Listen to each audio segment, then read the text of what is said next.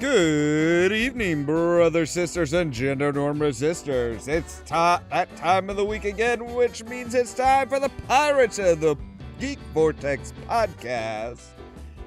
With me, your host, Ollamh, and a group of other bizarre, weird people.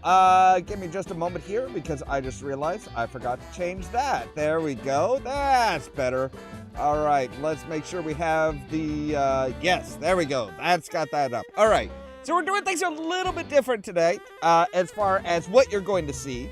Not as far as what we're talking about or what you're going to hear, but you'll still see the normal splash screen, but instead of like the up here, instead of the random clips and stuff, I will go ahead and throw my face cam up there. Just so that it's not like a bunch of just like completely disembodied voices and stuff like that. You kind of see some of the stuff that's actually going on. So it looks like we've already got a couple people in there. So let's go ahead and jump on over and join ya. And hello, everybody. Hello.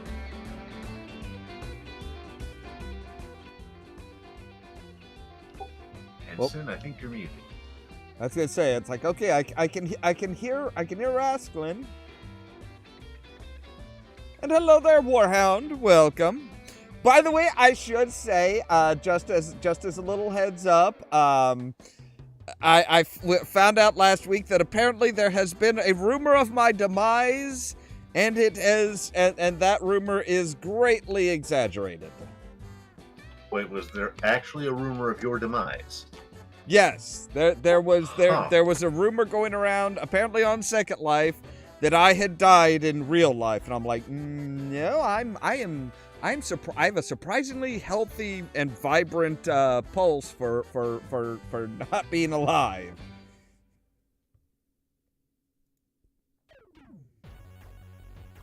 But yeah, it's been kind of a weird week anyway. It's just been really, really weird and odd.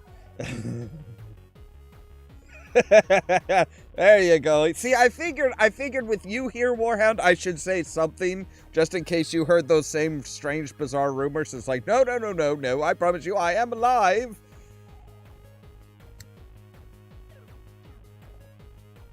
It's kind of weird how so many people can see my face and hear my voice and from beyond the grave, apparently. But yeah, I've been having a weird week, especially with like all kinds of weird random stuff. Like on Fiverr, I've been getting a lot of people that just say hi, and you know that's their entire first message is just hi, and I'm like, okay. It's like, hello, and it's like, you know, and then nothing. It's like, I'm like, do you have a question as far as one of my offers? Do you need me to do some work for you? Nothing. Spam, I'm getting texts from numbers that are nowhere near here that just say hi. Yeah. Or in one case, hello, Robert. Do you have the important documents I asked for last week? And I'm like, my name isn't Robert. No. It's Rubert, isn't it? Roberts! Ensign, we're starting to be able to hear you. I see you lighting up now. Yay! Hey! There we go. No, the one that I got yesterday, I got one last night, right as I was finishing up my stream, saying, "Hey, can you put my picture in the background of your video? If so, send me a custom offer, and with a 24-hour delivery, and I've got the money ready to go." It's like, okay, but you're not telling me what it is that I'm going to be promoting. What am I going to be advertising? What product or service? How long do you want the video? Nothing like that. Rectal pickles. I've had weirder people try weirder things. But Do you have an ass that just doesn't quit? Well, we have a unique solution. what gets me is then he comes back in later on this morning. He got back to me. He's like, "Oh, well, I see you offer a $20 package. I'll have that with the 24-hour delivery." It's like, I still don't know what it is you're wanting me to make a video for. The only thing I can think of is he's wanting something that I explicitly say I do not offer to do for people. And he's trying to get around that by, "Oh, well, you made the custom offer. I just accepted it." And it's like, no. If you can go onto the gig and just put in an order, do that. If it's something that I don't offer, I then have the option of going back and telling Fiverr, "Hey, look, he's ordering something I explicitly say I do not offer. Let's wipe this off the books." This is starting to remind me of some of the webcomic problems that were happening with banner ads many years ago. Do you remember Real Life Comics? No, I don't think so. Okay. Many years ago, a person who was running that, was just going through which ads to accept, which not to. Didn't look very hard at a particular ad. Just mentally blawed through it. And it was apparently they came back to what was a pornographic and viral banner ad. Viral in the very bad sense on their site. Oh, joy. And by the way, hello, Caden. Yeah, I just popped in to see what the hell we were talking about Volden for, and then I hear something about Sin eating rectal pickles. I don't know what the fuck today is. I did not say I ate any kind of pickles. You rat bastard. Either way, they go. I am a fox bastard, thank you. You'll always be a rat bastard to me, Caden. I was just reassuring people that might have heard sometime in the past week or two that I was deceased. That this was not true. You really should have just left that be. You could have used that to your advantage. Oh no. Because if somebody's spreading rumors that I died, what they are wanting to do is they're using that to try and lure me back into their grasp. I know, but if you just leave it be, it makes it so much funnier when they come around. And they're like, "Hey, how you doing?" You're like, "I'm dead." You can't talk to the dead. No. So, the one person that I still confide with, well, actually, there are two people at a particular place that I still talk to occasionally. One of them is the one that got lumped into your job. Right. I still talk to them, and a certain kitty cat I still talk to. Yeah. I'll leave it at that. I've told the new leader that no, you're not, and so people are just stupid. Yeah, like I said, I get the feeling it's hey, maybe if I start spreading rumors, I can get them back here, and it's like, no, that's not gonna work, and I'm not gonna let them just sit there and be like, "Oh, hey, so if this, I'm not just gonna let it go, but I'm not going to do what they want." You're not gonna fall for their nonsensical bullshit. Yeah. But anyway, so yeah, So going into some of the topics, some of the general topics that we'll start with today. Yeah, there's I don't know how many people have heard the shitstorm that is happening to Twitch now. Bits of it. Nope. Oh my God, they are. I mean, they're starting to, YouTube is kind of coming for Twitch, for Instagram, and for TikTok by saying that they will start sharing revenue with their short form, their shorts, basically their answer to TikTok. Shorts on YouTube, honestly, I usually like what I see. Like SCP puts out some good ones. But what gets me is apparently the same day or the day after, Twitch decided that all of the people that are on the older contracts, when they, on the older contracts from when they started their partnership program and stuff, that are getting a 70-30 split with the 70 going towards the creator, all of that is going to be revamped so that everybody's getting the same 50-50 split. I would call that a breach of contract unless something covers a change in the old one. I'm sure they have hey, we can renegotiate, we can revamp this contract with sufficient, as long as we give you like a certain amount of warning type of thing. That's almost always built into a contract. Most TOS are very much Darth Vader, and pray I don't alter the terms further. Yes, exactly. And that goes for any partnership agreement or stuff like that. They can change things based on, Twitch is being charged so much by Amazon, who owns them. I'm still not quite sure how that works out. But they're claiming that their operating expenses are growing, so they have to take more of everybody. They have to take a 50-50 split from everybody. It's because Jeff Bozo is a greedy bastard. Yeah, that sounds about right. Yeah. And hello, Eevee Hero. We're just getting into the talk about Twitch and Twitch's problems. If I may expound on a problem that friends of yours and mine have had with Twitch, then. Okay. You know DJ Ollamh. Yes. You might know Rosandy, but yeah, she was trying to, just monetize and the usual, just do a DJing show on Twitch. And because Twitch has thumbed their noses at ASCAP, BMI, and CSEC and refused to pay license fees, those groups nuked them from orbit. So their Twitch is to the point where it will actually mute sections of a recording. Right. Yeah, they've been doing that for a while. But the problem is that people want to use them as a legitimate DJ outlet, and they just can't. Yeah.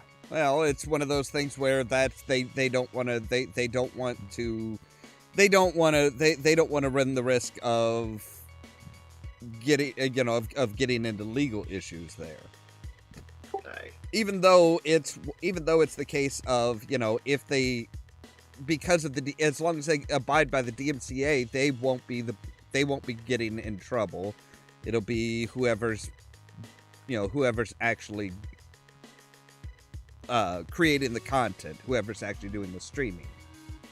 I honestly wish they would go ahead and it's hard to confirm with groups that if I pay for a license, it doesn't seem to cover anything I do on Twitch now. Yeah. So that's why I would want Twitch to actually have some sort of plan where maybe they go out, get the damned license, and I pay a little extra to make use of it. I'm happy with that. Well, see, that would be equitable. Their license isn't going to extend to you. That's the problem. Because of the DMCA, they are a neutral party.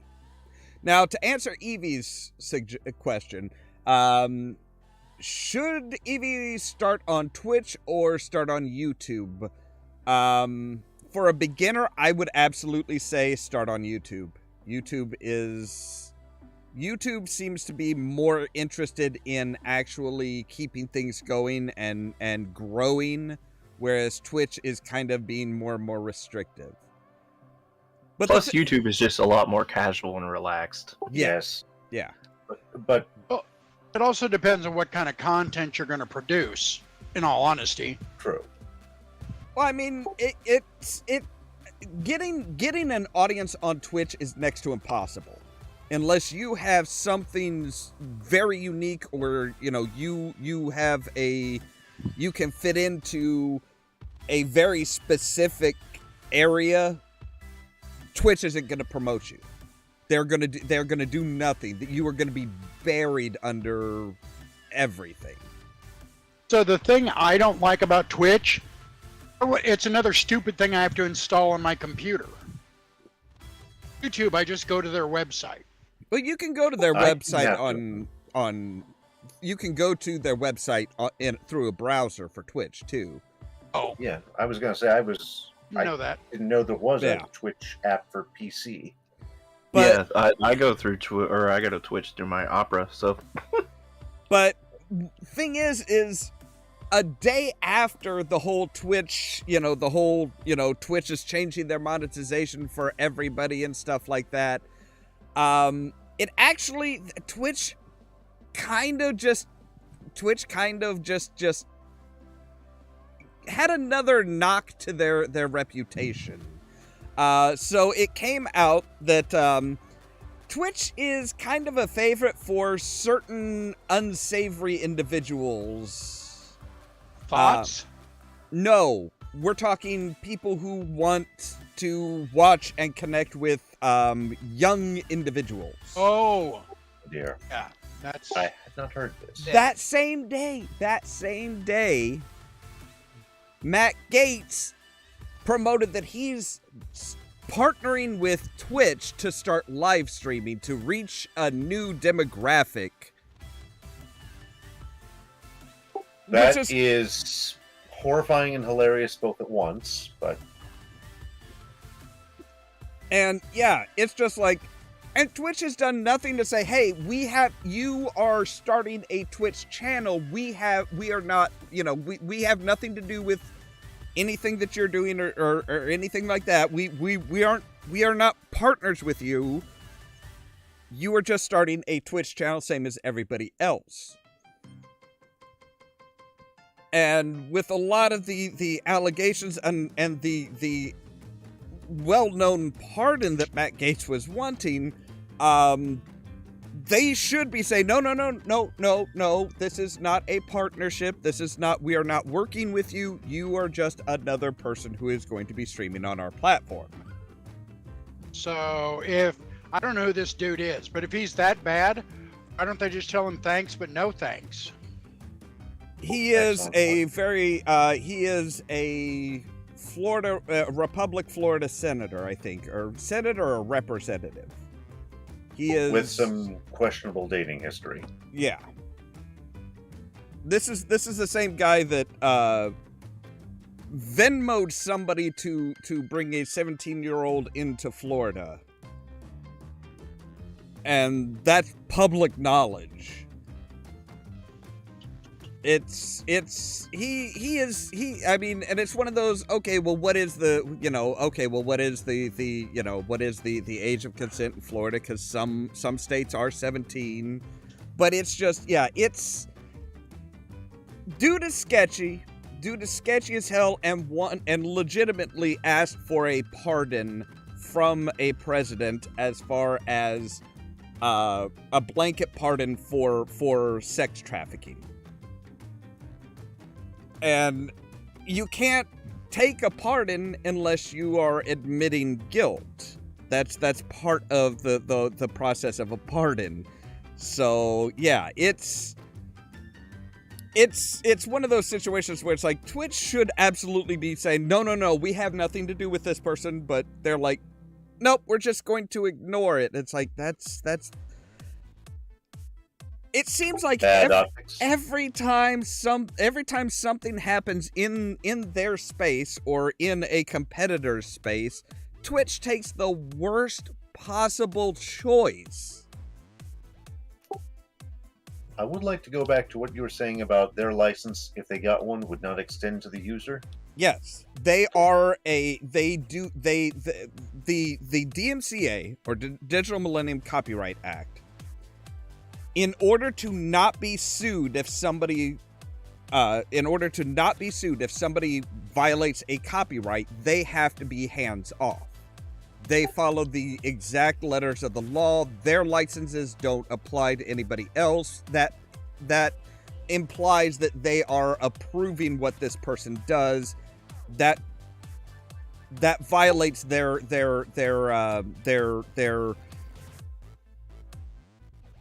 what's the term I'm looking for?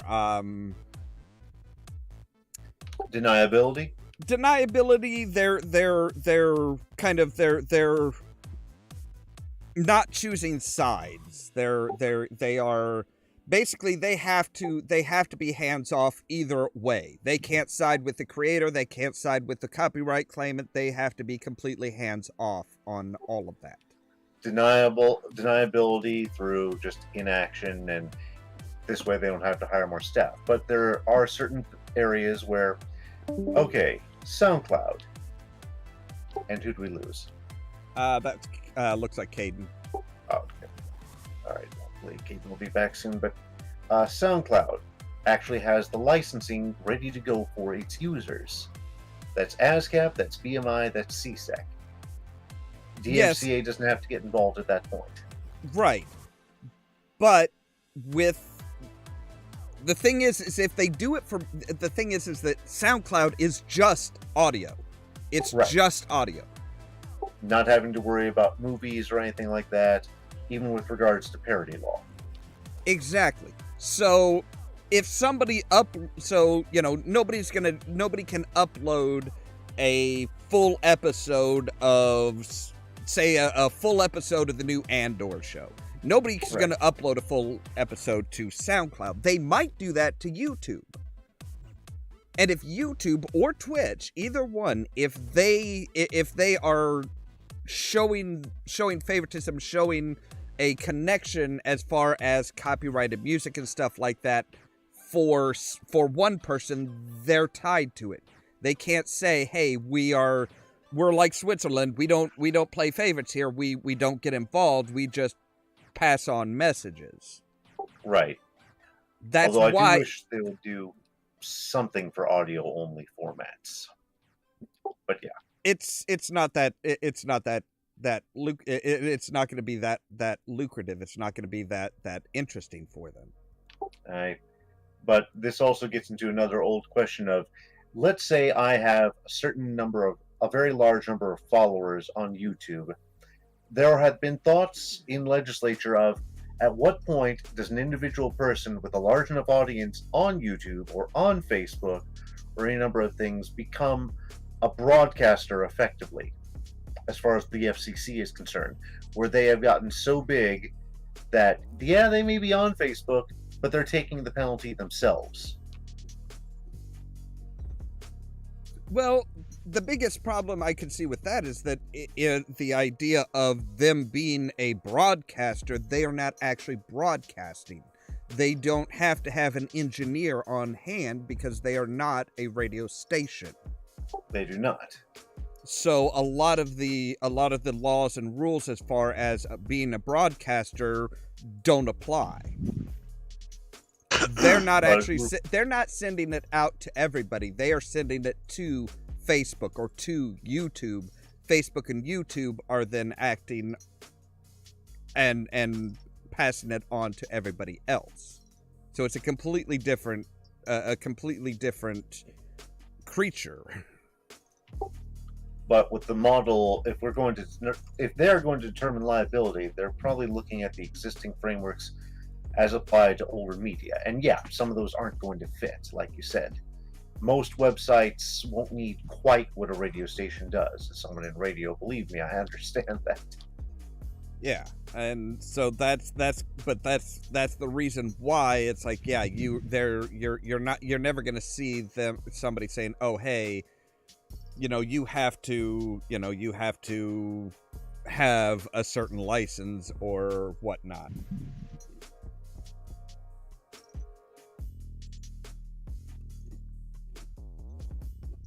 Now, it would be interesting to see if it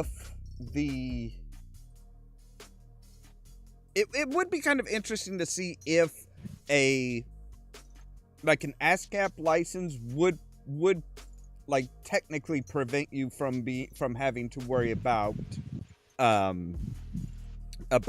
the copyright claims and stuff like that, because they would still be getting their money.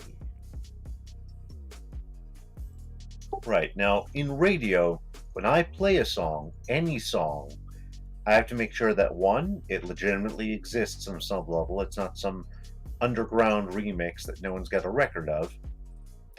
And for that, I have to have the information for the song. That's its label, the album it's on, the release, which release. Like, there have been, I don't know how many different releases of, say, what's a good example?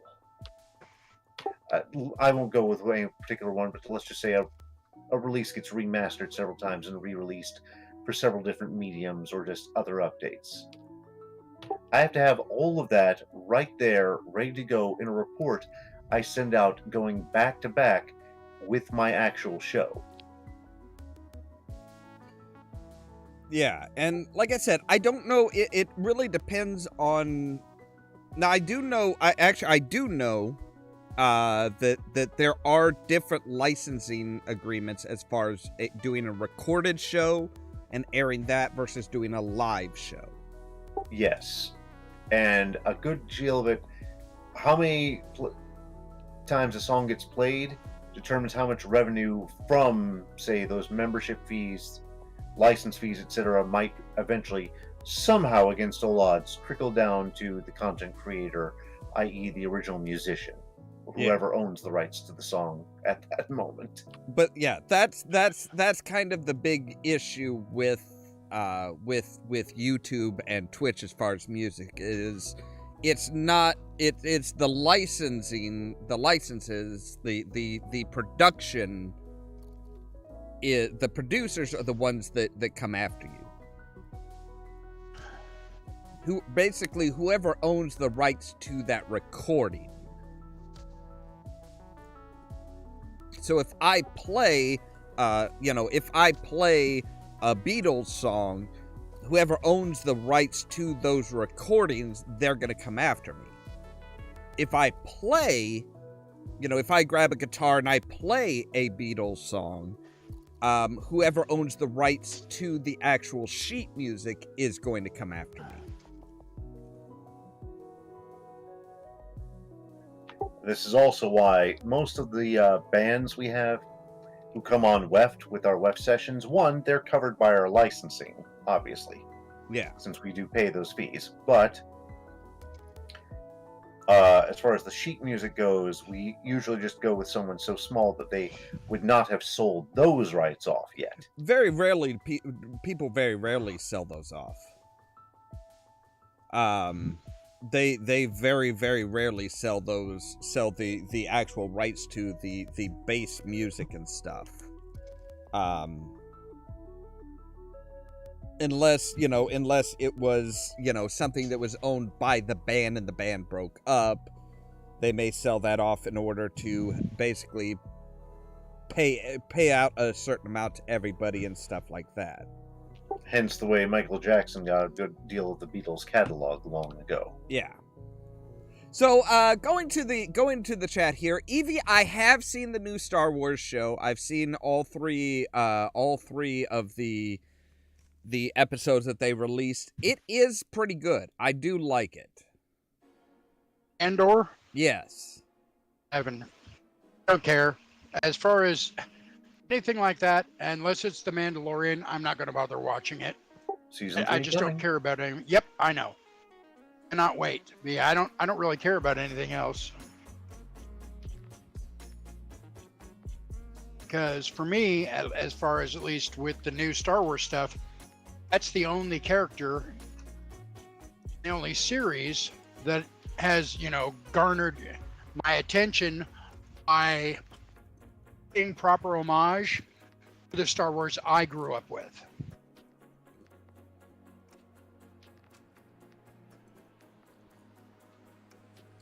And plus, I like a lot of the actors. Timothy Oliphant.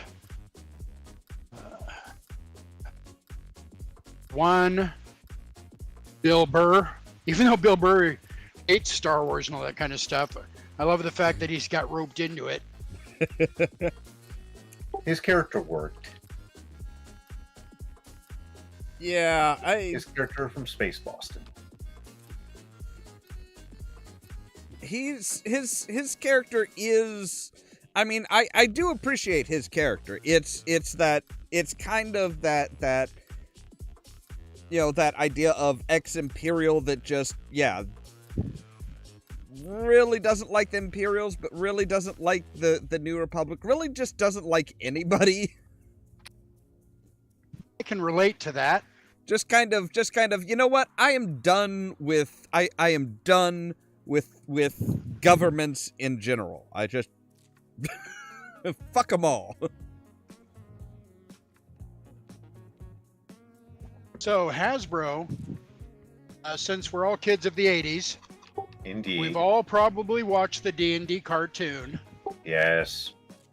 They're actually finally releasing figures of the characters. Ginger, Dungeon Master, Bobby and Uni, Hank, Diana. The ones they haven't released yet, or I haven't seen any pictures of, there's no Eric, and there's no Sheila. Eric was the Cavalier, right? Yes. Voiced by Donnie Most.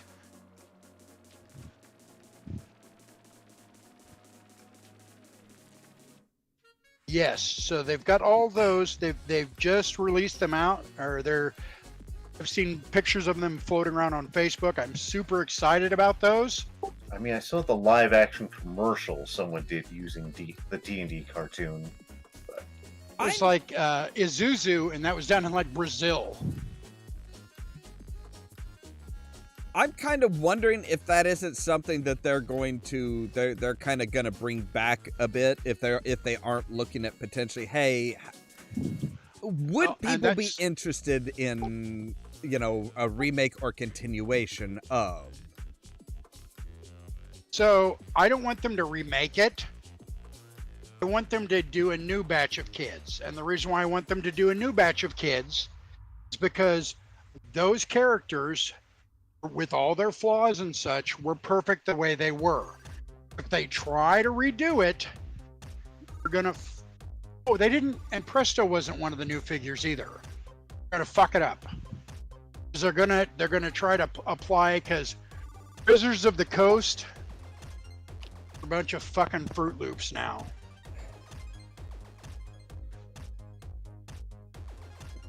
Yeah,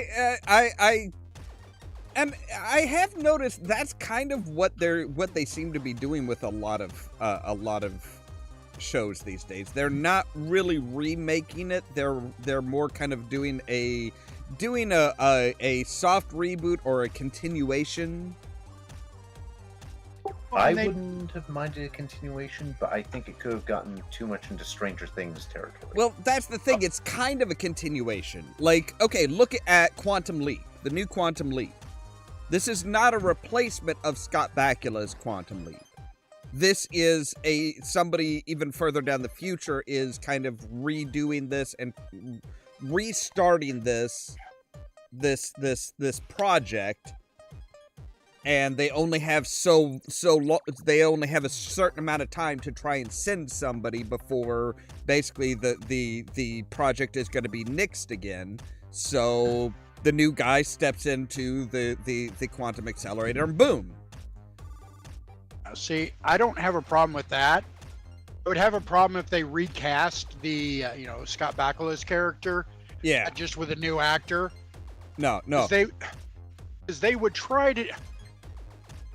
And we see differently in regards to this, but they would go woke with it, and there's certain things that just need to be left alone.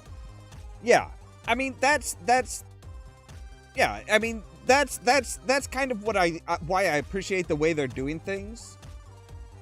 Is they're the gal who is taking the place of Al is supposed to be his daughter. Perfectly respectable. So it's like, yeah, she's not going to have the same kind of, the same type of... She's not going to be a womanizer? Yeah, she's not going to be that same type of womanizing or even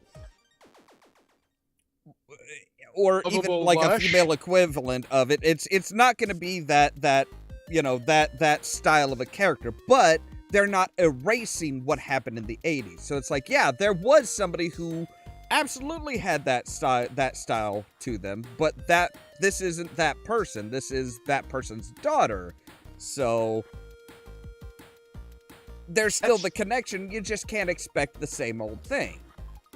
Well, I mean, and I don't guess I would have a problem if it was supposed to be like, for example, Hank and Diana's kids, or, you know, for as far as the D&D cartoon goes.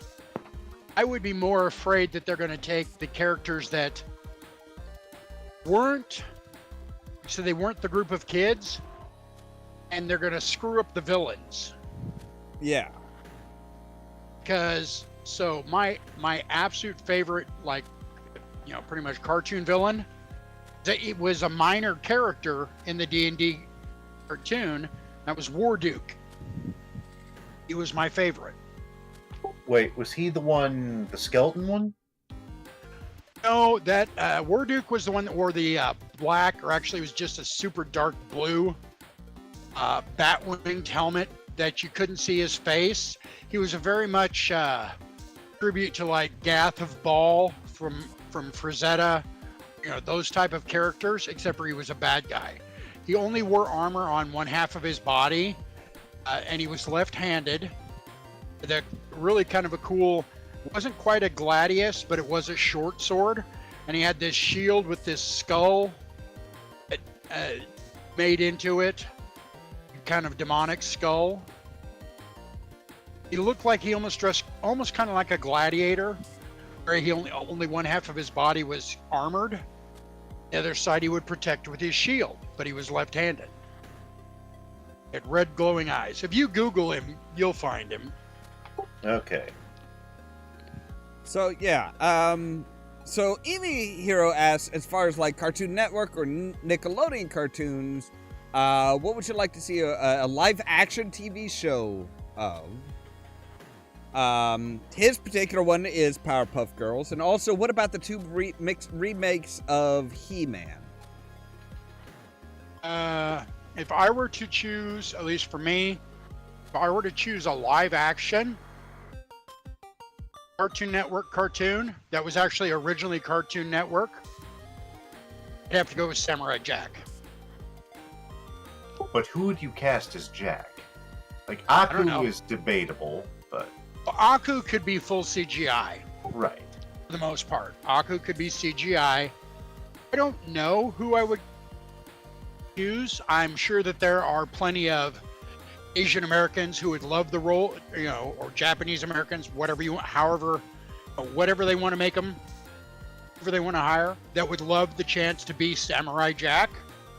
You know, that would be cool with me. As far as the new He-Man, yeah, no thank you. I'll pass. I watched the new continuation because there's been two different continuations of He-Man, each with their own problems. The one in the 90s, which was basically done overseas and brought back to the US and honestly felt more like an episode of Mask. And the new one put out by Kevin Smith. Between those two, I would take the Kevin Smith. But I was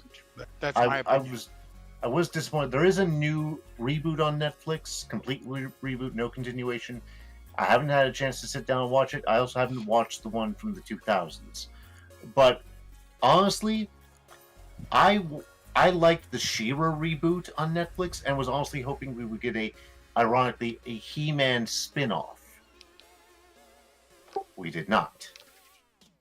See, when I saw the She-Ra character, I was like, nope, no thanks. I don't care. I honestly like her better. Like, I like most of the characters infinitely better. The only one I was cold on at first was Hordak, because it's like, the thing I didn't like about Hordak in the old show is he was kind of a moron, and he's definitely not that in the new one. See, I didn't really have a problem with the Kevin Smith one. Mostly because it was, you know, it wasn't like, I'm trying to think of how I want to put this. It was kind of trying to address the break between the show and the toy, the comic, the mini comics you always got with the toys. Right, and they didn't really interweave them into the same continuity until much later in the toy line. Yeah, I mean the origins were completely different, and that was what tanked the Dolph Lundgren live action movie, was because it was based on the mini comics, because that's all they had when they were making the movie. Then when they're like, oh hey, we're releasing this cartoon, and it's like, oh great, but we're already done with the filming of this, we're finishing it up. It's like, okay, well we'll still release it, and everybody complained, well this isn't like the cartoon. It's like, no, it was never based on the cartoons. The cartoon wasn't around when they wrote it and filmed it. I think you might have the dates mixed up there, because I thought the live-action movie came out a couple years after the cartoon ended. It came I out. believe you're correct. It came out, yes, but when was it done? When was it written and principal photography done? That's a good question. We should look that up. I know for a fact it was written to be the mini comics, because there wasn't really anything from the cartoon. I mean, the cartoon itself only lasted 2 years. So the one my big beef with the He-Man TV or movie with Dolph Lundgren is they were rushed and did not have the budget they needed. Yeah. And Evie, are you talking about the sorceress?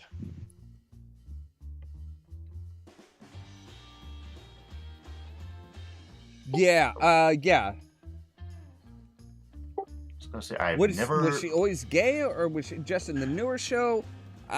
She wasn't gay in that, well, at least not that I could tell as a kid.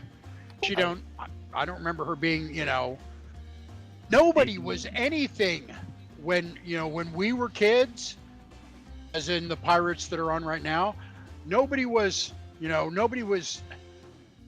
there were no sexual attributes really to the characters.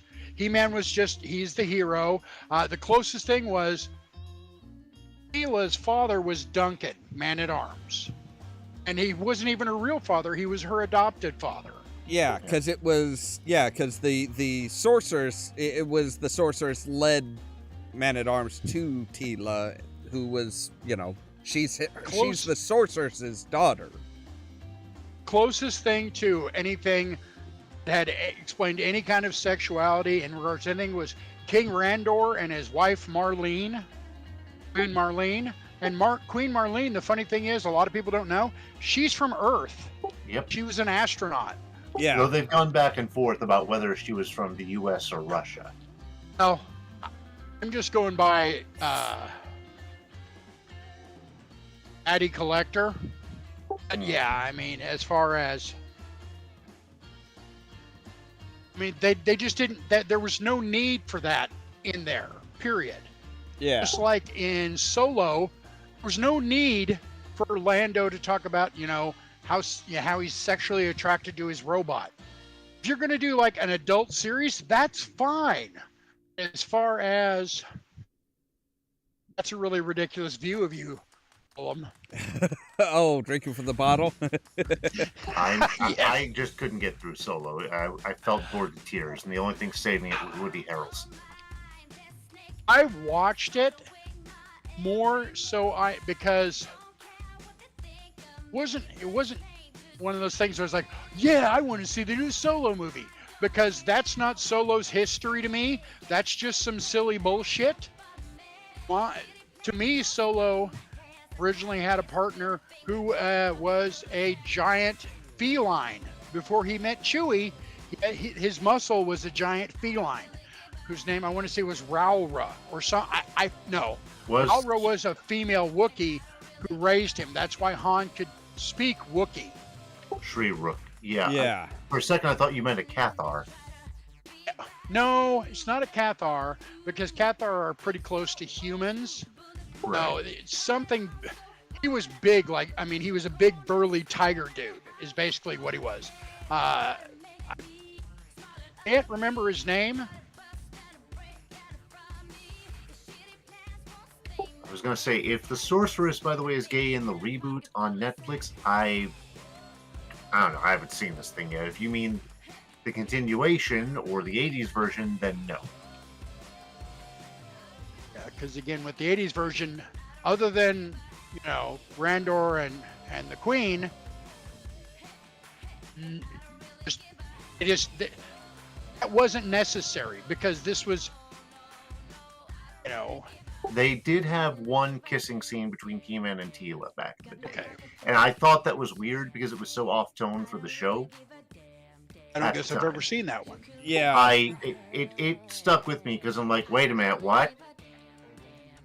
I mean, yeah, that's well with He-Man in the original cartoon, he was a teenager. He was a very It was like Shazam.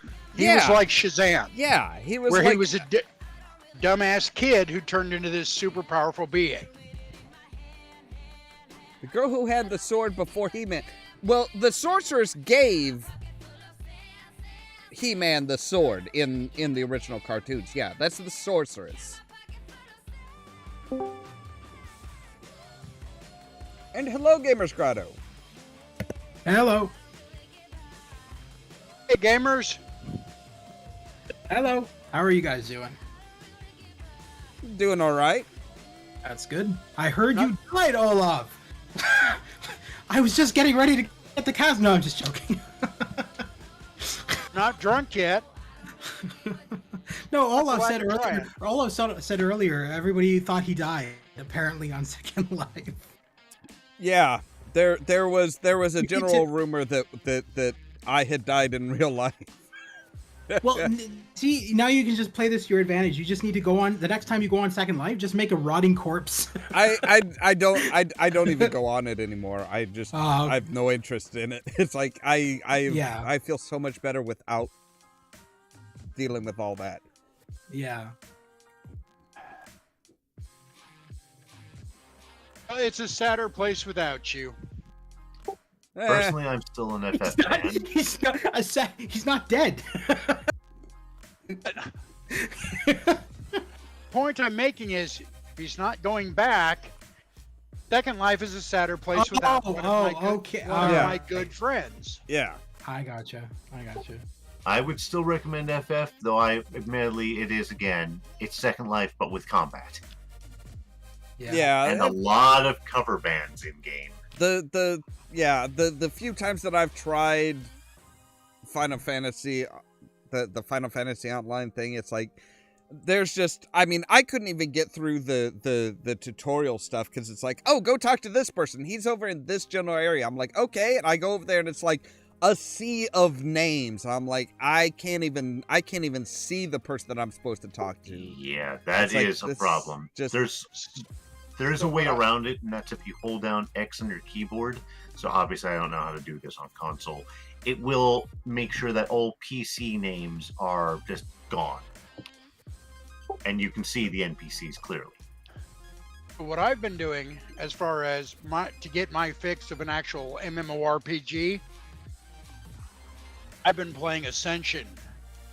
Ascension is classless WoW. It's a WoW server. But it's pretty cool. I enjoy it. What do you think of the class construction system? I like it because I normally play melee.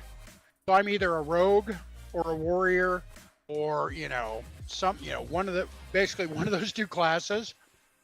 It's really nice to be able to whip fireballs at people and then charge them and beat the shit out of them then. Or hit them with an ice bolt. I enjoy it. There's a part in Cataclysm where you're running around with a paladin who says he wishes he could cast fireballs and says, what does the holy light have against fireballs? Well, apparently in Ascension, there's a way around that. The only thing that bugs me about Ascension is I've got a blood elf. I'm trying to basically follow the paladin path. Okay, so I'm trying to do the quest so I can get the cool paladin goodies, like the tabard for the blood elf paladins, the horse for the blood elf paladins, And so I go and do the first quest, and the guy won't I've completed the quest, and I go back and talk to him, and he says, you need to go do this. I've already fucking done it. It's cleared in my thing. But no. This sounds like a bug. I mean, they are cloning the WoW servers after all. Yeah. Yeah. It's And if you take out the class variable, because it sounds like you're doing the Paladin class quests, they did not playtest this enough. Oh, they've just so like it's been maybe a week or two since I've played. It may be fixed by now. I don't know. I just like it because it hits that nostalgia spots just in the right way. So you don't have to go and pay $15 a month. There are a few things that I wish that were in it that aren't in it. So like the Zandalari, because there are races and classes that you can play. They're not set up in the Cataclysm or whatever the patch Right. It's up to. Do you mean the playable Zandalari or the ones who just show up before that? Oh, the playable Zandalari. Yeah, not till BOA. Yeah, I know. Yeah, And yeah. right now they just started Lich King. Lich King was actually in alpha, so you could pay to get into Lich King alpha, and you did get a bunch of goodies for essentially donating. None of this stuff. One of the reasons why I like Ascension is none of the stuff that you can get really. It's not like any of the games I've played where it's pay to win. They don't. You can get a mount. It's I have the Zevra mount because I never had it in actual WoW, because the only way you could get that is the scroll to invite a friend. I happened to get somebody the Zevra mount, but I didn't get shit for it. you just don't have enough friends. Well, it's unfortunately because I'm an insufferable bastard. Well, I can't argue with that. Nor I. I haven't Feel even the been love. mean to you. Feel I haven't the even been love. mean to you yet, gamers. Haven't been a dick Okay. at all. I've Yeah. greeted you happily and friendly. We'll give it time. I'd say about 10 minutes in. Well, No, I'm not going to do it today. I was going to wow, say, what the hell? What's the occasion? See, well, now that you've made it a point, now that you've made it a big deal, Sin's gonna be See? contrary. I Fucking understand. A, right. I understand, Sin. It's all Whatever about you being expect- contrary. Whatever you expect me to do, if I know you expect me to do that, I'm going to fucking do the opposite, because I'm just that kind of prick.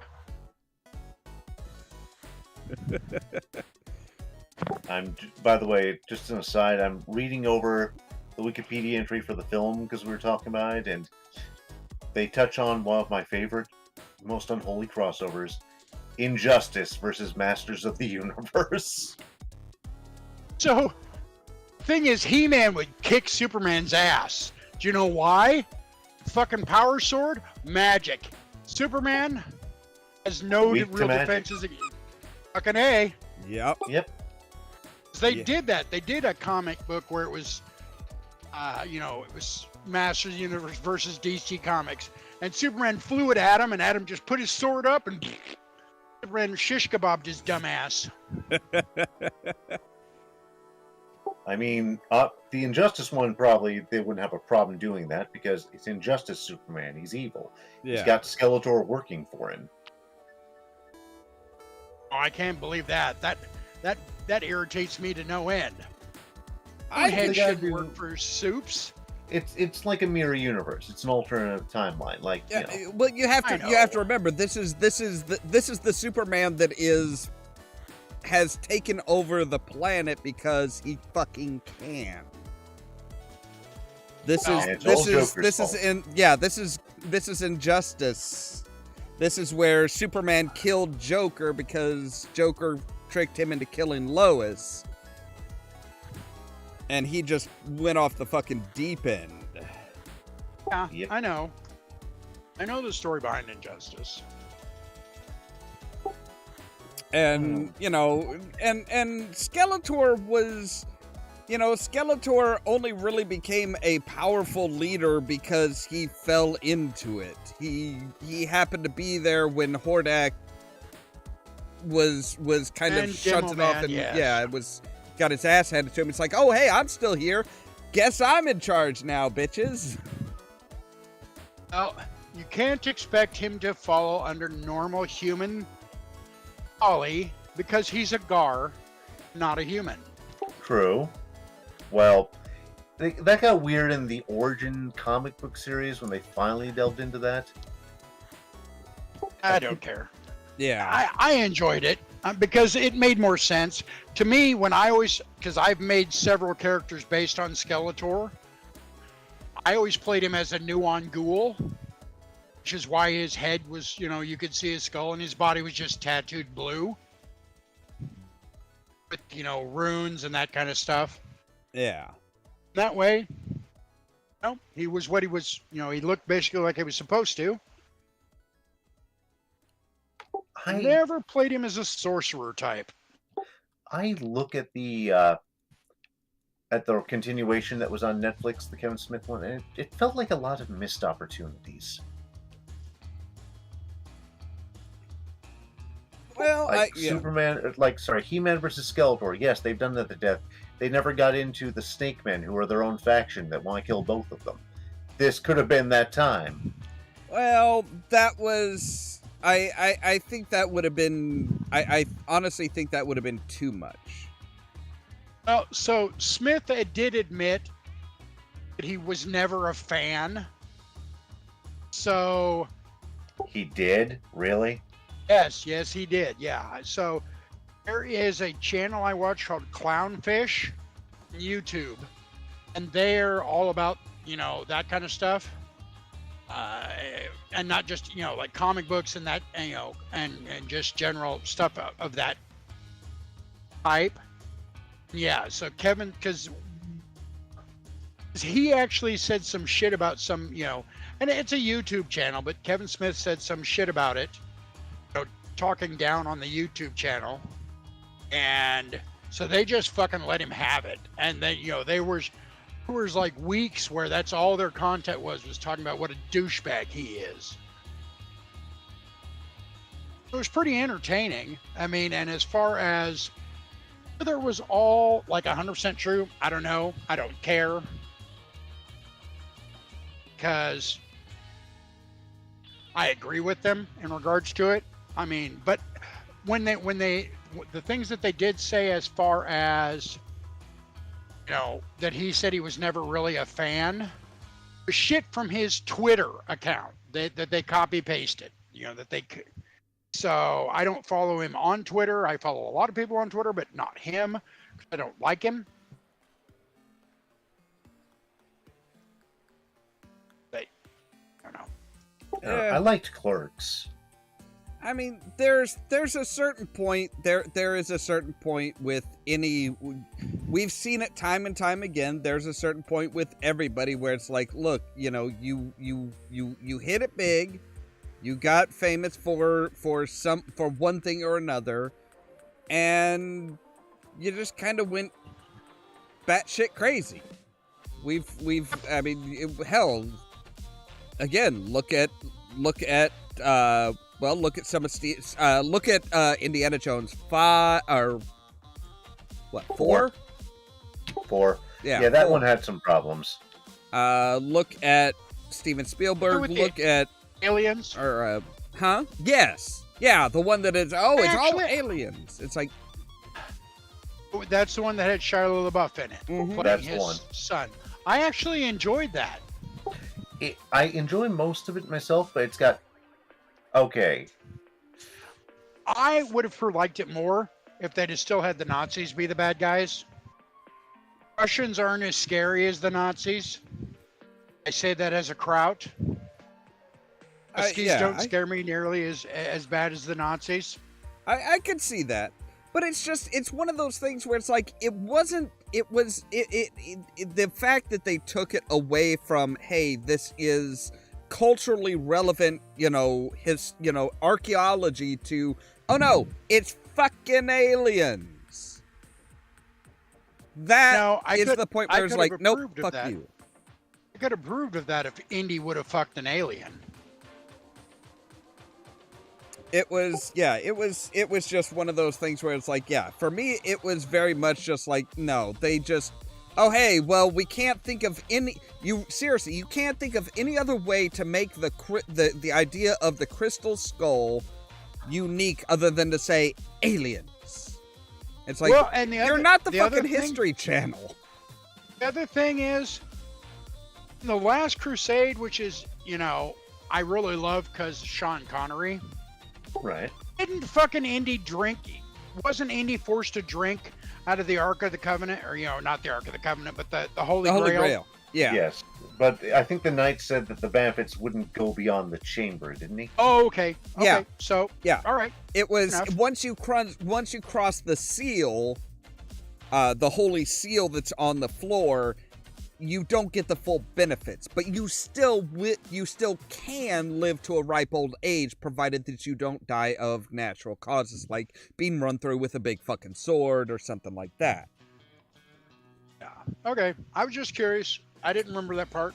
Because, yeah, it was Joseph of Arimathea drank from the Grail, left the cavern, and died of extremely old age. So it was like, yes, it can still extend your life. But you have to keep coming back, though. No, you don't have to keep coming back. It extends your life, but if you catch a disease that kills you, or you get shot with an arrow, or stabbed with a sword, or decapitated, you're gonna die. It's not gonna prevent anything from the point where you cross the seal from killing you. Right. But it's going to postpone dying from old age. So basically it imbues a form of immortality, but not invincibility. Yeah. And the knight was just staying behind with the Grail because, well, staying behind with the Grail. Yeah. But like Joseph of Arimathea, who, was the last person their record showed knew of where the Grail was like, okay, hey, he died of extreme old age. They flat out say that in the movie, and it's like, well, yeah, he didn't go out on crusades anymore. He didn't go out and fight anymore. He basically stayed at home to safeguard this secret, and that was kind of why that's why he was able to die of old age rather than, dying younger when he gets, when he's like stabbed because he's in a fight or something like that. And I think that's how they kind of like glossed over Sean Connery not being there anymore, was both him and Marcus Brody died of something. Like, it's kind of suggested that while they were, active, it was like, well, they may have caught a disease or something like that prematurely ended their life. So, I've been watching this really great Amazon series. Fortunately, there's only 2 seasons. Which one? Spoon! Oh, The Tick. Yes. I need to finally finish that thing. I love it. It is so good. So I watched the cartoon. I've read a little bit of the comics. I watched some of the original live action series with Patrick Warburton. Guy that they've got playing Tick in the Amazon series is a Brit, but he does a really good job. He does. Yeah. But I still love Patrick Warburton. Because he's got the actual chin like the Tick. Yeah. And I think I always felt with that one that they kind of like, they're like, okay, we know you can't be just like Warburton, but can you try to kind of channel a little bit of that? Because it does feel like he really kind of channeled that. Well, and not only that, he's channeling the old, what's his name? Batman. The Adam TV West. show. Adam West, yes. He is very much channeling Adam West alongside of Warburton. Hey, Sin, did you know why Warburton's tick didn't have the full-on mask like the other ticks? Because Warburton didn't want to wear it. Exactly. Warburton said he would literally walk off the set if he wasn't able to articulate with his facial expressions instead of wearing a fucking mask. It's literally what he told them. Well, so to me, this is just my opinion. Mhm. Any fucker who signs up to be a comic book character and pisses and moans about the helmet, the mask, whatever, because you can't really see my face, fuck you.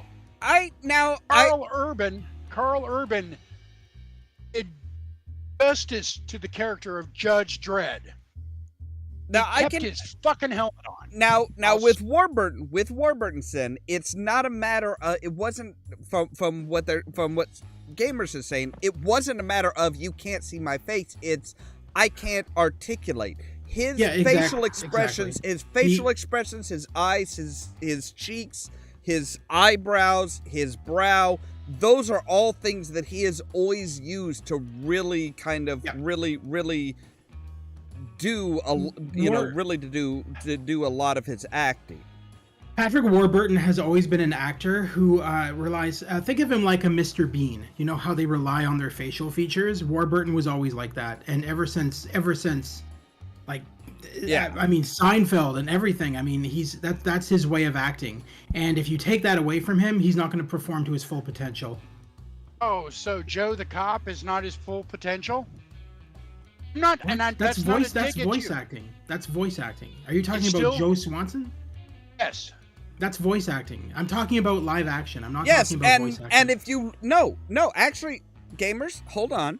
If you look at the character, Joe Swanson really does use his facial expressions the same way that Patrick Warburton does. Fair. Like the time they turned him into Xavier and he said, "What a surprise." Now, if they had offered him the role about the same time as Amazon had done it, he probably would have gone for it and gone with the mask, because by that point they were able to do the masks and stuff like that that would still allow you to the full range of motion. It would be kind of like Deadpool. It would be kind of like Ryan Reynolds as Deadpool, but without the mask ever moving. It would suck. It would suck because the mask moving with his facial expressions is so much of that character and so much of that performance. I get what you're saying. But yes, I am loving season 2 of The Tick. Funny thing is, as far as the TV show goes, it's nowhere near as goofy as the actual comic, which is kind of surprising. That's been the push for a long time now. Is oh no, we can't be. If it has to be more realistic. It has to be more realistic. It has to be more realistic. It has to be focused on action packed. And I'm not going to go in. I'm not going to talk about it I'm not going to go into a deep dive or talk for a while about it. But I will say that is one of the problems that I have with people who complain about She-Hulk is they're expecting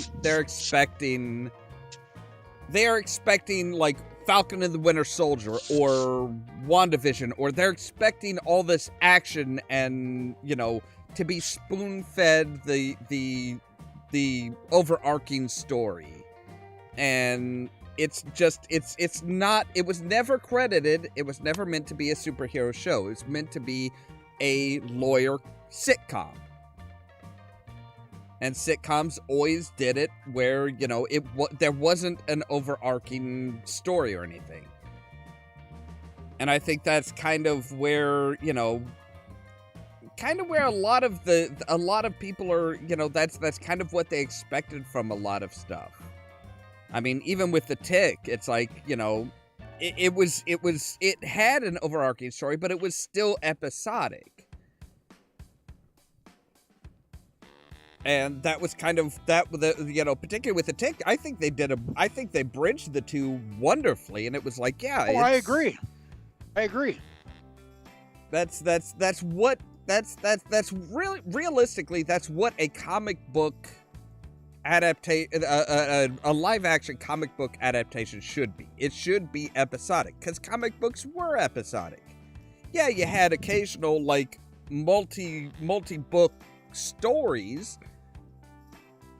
But for the most part, it was like, hey, we're dealing with this one problem in this book. And, oh, there's something that we saw or something that happened to us that we aren't connecting with something else that's going to build into the long-form story. But it's like, that's something very different than, like, being spoon-fed, oh, hey, it's the Flag Smashers. The Flag Smashers are the bad guys. When we're going to be dealing with the Flag Smashers and only the Flag Smashers. Or, oh, hey, well, this one character that keeps popping up every single episode and almost catching Wanda. Yeah, that's the bad person. That's the person who was behind it all along. It's like, well, no shit. You pretty much spelled it out for us, guys. It's like, give your audience some credit for being kind of intelligent at least.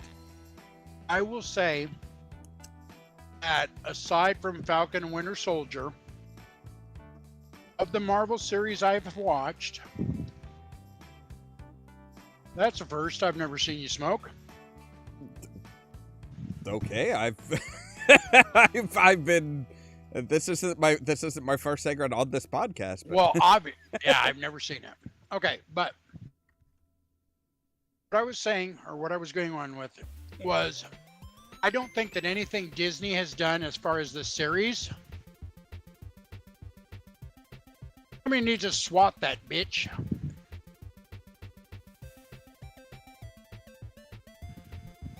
Wait, who? Got it. 69mega.com. Yeah. Yeah, literally in their title, in their name, they have "Stop watching the stream." Are you fucking kidding me? Really?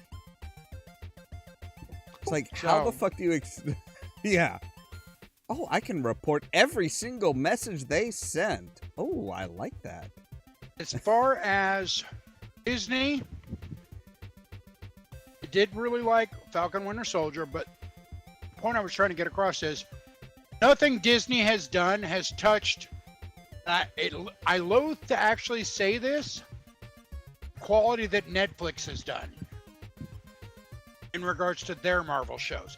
Other than Iron Fist, because everybody knows that's a turd. Yeah, that's one of those things. That's one of those things that it's going to be interesting to see what they do with it. It is going to be very interesting to see what they do with these properties. Because they have announced at D23 that yes, I think it was D23 at least, or it might have been San Diego Comic-Con actually, but they have announced that Daredevil Reborn is going to happen. It is Charlie Cox. He is, which I look forward to. Yeah, he is absolutely going to be Daredevil. That's God damn it. See, Sin, this is your fault. This is your fault, Sin. So that's one of the complaints of the most recent She-Hulk episodes is people are like, "Oh, you showed Daredevil's helmet in the last episode and then you don't bring Daredevil into your very next episode. What the hell? Why are you blah blah blah?" Yeah. No, he is going to he is Charlie Cox is coming back as Daredevil. Yep.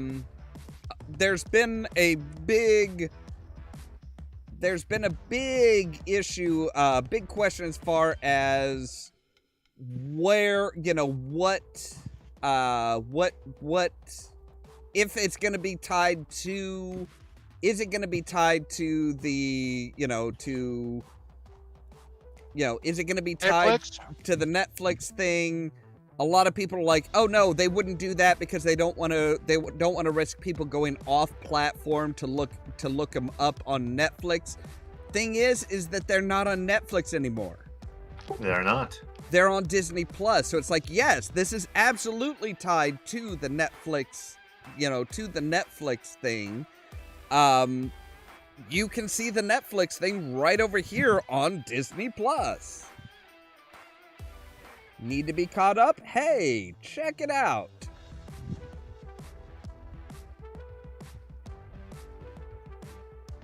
So yeah, it's one of those things where it's like, from what I have seen of things, they're kind of they are it's kind of connected but kind of not. Like, it might have been a case of, well, with the whole multiverse thing there, I think from what Marvel has said is it's not a multiverse. They're crossing over from a different multiverse, a different part of the multiverse. It's just they have been here. It's just they haven't made national news level. So Kingpin wasn't a national news story. Daredevil wasn't a national news story and stuff like that. It's just they were doing their thing in Hell's Kitchen and in and around New York, but they didn't make national news.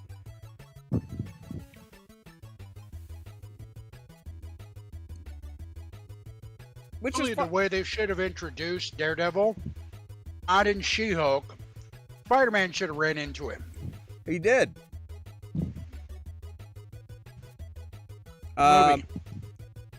Yes, Matt Murdock was Peter Parker's lawyer. Yep. Yeah, but I'm saying he should have actually ran into Daredevil. Yeah, I mean, I do think it was a little bit of a missed opportunity as far as, you totally could have had Daredevil show up when Doc Ock attacks the bridge in New York. It's like, oh hey, this person is attacking Spider-Man. I know who Spider-Man is. I'm representing Spider-Man. Maybe I should step in and help the kid out a bit. It really would have made a lot of sense.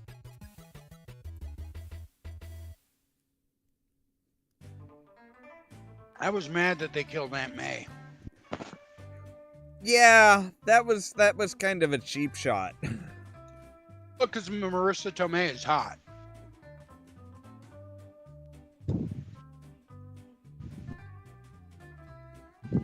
I mean, yeah, it's one of those things where it's like that was kind of a weird choice. I guess they were trying to give this they're trying to give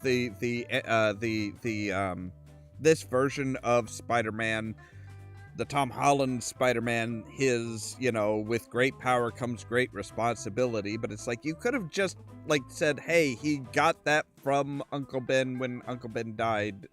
We just, you never showed you didn't feel the need to go into his origins, but you're kind of still hitting all the same beats as the origin story. It's like, to me, that felt really weird.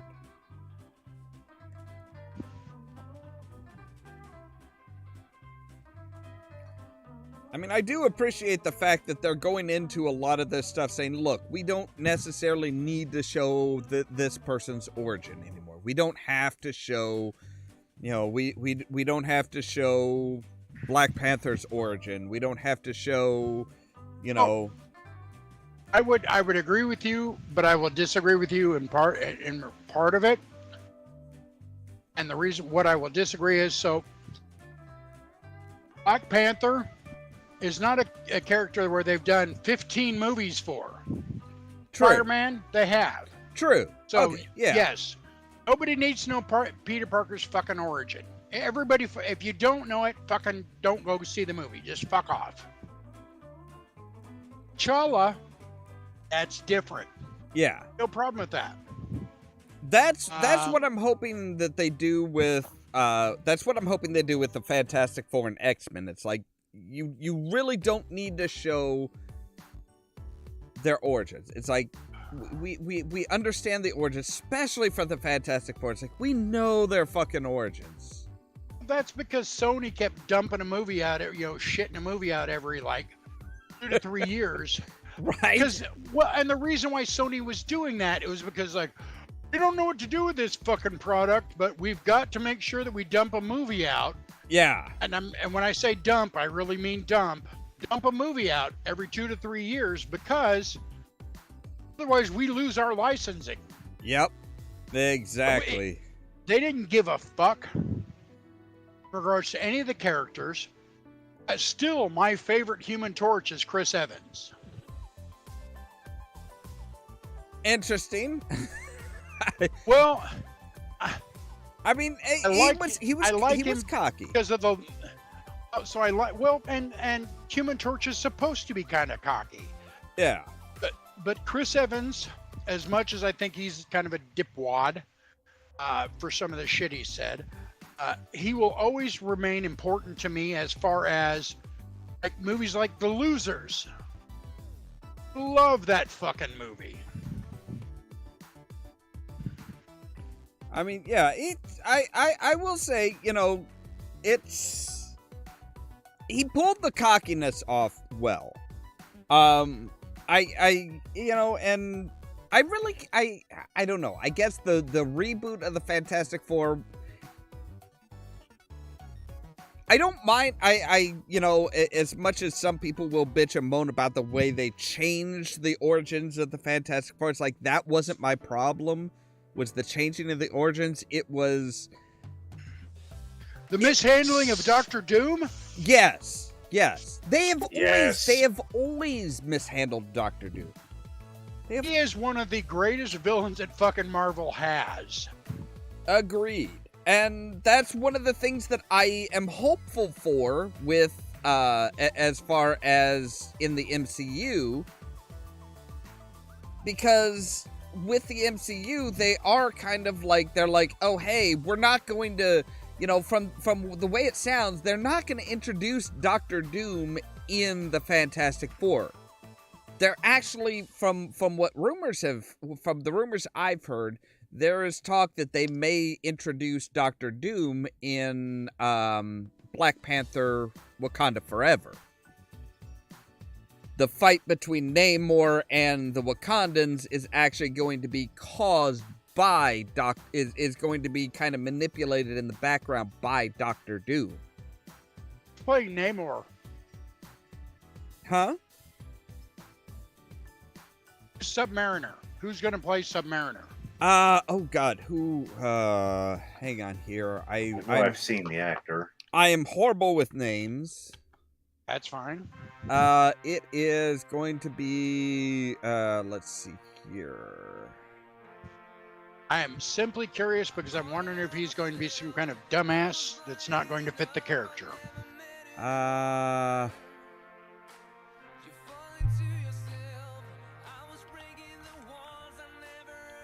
me see here. Namor in Black Panther Forever is going to be Tenoch Huerta.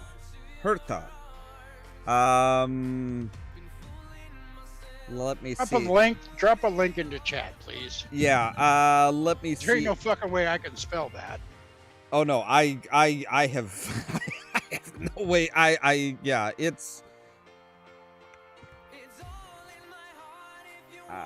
let me look him up on IMDb and we'll get a link in the chats here.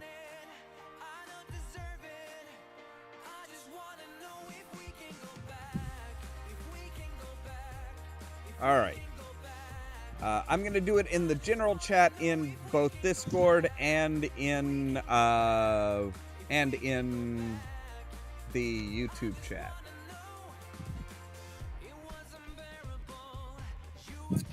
So Mexican actor of Aztec and Pirapicha origin.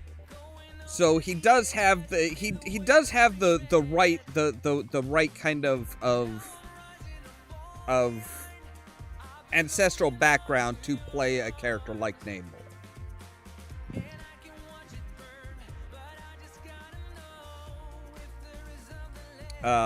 Wow, actually has a pretty extensive acting career. I mean, dating back to 2006, but so he's been acting for 6 years. 16 years, you mean, right? Yeah. Don't expect Ollamh to recognize numbers, damn it. Right? So this is why the D&D games go sideways.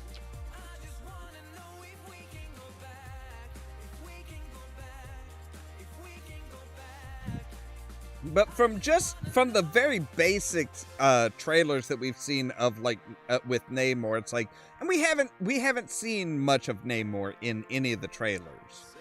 We haven't really seen much of anything as far as of the trailers. As long as he can act like a regal prick, I'm cool with it. I have no doubt that they pulled that from him, because it's like, yeah, that is very much kind of the attitude that they're going for. Is it's like, from the feelings that I get as far as everything that I've seen as far as Black Panther Wakanda Forever is, so T'Challa, in the last time he was seen, T'Challa was like, hey, we're opening up Wakanda, we're going to be willing to help you out with your technology and stuff like that. And there's always been kind of an understanding between Atlantis and Wakanda, where it's like, look, we both have sources of vibranium, we both have advanced technology, we don't share this with everybody, we have a pact, we don't mess with each other, and we don't share our technology with everybody else. And the idea is that, you know, with Wakanda saying, no, we're going to open up our borders, we're going to share our technology and stuff like that. It's like, that's what kind of tips that's kind of what forces the hand of the Atlanteans to say, look, you're sharing the technology. People now know that you have vibranium. People are trying to steal your vibranium because you opened up. Therefore, that peace agreement that we had, you broke that. So, yeah, once they find out about us, shit's gonna hit the fan as far as we're concerned. You guys just fucked us over.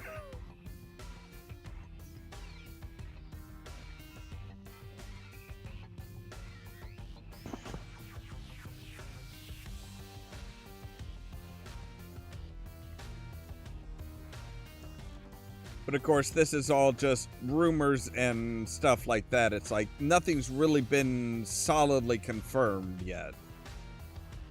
So if you were to pick a Marvel character that is not currently part of the MCU, this is for everybody in chat.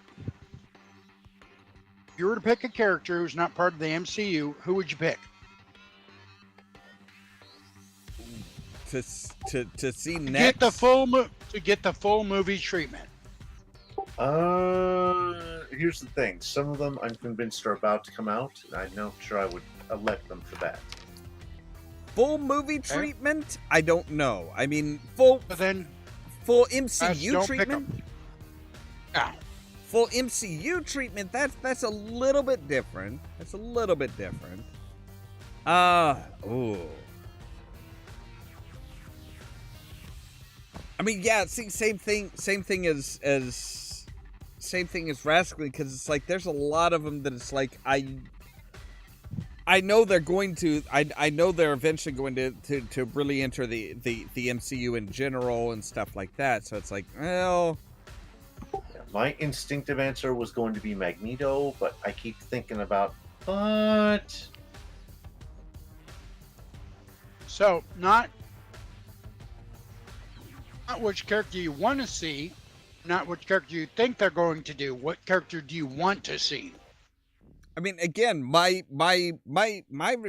response, I would love to see, especially after seeing Moon Knight, I would love to see what they do with the Punisher. But I think I think depending on what happens with Daredevil, they're going to bring the Punisher in. I think the Punisher is just a waiting game at this point. I will admit, I kind of want to see MCU Eddie Brock. Not our recent 2 Venom films, just MCU Eddie Brock. You're not going to see him. I know. Yeah, that's going to be Bane. He's going to play the joke. Well, you're not going to see Venom in the MCU because Sony owns the rights.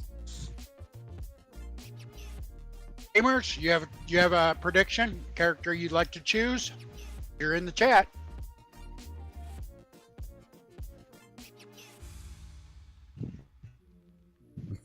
Is Gamers awake?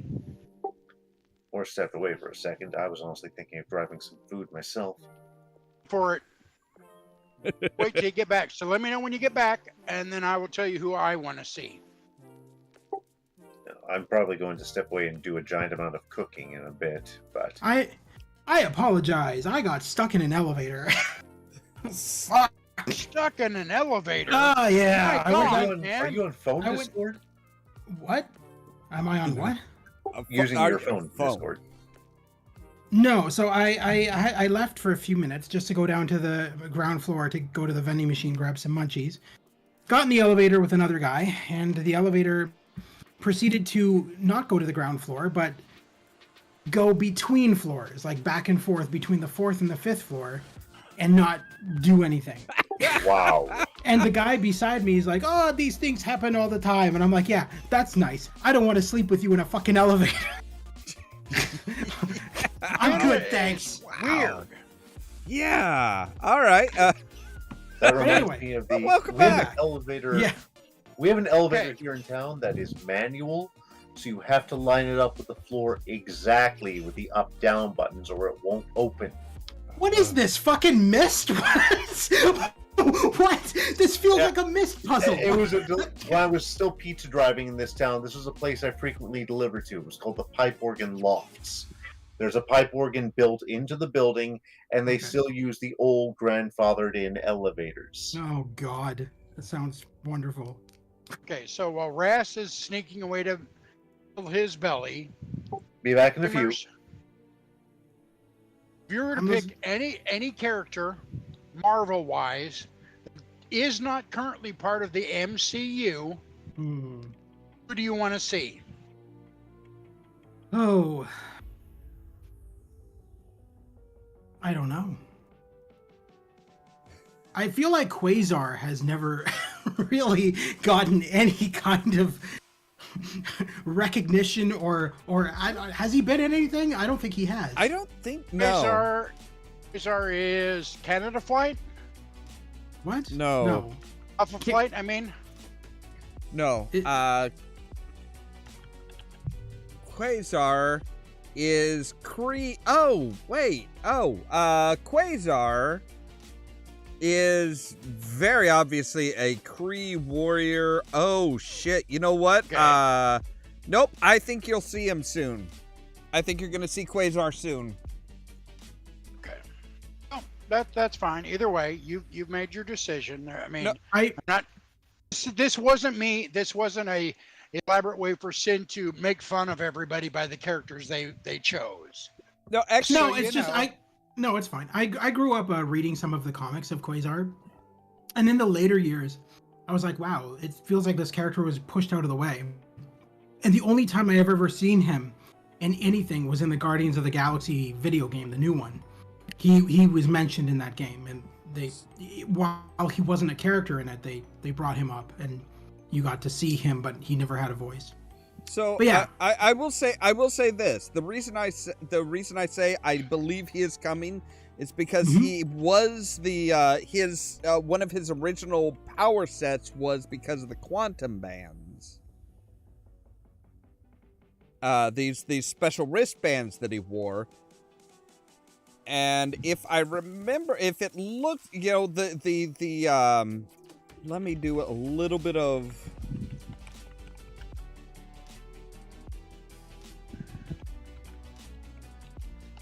because I'm pretty sure the quantum bands are Kree tech, and we've seen recently in the Marvel streaming series, we have seen Kree wristbands that give people special powers. I think Quasar might actually show up, or at least be nodded to, if not if not expressly mentioned in I think you might actually see Quasar. So, for 50 points, anyone guess the character I would be picking? I'm assuming it would be some buxom broad of some kind. Wrong! Oh, I'm surprised. My maple syrup loving friend? Really? You're not going to go for Red She-Hulk? Oh. No, not at all. Not even close. Come on, like big Oh, busty seriously. buff. Seriously, Bad? no. It's not. No, there are no boobs involved. I am shocked. So it would be either version 1. I would prefer version 2. But Death's Head. Ooh, now there is a name that, ooh. Deep cut, and the fact that the character is British threw everybody the fuck off. I mean, I would love to see Death's Head too. Primarily because, for one, he kind of reminds me of cyborg version of the Predator and the Terminator mixed together. That's the way he looks. And I used to be able to draw the character. Death's Head is a bounty hunter type character who is dispatched across the multiverse to bring in individuals. When he brings in individuals, it's not really bringing anybody in. He goes out and he kills them and he absorbs their abilities, thus changing his form somewhat, but giving him more power set. Yeah, that's... Oh. I am surprised. I'm pleased that I surprised everybody, because I bet you I'm kind of surprised you both didn't think I was going to pick Deadpool. Well, no, I mean, that's... Deadpool's assured. We already know Deadpool's going to be in it. They have been very public about, oh yes, we are absolutely bringing... Marvel is making Deadpool 3. That's why I wasn't surprised. I'm like, well, no, we know Deadpool's coming. You already picked the Punisher. As much as I would love to see John Bernthal in a big screen Punisher movie, you already picked him, so I can't pick him. As much as I would love to see John Bernthal. I think, as much as I love the Thomas Jane Punisher movie, I like John Bernthal because he is... I respect his trail of anger. Yeah, he feels like that character feels like he's a earned it. ragey motherfucker. Yeah, He's a ragey motherfucker. That version of the Punisher just feels like he has earned the right to be like, oh yeah, that he has earned it. And he's not just kind of like this, oh no, I am a master of everything. It's like, no. Dude still gets hurt, but he still very much has that drive. It's like, no, like the scene in the prison corridor where the guards are like, nope, we're gonna lock you in and open up all the fucking doors. And dude gets stabbed 2 or 3 times, but he's like, nope, I am not fucking laying down and dying for you assholes. See, I like John Bernthal's Punisher, but I also liked Thomas. See, I liked them both. Thomas Jane, I like because Thomas Jane grew up reading all of the Punisher comics, and he knew the character inside and out. He's a huge comic fan. Yeah. If you've ever seen interviews with him, he's a huge fucking nerd. Such, he did a really good job of the Punisher because he knew the character. I agree. He was the problem with John great. Bernthal the problem with John Bernthal is he has said multiple times in interviews he hates video games, he hates comics, he hates this, he hates that. He's a big hater of everything, it seems. And it's just very odd for somebody the thing that he's not a hater of, gamers, is fighting. I've watched multiple interviews where he talks about before he became, somewhat famous, like with The Walking Dead. And that's what I was gonna. That's what he I was likes to gonna bring up. fist fight. He likes to beat the shit out of people, and he likes to fist fight. He's not scared of it. Surprised he's not in jail yet.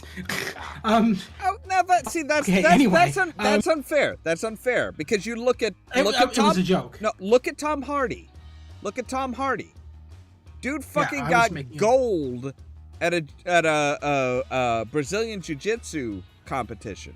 Yeah, I was making a joke. I wasn't being serious. But no, it's like, it's actually not surprising that somebody like that would be attracted towards comic book movies. The other thing is, every time I saw John as the Punisher, I tried to get into it because I have the series. I ended up buying the DVD. I haven't even watched it all the way through. Of course you do. I haven't watched it all the way through because every time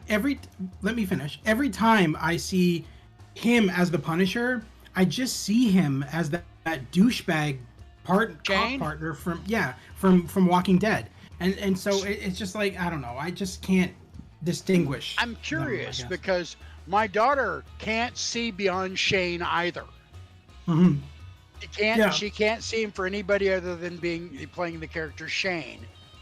Which, me, like, so if I were going to look at him and detract him for a role he played previously, be in Fury.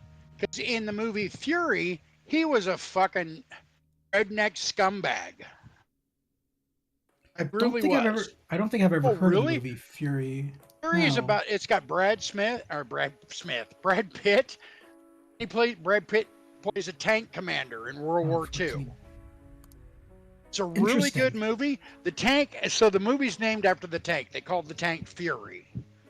And so, like, John Bernenthal's character tries to rape some, like, French girl or German girl or whatever. So he's really a piece of shit in the movie. I'm honestly surprised I've never heard of this because I love war movies. And, like, one of my favorite TV series was Band of Brothers. I freaking loved that TV series. So I've watched all of Band of Brothers forever ago. Mm-hmm. It's old. Yeah, it's fucking old. My favorite war movie, in all honesty, is always going to be Saving Private Ryan. Yep. My daughter hates Tom Hanks. The reason why my daughter hates Tom Hanks is because some of the shit he said and some of the research she's done kind of point him to a certain island at Epstein's Island. Yeah. Hell, if you do enough research, everybody's been at Epstein's Island. Hell, I'm pretty sure there's probably research that will show that you've been to Epstein's Island. I thought so. I just looked this up. Okay, so Saving Private Ryan is actually done by the exact same producers and director and writer as Band of Brothers. I thought so.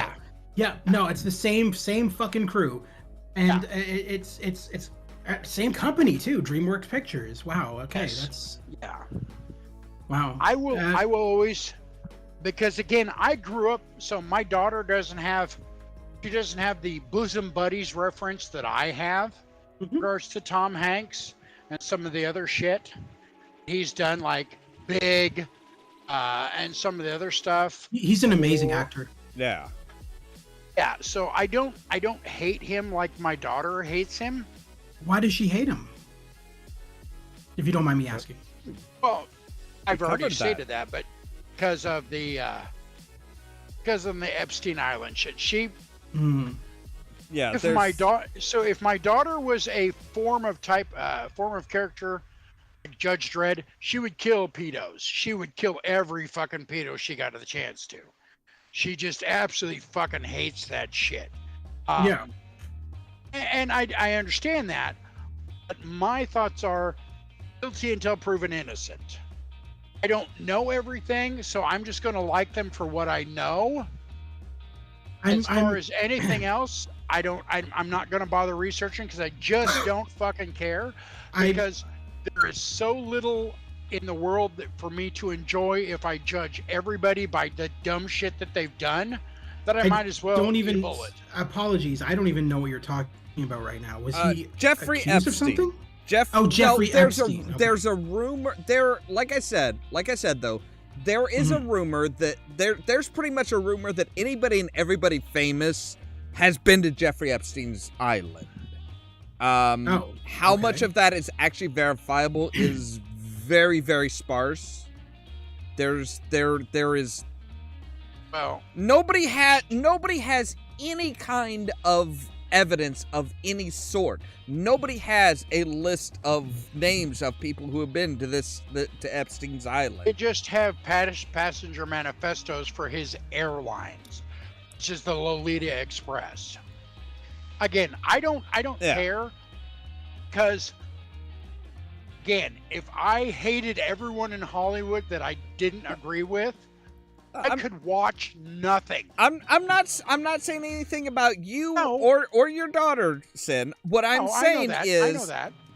as this is a public show that people are going to be able to see afterwards, we have to admit that, look, no, It's all alleged. there is no, hey, this person left from this airport and landed on this island. They flew on Jeffrey Epstein's airplane, but much like Donald J. fucking Trump, yeah, he owned a lot of fucking airplanes in his time. That was kind of the thing back in the 80s and 90s. You owned fucking airplanes. You bought airplanes. You bought flight routes. So this is not evidence. This is not evidence. This is nothing. It's rumor at best. One of the best things I've seen Tom Hanks do recently was he was in a movie that was about Fred Rogers, and he played Mr. Rogers, and he did a fantastic job. He had the mannerisms. He had the look. Surprisingly, he did a fantastic, and I was blown away by his performance in that movie. Because everybody knows Mr. Rogers was a Navy SEAL and killed a lot of people. Okay, now see. Now I'm trolling you again. Sin, come on, don't. That's. It's a well-known fact that Mr. Rogers wore a sweater because he didn't want people to see his kill tats. Oh God, the number of people that fucking, oh my God. It would be pretty funny for somebody to do a fictional movie of Mr. Rogers, like, you're my the God. VC, you're in the wrong neighborhood. Jesus Christ. Just It would really be fucking awesome.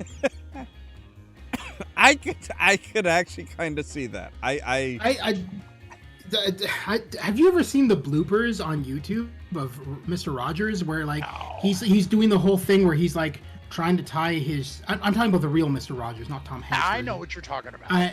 So there's one where like the production staff joked with him, and they tied his shoes together. So it was like he's like, today we're gonna learn how to tie shoes, and then like his shoes were tied together, so he got really upset about it.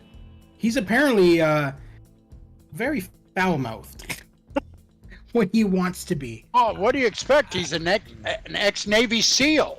Yeah. Yeah, Those fuckers are glad. Those fuckers should be glad he didn't just murder them on set. I would take those clips with a huge grain of salt there, gamers. He was a minister. That's not saying much, dude. I'm a minister. He Wait, was, what? Yes, Fred Rogers, Mr. No, not Rogers. Fred. I'm talking about Sin. What? I know about Fred Rogers being a minister. Wait, hold on. Oh, no. Okay. Oh, shut up. Oh no. Go ahead and speak. I know what Sin is most likely going to say is that he's a minister of the oh gosh, what is it? Universal Church of Life? Is that the one that like passes out ministry things to just about anybody who fills out a basic I did that to help my ex-fiance who is gay get married. Yeah, that's what that's yeah, exactly. That's where everybody that's pretty much the point that everybody does it is most people who have done it, it's literally you fill out something online and you are registered as a minister, you can perform weddings. Oh, that's cool. I don't think that exists in Canada, actually. That's because Canada is not America. And I'm sorry. I think it's worldwide. You have different things than what we have. See, you were expecting me to say something derogatory towards your nation of origin. I know you were, but I didn't. I'm proud of you, Sin. But no, a lot of the stuff that people have tried to show like online as far as like, oh look, this is Mr. Rogers. He was a horrible person, or he was foul-mouthed or something. Most of that is bullshit. Oh yeah, I don't think Fred Rogers was a bad person. I think he was probably the salt of the earth and a kind, sweet person who loved children genuinely and wanted to help them understand the way the world works. Yeah. In a positive manner. And so everything I'm trying to say is, I'm not saying I think he was a weirdo or any bullshit like that. I'm saying that I think he was actually a good person. Yeah. My comment is more towards gamers as far as it's like, there's you really have to look into it a lot more than there's a lot of people that are going to try and say, oh yeah, no, Fred Rogers was like there is a picture of Fred Rogers showing the middle finger, and people think that he's flipping off his cameraman or something like that. It's like, no, he was, I had a fifth grade teacher, about the same age as Mr. Rogers. That's how they point. That is how some people point, is with their middle finger. They don't use their first finger, they use their middle finger. It's weird, but okay. And it's one of those things where it's like, this is who that person is. This is just something that happens. It's like, it's not what people take things out of context. It's like, or I'm back. There's a lot of bullshit about Mr. Rogers that's just, people want to believe that he was somehow this weird, creepy kind of profane person. Badass. Yeah, exactly. It's like, no. He absolutely was not. Oh, and I mean, all of that, at least anybody with any common sense realizes that that's just people playing with the mystery, or however you want to look at it, of Fred Rogers. Nobody fucking knows as far as, I don't think that he was ever really like the nonsensical bullshit. The funny thing to me is the fact that his first name is Fred. So why I say that's funny to me is the sleeper agents, to me, when I was growing up, sleeper agents in Cobra, they were all named Fred. They were all bad motherfuckers, but they were named Fred. Fred Collins. Every one of their, and it depends on how they rank. They might be a Fred 2 or a Fred 3, but they all looked the same because they all had plastic surgery, so they would look the same. So it to me, it plays on that more than anything else. I could see that. That's just me. I could see that, yeah. Yeah, I know he wasn't a bad guy or anything like that. It's more fun. It's fun to joke about, but no, he was a good person who had good ideals and good morals, and just wanted to help children understand the world. Oh, he was an amazing person. Like he legitimately wanted to help everybody. Like he was. There was a story in one of in somebody's book about him where apparently like he was being taken home. You know, he was being taken to like a mall or something, and the driver was like, yeah, my kids are huge fans and, you know, stuff like that. And he's just like, well, hey, after we're done, why don't we go to your place for dinner? The guy's like, wait, what? And it's like, yeah. So, something silly. Sesame Street. Anybody remember Maria? Yeah. Yes, I do. Okay, welcome Who'd she back, get married Russ. to? I saw her when I was a child in real life. Oh, He came to the mall. At first there was like another kind of Hispanic woman out there, and I was like, that's not Maria, because as a child, you know. Oh, yeah. You just fucking know that that's not the person you saw on TV. And it just goddamn well does not matter. You are not going to be bullshitted as a child.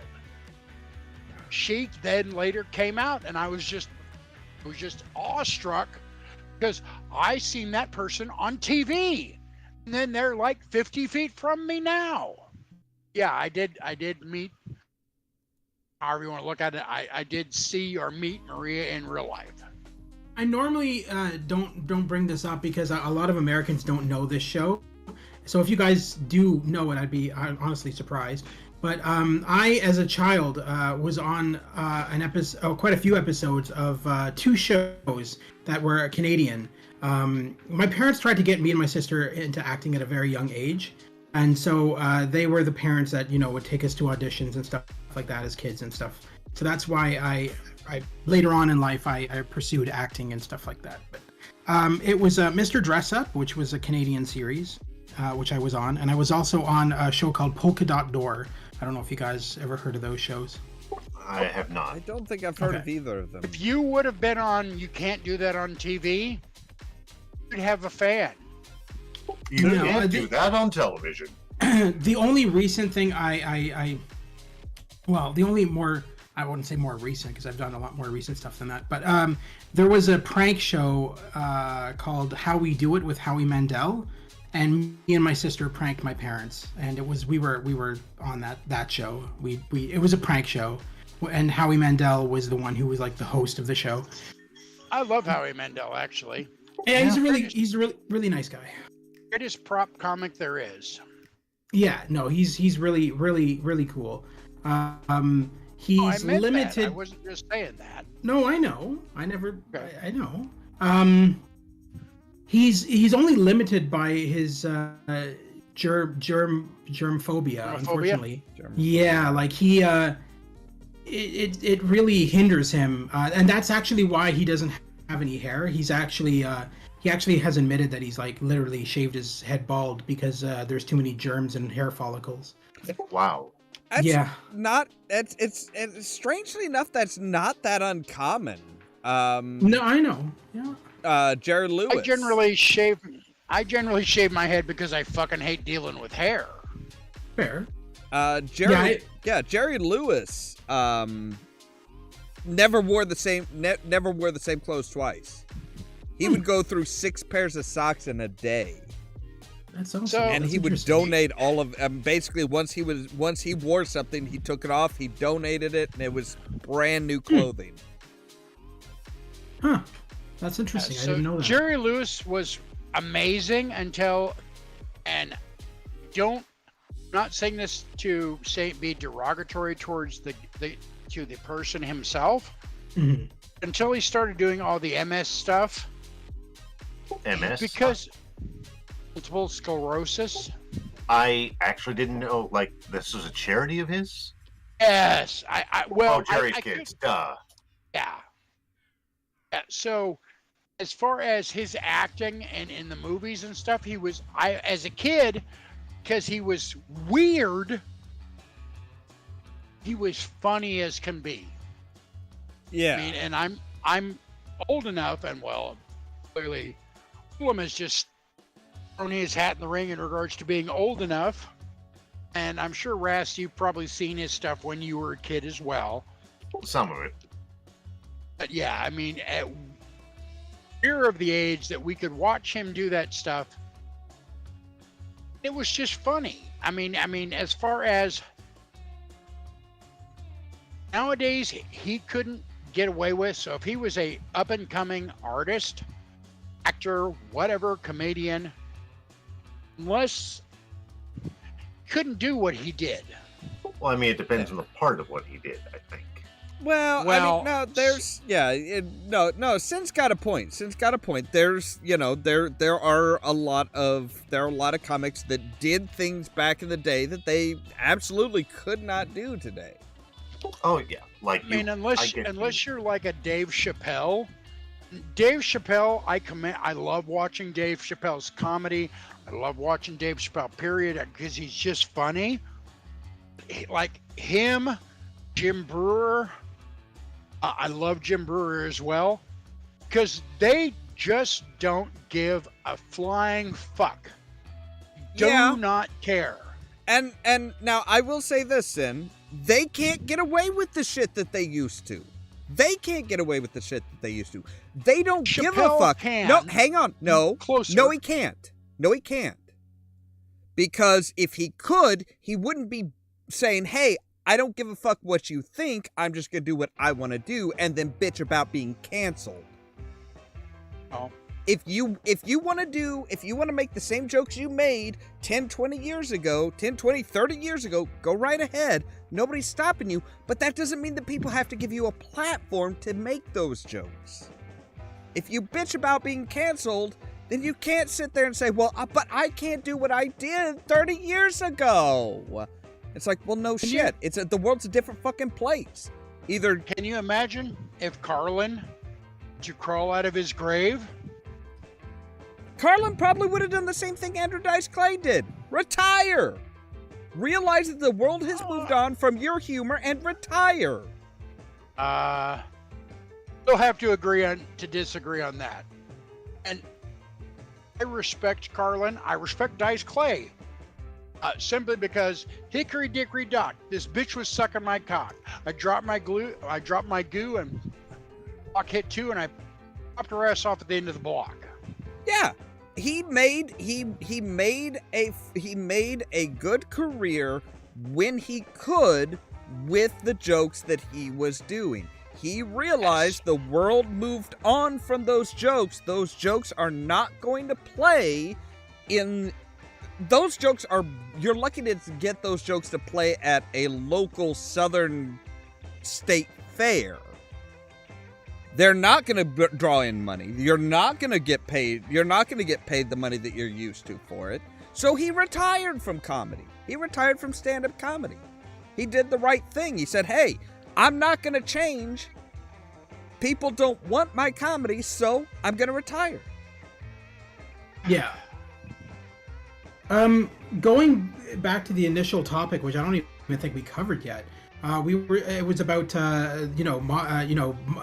classic games being modernized to some degree. I was waiting for you to show up for that. Give me just a moment here, because I need to run to the bathroom. So I will be back in just a moment. Okay. While you're gone, we probably should think of some classic games that have been reimagined. I would rather think of some games that were based on classic properties that I would love to see. Fair. So, as an example, can you imagine how great D&D side scroller beat 'em up would be?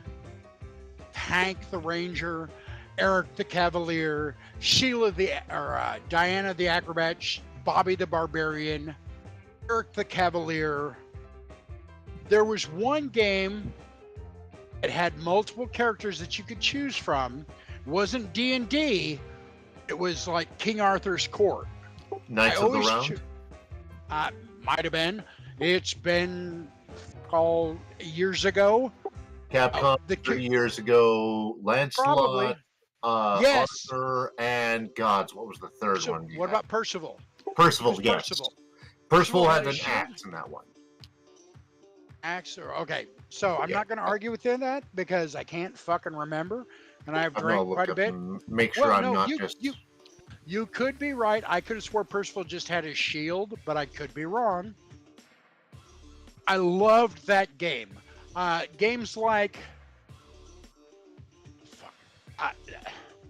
very similar to that. They were put out by Capcom. Altered Beast, I Golden loved Axe. Altered was Beast. Sega. Those games were good. Those games were good. I love Altered Beast. It will always occupy a wonderful place in my heart. Could it stand an update? I would want to know what they would do. Yeah. I would be okay as far as an update. I mean, I don't care if you make both guys turn into basically werewolves, because I think that's what they turned into, was like werewolves. Levels 1 and 5 werewolves. Okay. But yeah, I mean, as far as those kinds of things go, yeah, party on. I wouldn't gonna go to the arcade to do it, but if I could download a good emulator, play those games, fuck yeah, I'd do that shit. I do that now. Just like Yeah. Golden Axe. Yeah, there's a Name 32 is a popular one to use for that. But yeah, go ahead. I was going to say that there are people who have made those type of games using, for example, Motu, as well as other hot properties from that era. Can you imagine playing something like that where you were one person was playing He-Man, the other He-Man, someone made a homemade He-Man game. Yeah, yes, Heavily sampling stuff. And fighting alongside of Skeletor, or whatever. I mean, as far as those kinds of things go, I would love stuff like that. I feel like, Sin, you would love PlayStation Dreams, which is a program on PlayStation, obviously, where they give you all of the tech to make your own games, and very high-end looking games. These look like AAA titles, and people have literally been making everything you can think of, like TV series, movies, whatever. And people have been, because it's open source, and everybody has been just making the most amazing content, including remaking all these old games. Gamers, I've seen quite a bit of those particular type of games. It's not that I actually like the idea, because I like that old school side scroller, the shit out of everything that runs your way kind of game, like Altered Beast and Knights of the Round Table, etc. I wouldn't be smart enough, and I don't hold any shame to this. I'm not smart enough to build or make any of that shit. No. Me neither. Yeah, no, I understand what you're saying completely. I go in too dumb for that. I go into it to just play other people's content. I don't use it to and that's what I use it for. I just go in and explore everybody else's content, and some of the shit I found in there has been just amazing. See, that's why I like to do things like there's a game engine for visual novels called RenP. With RenP, there's a couple different versions depending on what version of RenP you're using, where you essentially can kind of crack their software. You can edit the text, change things, that kind of stuff. I like to edit stuff. I'm not smart enough to write my own. Also, most of the RenP games, they're made with DAZ.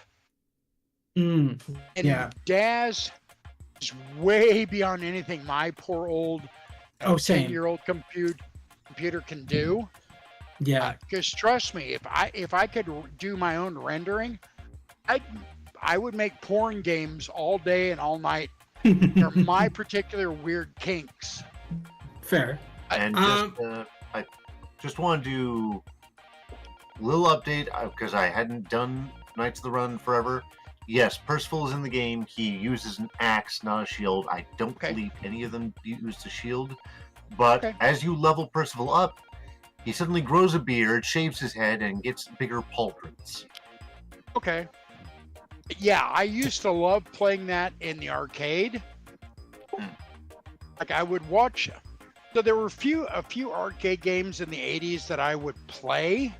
That was one of the ones I would play. I'd play Golden Axe, Altered Beast, obviously. Magic Sword? Don't remember Magic Sword. That doesn't mean I didn't play it. I just don't remember it. Final Fight? But for games like Street Fighter, I'd always watch somebody because I could never learn the move sets. Down, left, right, A, B, start, blah, blah, blah, that shit, you know. And I realize that's like the Capcom code, so something close to that's the Capcom Konami code, you mean? So yeah, exactly, yes. one of the recent collections I picked up when it came out, I think a couple of weeks back, was the Ninja Turtles Cowabunga collection. I don't know if you guys heard of that. But basically, it's all of the original side scrollers from the arcade, NES, Super NES, Sega Genesis, and stuff like that. So it's all the original side scrollers from all of those different iterations in their original format. So they haven't been enhanced or anything. The only difference is that now you can turn on filters and stuff like that, so you can make your display look like an old CRT TV or whatever, those kind of things. The other thing that they have done, which is a huge thing for fans, is in the extras menu, which is automatically unlocked as soon as you go into the game for the first time. Everything's unlocked. You go into the extras menu. They have included scans of all of the play guides for the games. Good. So back in the day, you used to be able to buy play guides, which would help you through games if you got stuck. Yep. So they've scanned all the play guides in their entirety for every single one of the games. They've also scanned all of the original manuals, all of the original game boxes, all of the original documents, all of the original blueprints of the games, the behind-the-scenes information, all that kind of stuff, concept art, as well as what was the other thing? It's just a plethora of amazing. Sounds very cool. Yeah, no, they're making hard copies of it available for people who don't want to deal with the internet. Yep. My local shop, Live Action, they are selling a hard copy of that at the moment, but I'm waiting on them to get a hard copy of Shredder's Revenge. They made another Turtle side-scrolling beat-em-up, and I am so fucking happy. I have Shredder's Revenge. It's really good. So I would buy it online. I know it's on my wish list. It's on sale, but I want to give sales to my local merchant. Absolutely. I respect that. That's something a lot of people don't do. As far as the TMNT stuff goes, or not even just TMNT, Super Nintendo stuff. So the games that I would love to have, because I almost beat them, was it was either the original or the second Double Dragon, as well as whatever. Like my nephew got a particular version of Final Fantasy because he had a subscription to Nintendo Power. Okay. So I had just about beaten that. No cheats, no internet, nothing. Just fucking, limited brain power, because I'm not gonna lie, and fucking tenacity. I just about beaten that game, and then my nephew got fucking pissed off at me, and he erased all my characters. Oh shit! Jesus. Yeah. That can be annoying. Nigga, how about you go fuck yourself? Hey, look. All right, let's Douche just... waffle. Fuck off. Yeah. Like, seriously. But have some reports for pornography. That's not really what you're doing. Fuck off. Oh, no, that's exactly what they're doing. Oh, I better check their content. Wait a minute. Where is this showing up on? Is it showing up on YouTube? Because I am not seeing it. Yeah. I've already blocked them. I've already. Oh, Oh, is it the What? bot Yeah. that's been on everybody's? Yeah, the 84% have already found love with us. oh God. It's like, See, I had to- that is pornography or sexually explicit. Fuck you. I've got a really nice gal that I used to work with that sends me all the pornography I need because she's an absolute doll and think the world of her. So yeah, I'm not paying for bullshit. You know, the thing that bothers me is that YouTube knows that this is a thing by now, because it's happening to every single content creator on YouTube now. Yeah. Even the big names are dealing with these fucking porn bots. And YouTube's like, oh, well, you know, we could do something about this, but we'll just sit on our asses. It's because Susan Wojcicki likes it. She gets a kickback on it. I mean, it's not as simple as all of that. You have to understand that there is a certain point where it's like, these are people who they sit there and this is all. It's kind of like the spam calls that we get, that like fucking everybody gets. Yeah. This is all they do. They sit there for 8 to 12 hours in a small little room that they have rented out for their office. This is all they do all day long. For stuff like this, for the spam bots, they have programs that generate a certain type of name, and just boom, the programs do this. Once they're banned, once they're reported enough times, it's like, okay, cool. You change it. Yeah, just shift the numbers, shift the shift to a different name, create a new name, boom, boom, boom, done. It is extremely difficult to actually shut down before it becomes a problem. It sucks. Yep.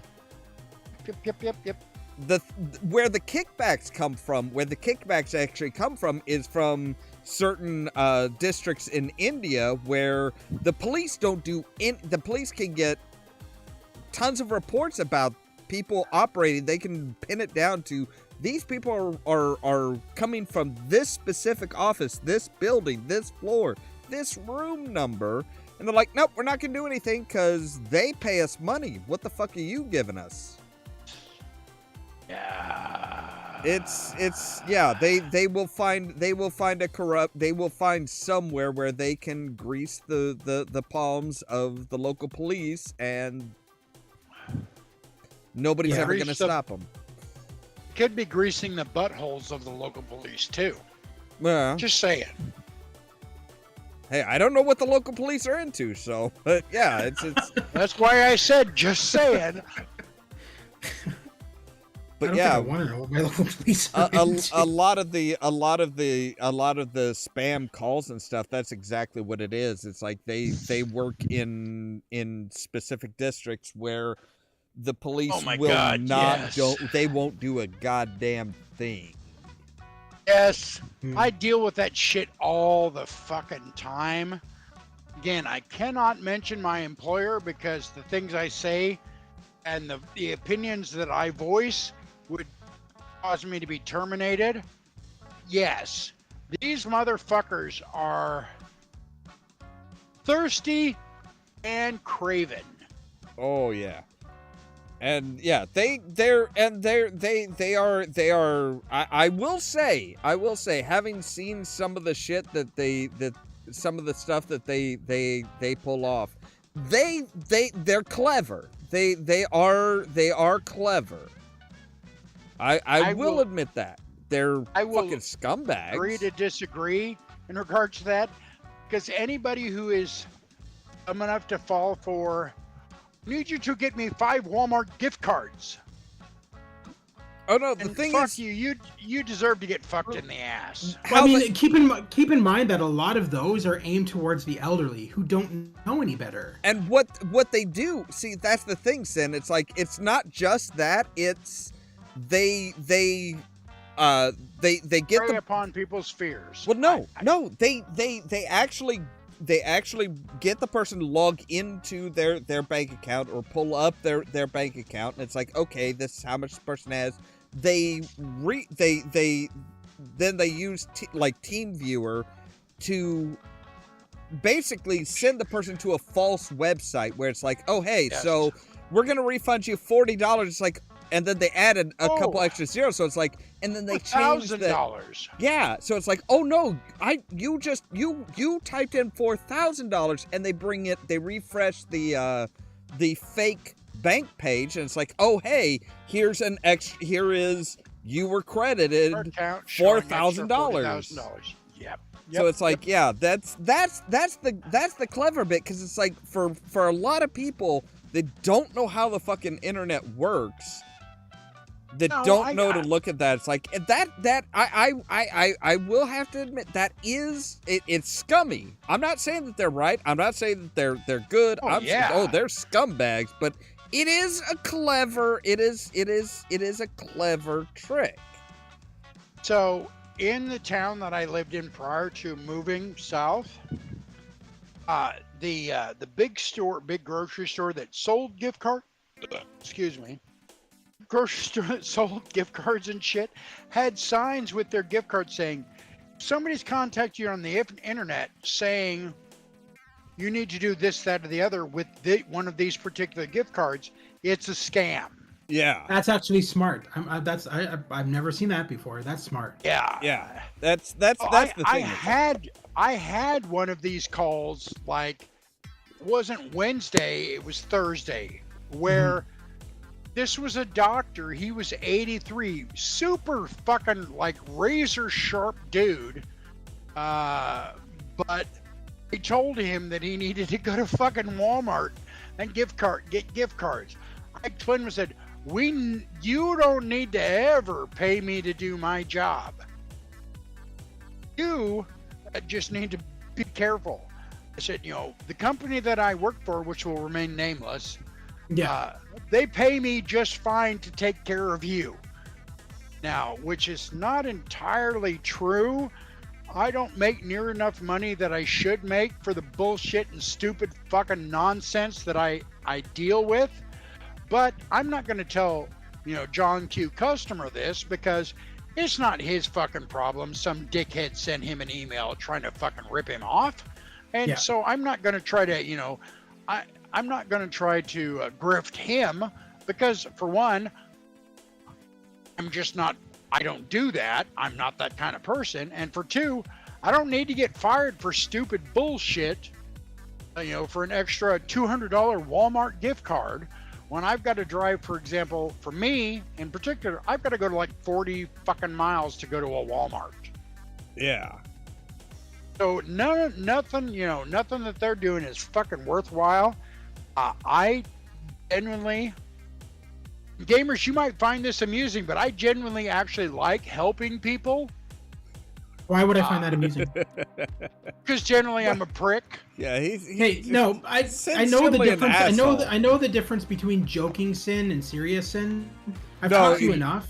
No, I know that generally you're a really nice guy, and that's why I don't take offense to anything you fucking say, dude. I have the exact same sense of humor as you, buddy. So it's cool. Sin's a nice guy ish.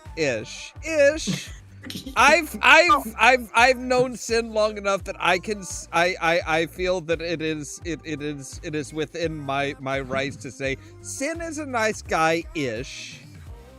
Yeah. I don't take any offense to that, because if you do right by me, and Ollamh can guarantee this. Yeah. You do right by me, I am a dog. Okay, and I don't mean that's not a derogatory term. Dogs are the most loyal, lovable creatures there are. I know what you meant. Yeah. Okay, so I'm a dog. You treat me right, any motherfucker comes after you, I'm gonna eat them. If you fuck up and you kick me and you treat me badly, I'll bite your ass. Yeah, I mean, and that's noble way to look at things, actually. So yeah, Ollamh can say I'm a good guy ish, and I take that with just with the intent that it was made. Just like gamers, when you give me shit, 99.9%, unless I'm kind of tired or kind of cranky, I'm gonna just roll with it. Nothing, and then this isn't on you. Mhm. But like last stream, when everyone was like, drunk man, I wanted to punch some motherfuckers, but I'm okay. Yeah, well, well, it was understandable because I play into stereotypes. Yes, I But- do. I know. No, that's not what I was going to say at all. The last stream, you didn't know some of the people who were calling you that because they were saying it in the chat, from what I remember, and you were getting kind of annoyed by that, and that's completely understandable, right? Because you don't know these people, you don't know if they're being serious or if they're just joking along. You don't know that, and that's completely understandable. Yeah, that's one of the things that that honestly it took me a while to kind of get used to. Was it's like, okay, somebody I don't really know. It's like, okay, they don't know my style and stuff like that. It's like that's okay. That's a little, that can get very Trying. Yeah, that can get a little awkward. So, Yeah. as far as I'm concerned, Ollamh has definitely earned the right to fuck with me. Gamers, you've earned the right to fuck with me. Brass, you have earned the right to fuck with me, but you never do because I don't generally give you any shit because, in all honesty, I respect you. It's not that I don't respect. Shut up, dumbass. It's not that I don't respect the other two.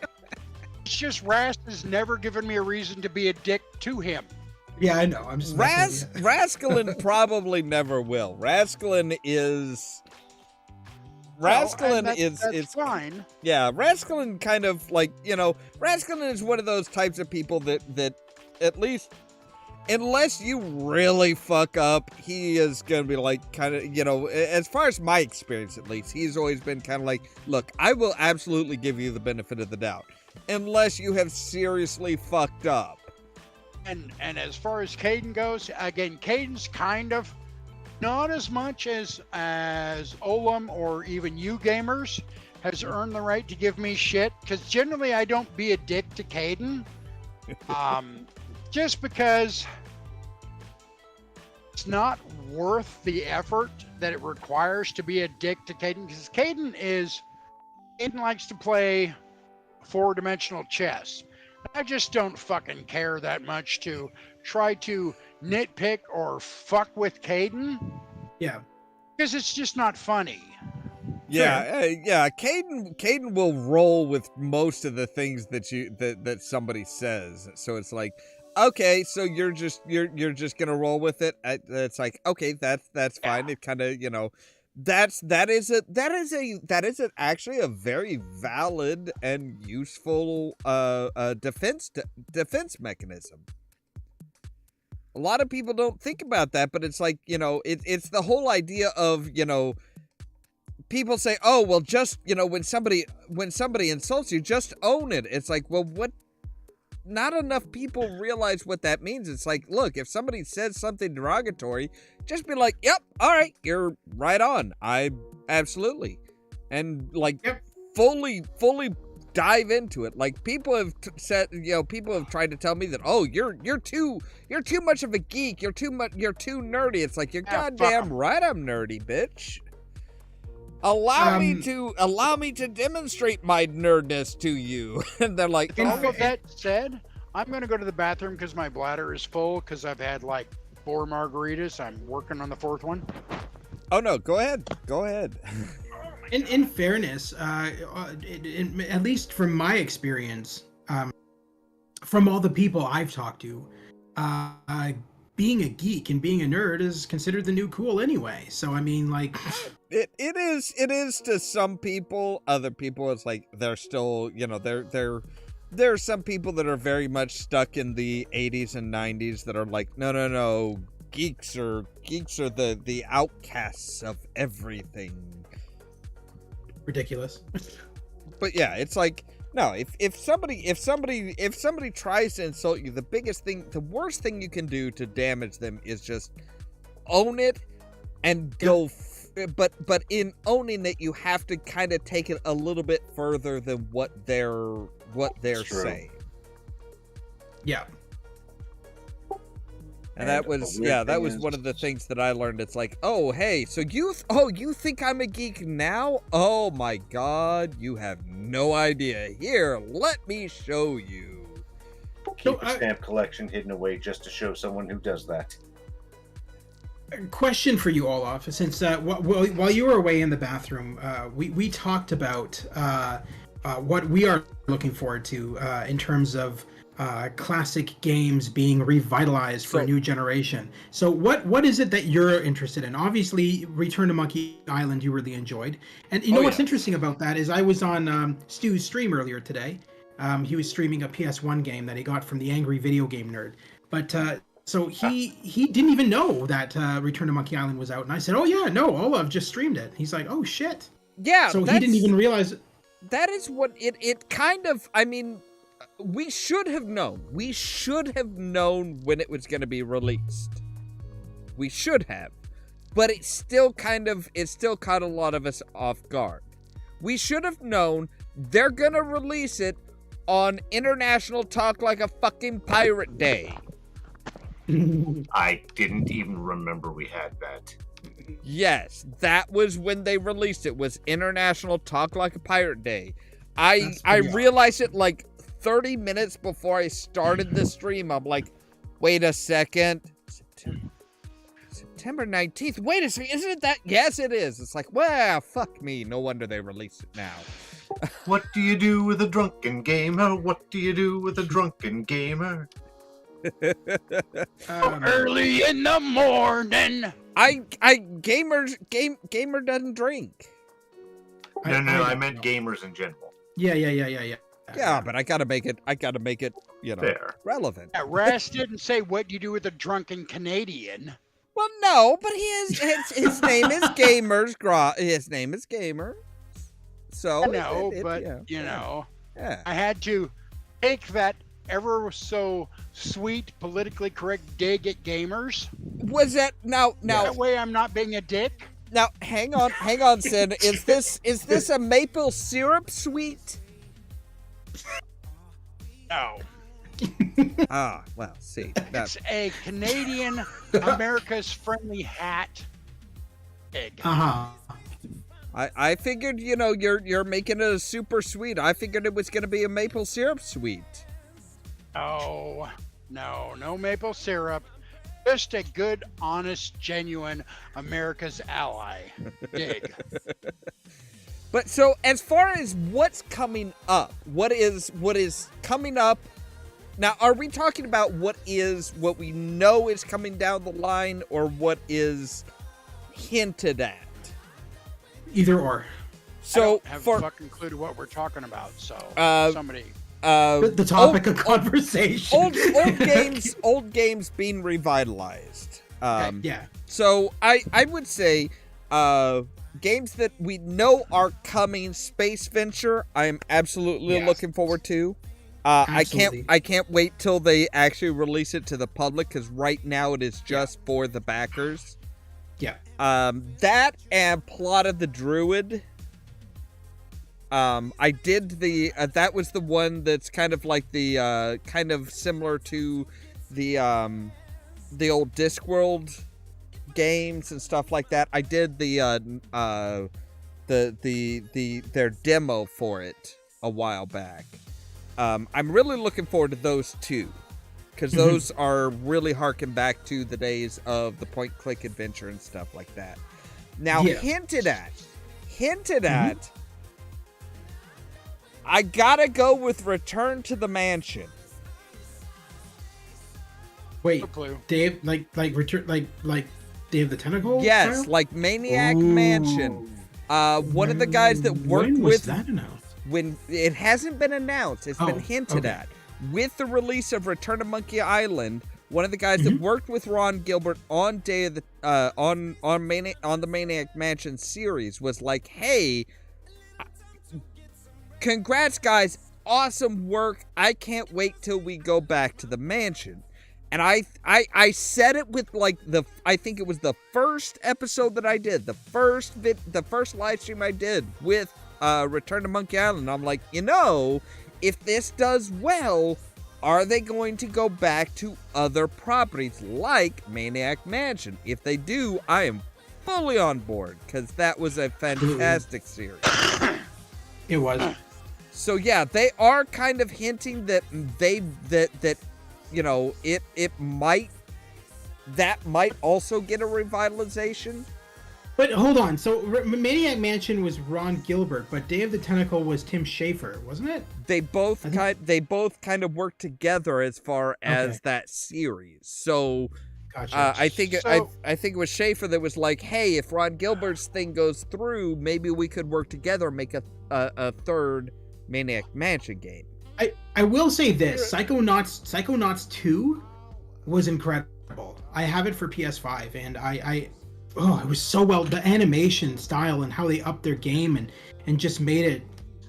They took everything that was amazing about the original Psychonauts and upped it by 1,000%. And it was just such an incredible return to that franchise.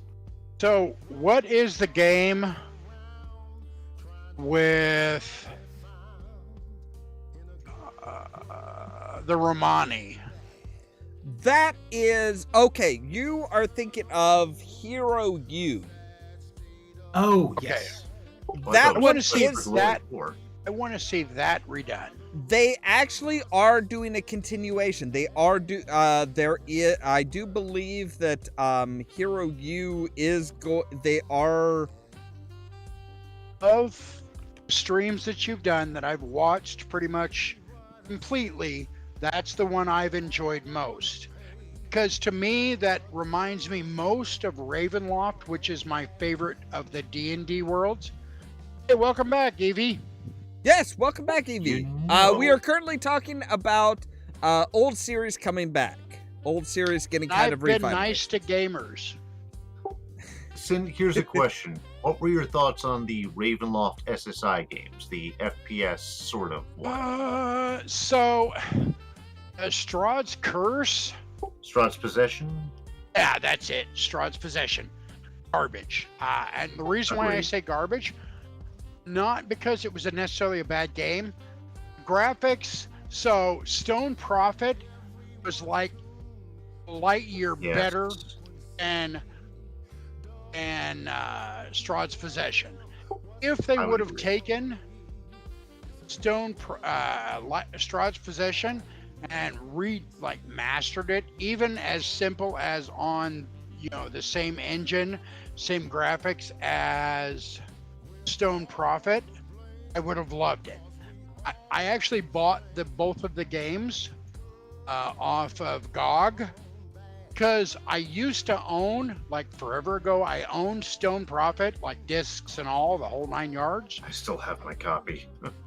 So I loved that game simply because to me it was of all the video games I've ever played, it was the most D&D-ish to me. It was the most, as far as mechanics, blah blah blah. The actual D&D stuff, and then were the Dark Sun games. I loved those too. I even loved Planescape game, which Torment. Torment. Oh, yes. Thank you. I loved Torment as well. I actually love that game too, Planescape Torment. That was a really good game. It has a spiritual successor, but that's for another time. I actually, normally I'm a pirate because fuck you. I bought it already and I'm not going to buy it again. Yeah. Even though I don't have it 20 years later. Yeah. So normally, like I said, I will pirate that stuff. But I did go ahead and pay. I really did pay for Stone Prophet. Paid for the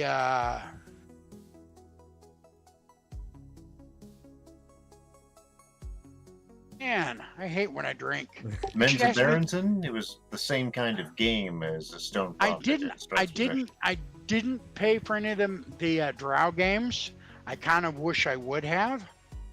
But I paid for the other D&D games, but Actually, I think the last one I paid for was Straw's Physician, and I paid for Stone Prophet, and then because I couldn't find any of the other good stuff on GOG, I ended up buying like their superhero game. SSI had a superhero game?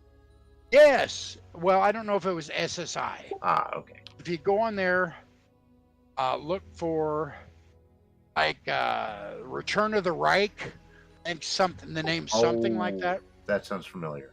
But it's got like the Minuteman who is Evie. I'm talking about actual video games. Yeah, these are video games. These are old video games.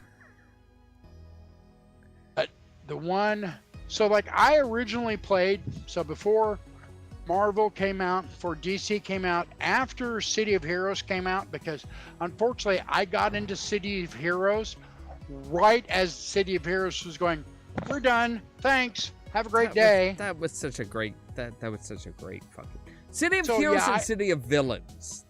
I bought all of that. I bought, I paid for those, but then they like quit. So the next game I played was Champions. And I loved Champions, Champions Online, because it didn't have the limitations. Like, for example, you wanted to name your character Butt Flames 2024. If there was another character named Butt Flames, and I say that to be ridiculous, obviously. Yeah. But if you wanted to name your character that something, you could still have that name. But what it would do is you couldn't see this part of it. You'd be Butt Flames 2024 at your email address. So that's how they could get away with. But as far as like, I hate PvP. Abso-fucking-lutely hate PvP, player versus player, no matter what. Thank you. Even though I've played WoW forever, I hate PvP. But Heroes had the one PvP I liked. So you would start out, they had this one, basically like arena game set, whatever you want to call it, where as you logged in to it, you basically based on whatever the arena required, you're either a defending hero or you were a zombie. And so it wasn't so much PvP, is you had a team of zombies. If you were the zombie, you got stuck on the zombie side. If you got stuck on the hero side, then you were a hero until you died. And then you were a zombie. That was the best, in my opinion, the best PvP I've ever enjoyed. Normally it's PvP for me is racked with terror, because in all honesty, I don't know what the fuck I'm doing, and I don't press buttons like I'm a 12-year-old, because I'm not. That's actually one of the things that it kind of impressed me with Lord of the Rings Online. When they introduced their kind of their PvP thing, it wasn't, oh hey, you're just roaming around the world and you could randomly find yourself in a PvP type situation. It was you had to sign up for Monster Play, which was the PvP thing, where it's like you could be either on the side of Elrond and Gandalf and all of that, or you could be on the side of Mordor. Yep. Which to me was like, that was fucking awesome. I'm like, oh hey, so you're actually choosing a side. You're in a specific area that is apart from everything else. You don't have, you're not gonna randomly be attacked by some asshole who is like level fucking 50 sitting in like the starting area, the starting area, just being like attacking every dick bag. But it's like, Evie, my daughter, played the absolute fuck out of Fable. I tried playing Fable a little bit. It's not that I didn't like it. It's just that for me, Fable was limited. Because again, I'm used to, like, I never want to play like a human. I never want to play the hero. I never want to play the good guy. I don't necessarily want to be the bad guy. I just want to be a monster. And I've always related to like the monsters more than I have. So like, if you were to ask me if I could play any race in D&D that was considered, I'd be an orc or a half-orc.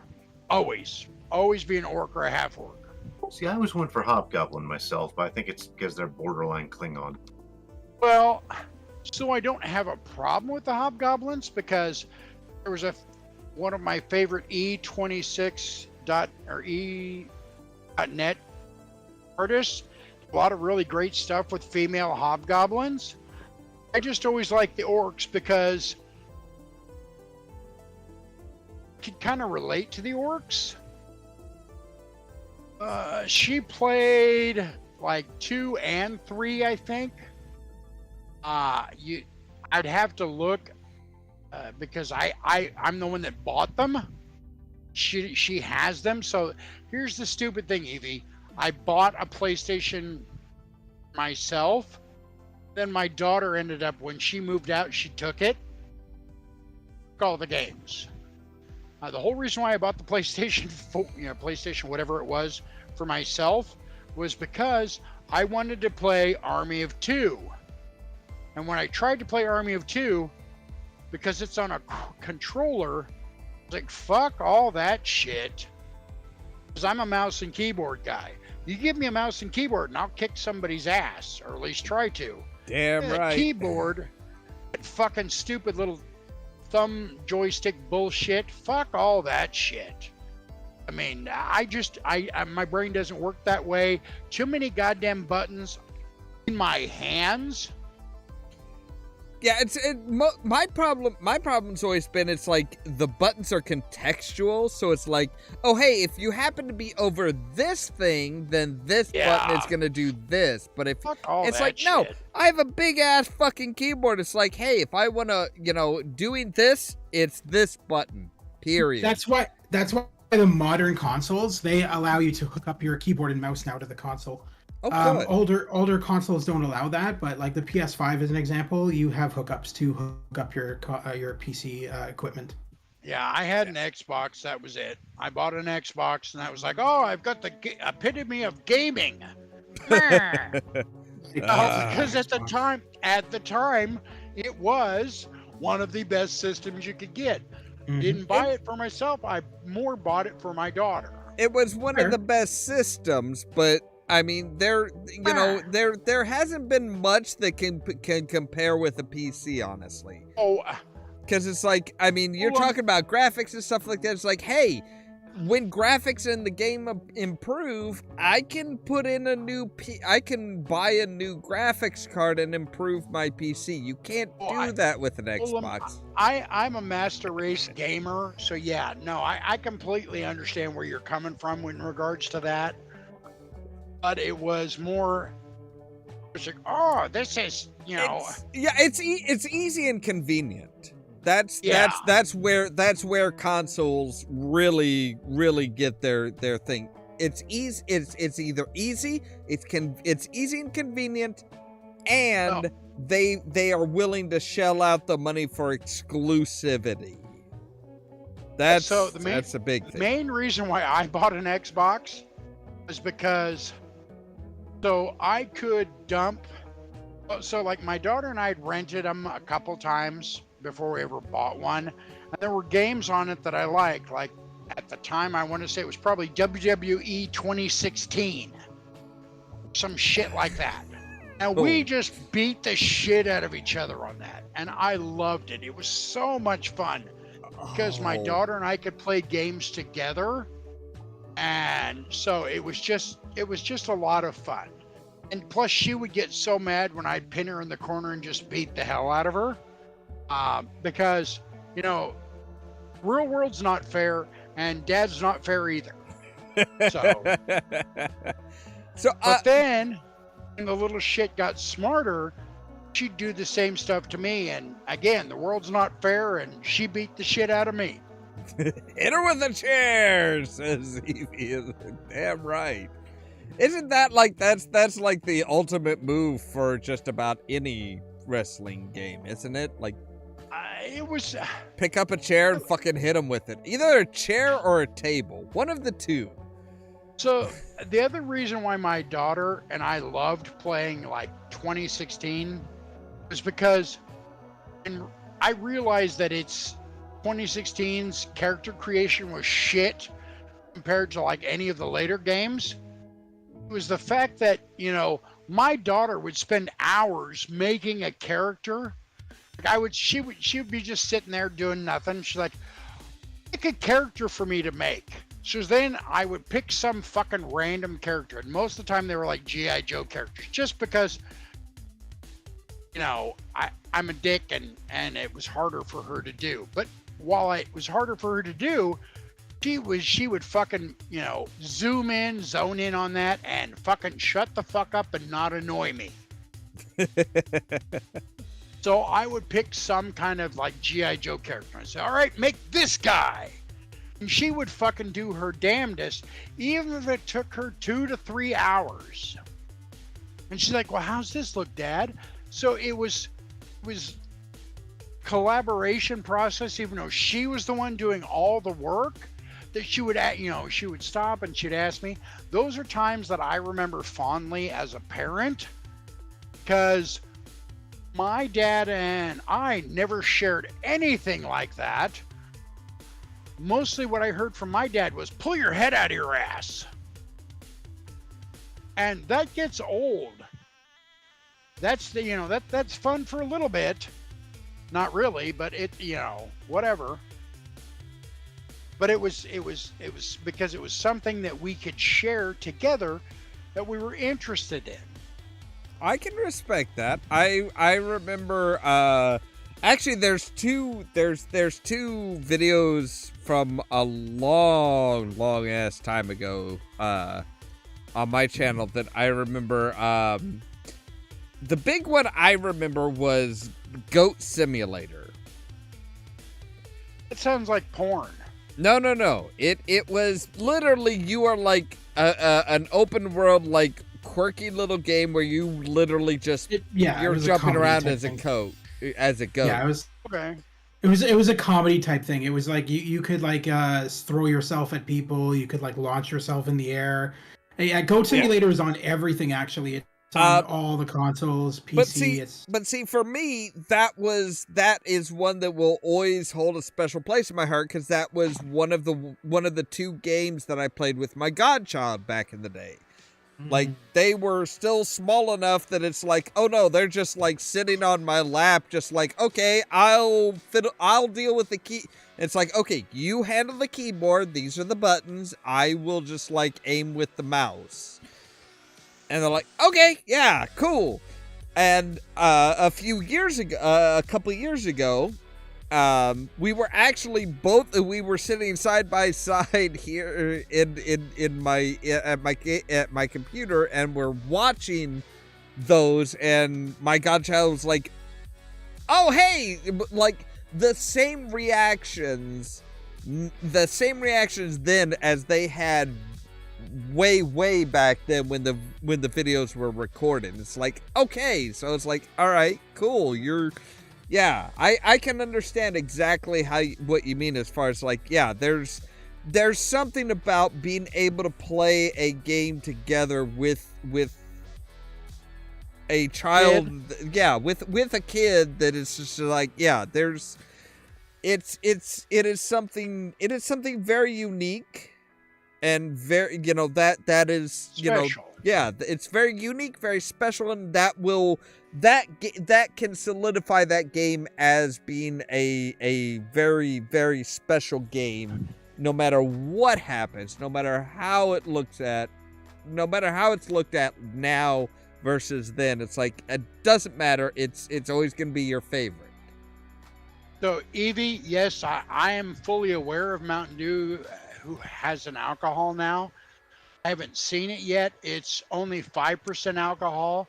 So, unfortunately, I'm probably going to have to drink a 12-pack for it to do any good. God, that's But I fucking weak. guarantee to you folks, you fine observers of these videos, when I do get a 12-pack of it, it's going to be a live stream, and I'm going to drink them while we're on the stream. I would agree. It's like 5% is like, dear God, how much of that would how I'll many have of to these drink a 12-pack. how many of I'll these have do to I drink have a to drink to 12-pack. feel it? Well, like I said, I'll have to drink a 12-pack for it to do any good, but I will do that in the name of science for you wonderful people. So anyway, going back to the game topic, I think that one of the games that I'm most looking forward to is the Roberta Williams and Ken Williams' rendition of Crystal Caves.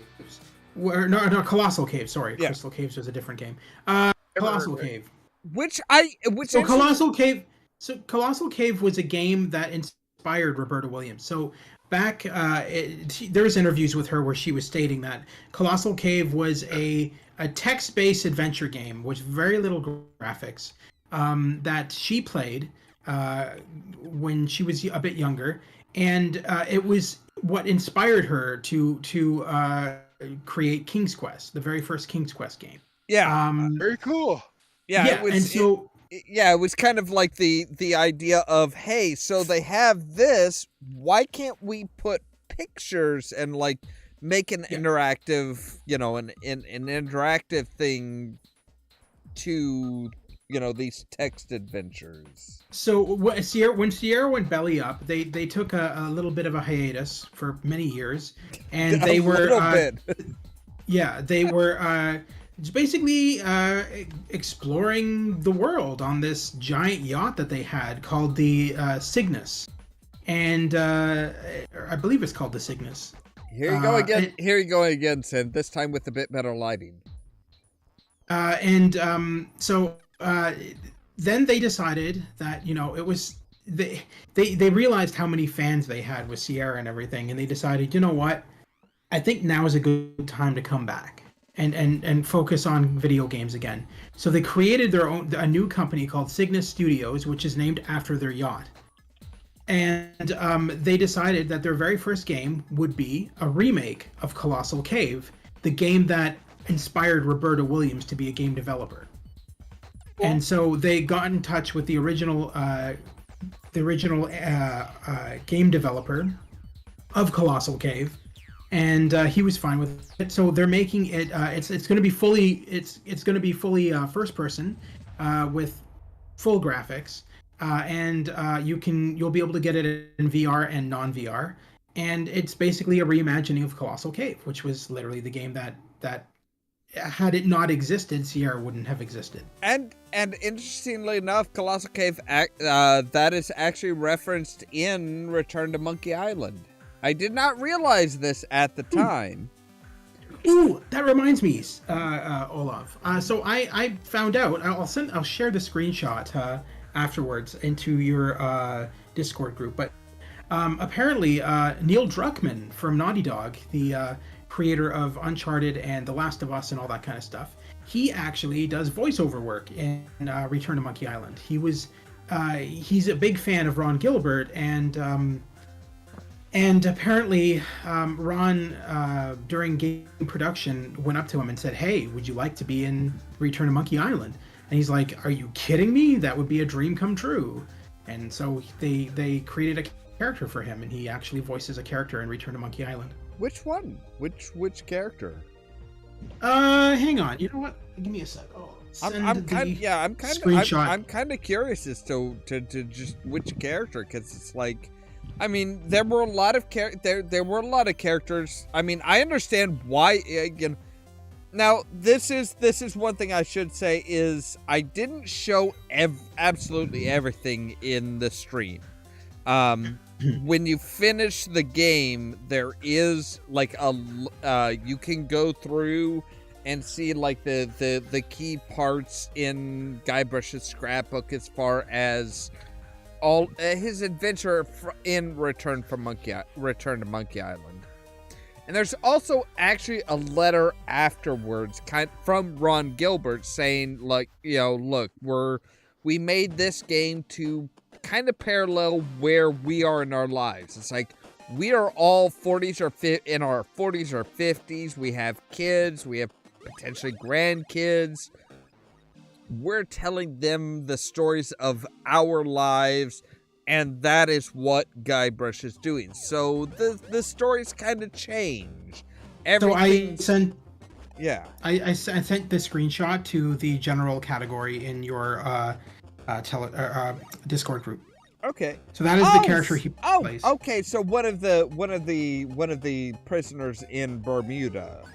Okay, cool. Yep. So it's interesting. So a while back there was a I can't remember what it was. I think it was like one of the Game Awards or something like that. But Neil Druckmann had come out on stage and he presented awards to to people who he felt as a game developer himself really shined a light on the entire gaming industry.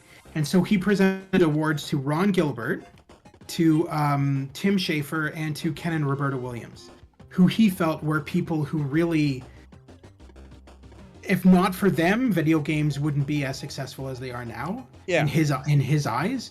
So I think that was also why Ron had him in the game as well. It's because like there is a lot of love between all these people. Like, I mean they really admire and love and respect each other. Yeah, I mean, that was, you know, Sierra really kind of brought it into, hey, we can actually like show the person and the scenery and stuff like that. LucasArts really kind of took it further and said, look, you know, the sheer amount of deaths that you have is a little iffy. It's like, yeah. I mean, Ron Gilbert actually, he did an interview where he said, he's like, look, when I made the original Secret to Monkey Island, it was, look, we don't want you're gonna stumble into a death because you didn't do just the right thing. The only death in that game is Guybrush says time and time again that he can hold his breath for 10 minutes. If you stay underwater for more than 10 minutes, Guybrush will die. Yeah. It's like, look, we have established the rules of the world. We have established the rules of your character. Therefore, this is, you know, we have given you every reason not to fuck up. If you still manage to fuck up, that's on you. Not like, oh, hey, so you didn't pick up this item before you tried to do this, so you died. There was really no way you were going to find that out unless you died and found out that, hey, you need to go back and get this item. Yeah. And that was kind of Ron's issue with the Sierra games in particular, was like, it's like, you know, you're kind of like, you know, you're kind of extending out the gameplay by saying, hey, there was no way you could know this before you died, so you died. Oh shit, you haven't saved for 15 minutes? You're fucked. Yep.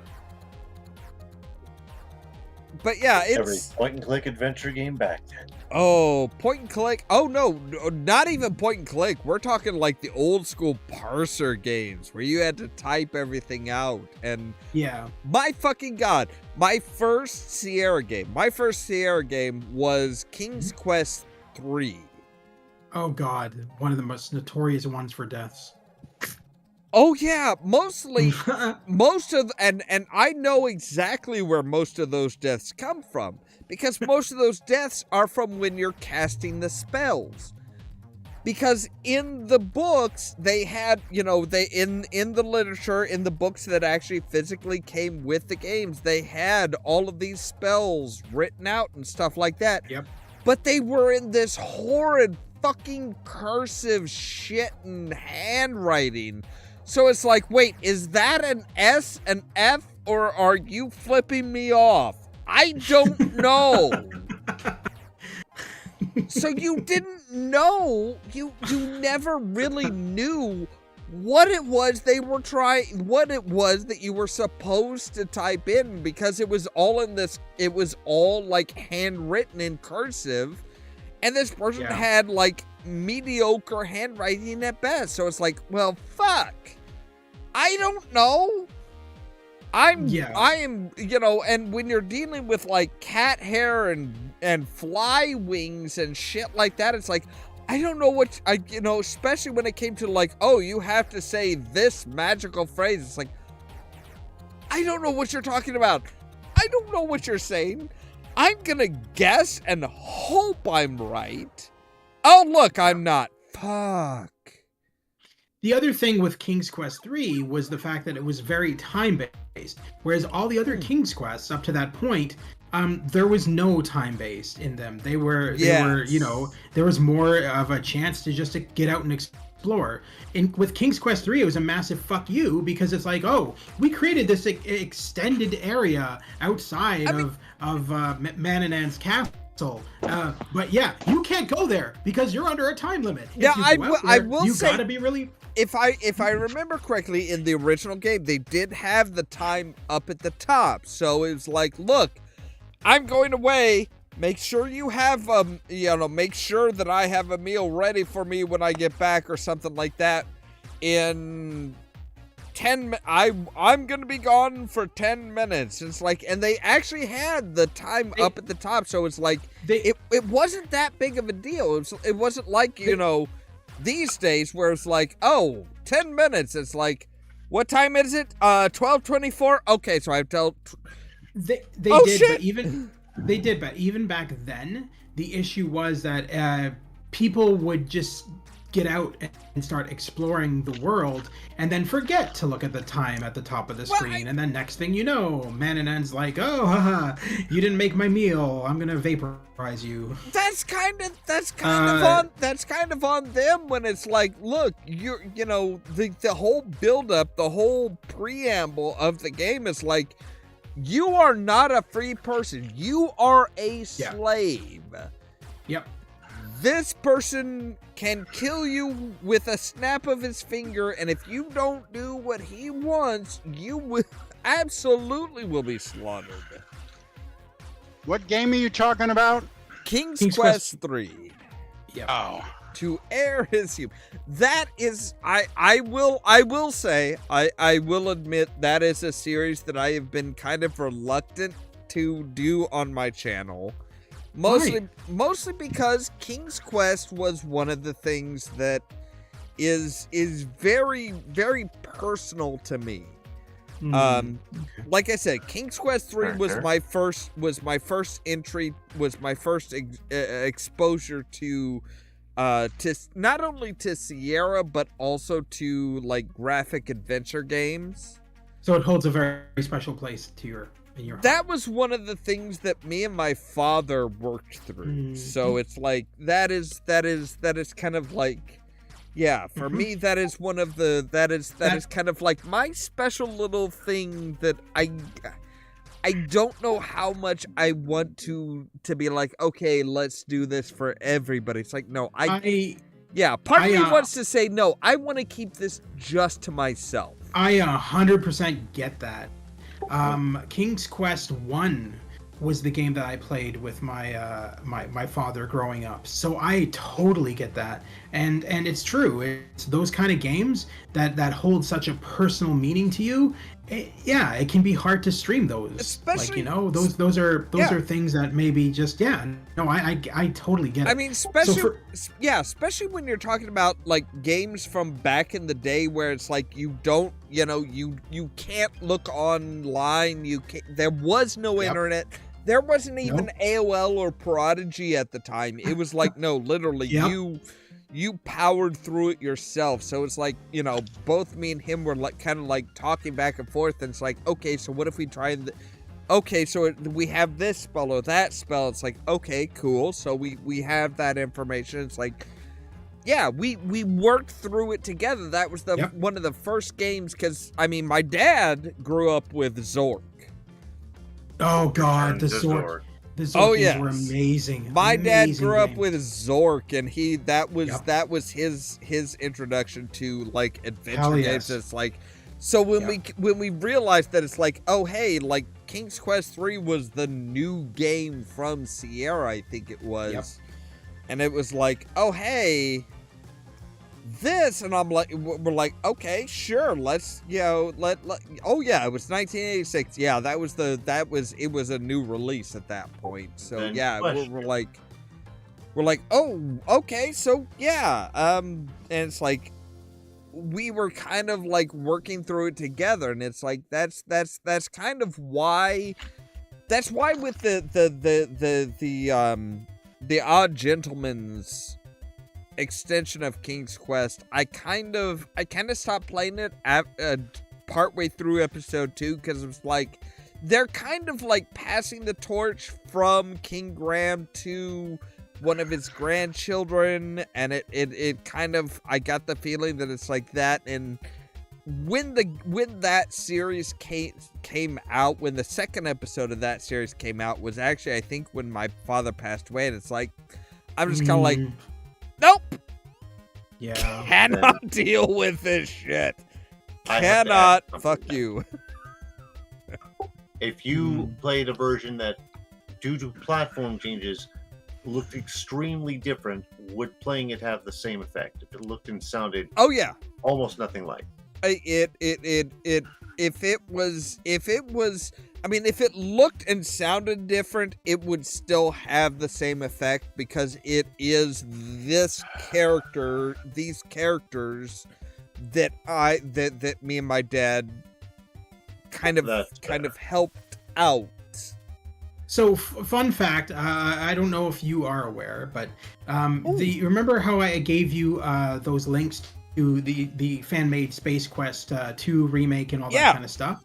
Yeah. So that same group of people who made those games actually did do a remake of King's Quest 3 with a full voice. Full voice. Oh yes, I did look. I did see that. I did get it. It actually looks kind of decent. I don't know how. I didn't really get deep into it, but it does look pretty good. Well, I can tell you that the the casting parts are a lot easier. And they fixed it up a bit. I was just thinking, King's Quest V got a remake very early on, and this is why I was bringing up the alternate platform, but not the Nintendo. Platform. Yep, the 8-bit. I have the Nintendo version of King's Quest V. So that thing drove me nuts as a kid. Yeah. I will say this, Rascal. There are some games that I have yet to finish because they hit too close to home. I think at least you have that. I don't even have that. I think it was Dropsy. Dropsy was a game. Yes. Dropsy was a game that was. I tried playing that. I tried live streaming. I tried recording videos for that. It was once you you go to pick your father in the game up, and he starts coughing and like collapses. Like once I hit that point, I'm like, done. Never playing. I've literally never picked that game up again. And so I get that. As far as like for me, that would be a game like Red Dead Redemption. Yeah, it's you're the first game or the second one? Which one are you referring to? That's why I said Redemption, second one. Red Dead I just Redemption. read- Red Dead Redemption was 2 games though. Like Red Dead Redemption is the first one, and then Red Dead Redemption 2 is the second one. Two. Yeah. Okay. Because okay. I can relate to Art Morgan as far as character-wise. The You didn't fact like- that Yeah. fact that well, no, I don't have anything against Marston. No. That's not what I was saying. That's not no, what I was even No, going to go gamers, for. hang on, gamers, hang on. Just let's talk. It's just that I can relate to Art. Art's a rat bastard. He really is. But he has redeeming qualities. Yep. I see a lot of myself in that character as far as he's an outlaw, but he is a good guy. He tries to do the right thing. It's just the fact that I won't say that he doesn't know any better. Basically, that character is fucked from day one. Oh yeah. And I need to go because I am starting to fade, so I will catch you all later. Okay, Ras, Oh, you have no a problem. wonderful evening. I'm so glad I got to talk to you, buddy. Yeah. Have a Likewise. good night, Rascal. You too. Night. See, Good night. yeah, I will agree. I will get Arthur Morgan. Like, there's a lot of situations where Arthur's like, "Look, we're just gonna go in, we're gonna do this, and then we're gonna get out. We're gonna do our thing. We're gonna get our money, and we're gonna fucking leave."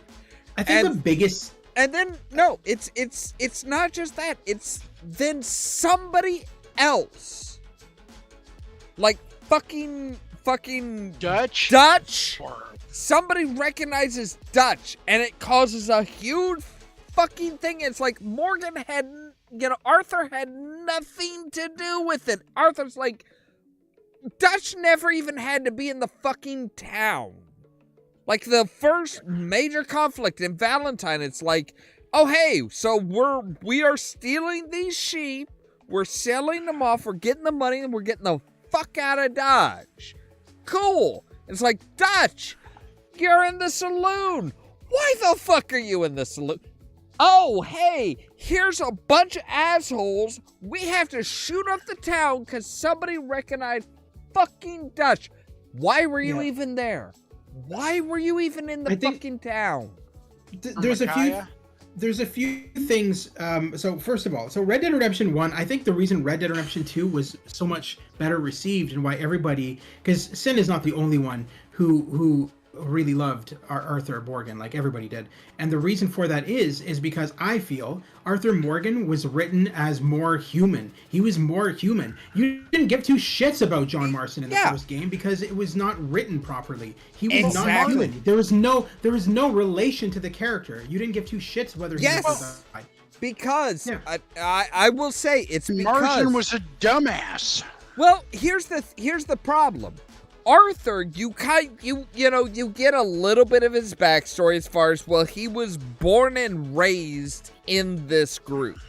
He was raised by by Dutch's group. Marston, you don't know what is his connection with this outlaw group. Well, he was part of this outlaw group. It's like, okay, was he like a diehard person in the group? Was he kind of like, they paid him enough money to be like, all right, yeah, I'll do this shit for you, but you didn't pay me enough not to talk to the feds afterwards. It's like, you don't know enough about Marston to really garner much. Judge the characters. Yeah, you can't judge the character as far as like, oh, you ran with this outlaw group for how long, and now you're turning on them. Fucking why? Why are you turning on these people? We don't know what happened there. From my understanding, because keep in mind, Red Dead Redemption 1 was actually the prequel. Red Dead Redemption 2 was considered the first game, which is the most half-assed way of. No, yeah. What? Red Dead Redemption 1 was the sequel, not the prequel. Yeah, that's what okay, well, anyway,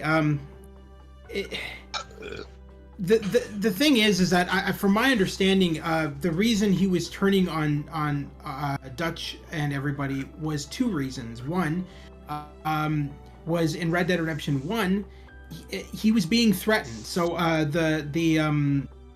are they called? Is it the Pinkertons? Yeah, Pinkertons. Pinkertons were the law. The detectives, yes. The Pinkertons were threatening him. They were saying that they would take his family if he didn't do shit for them.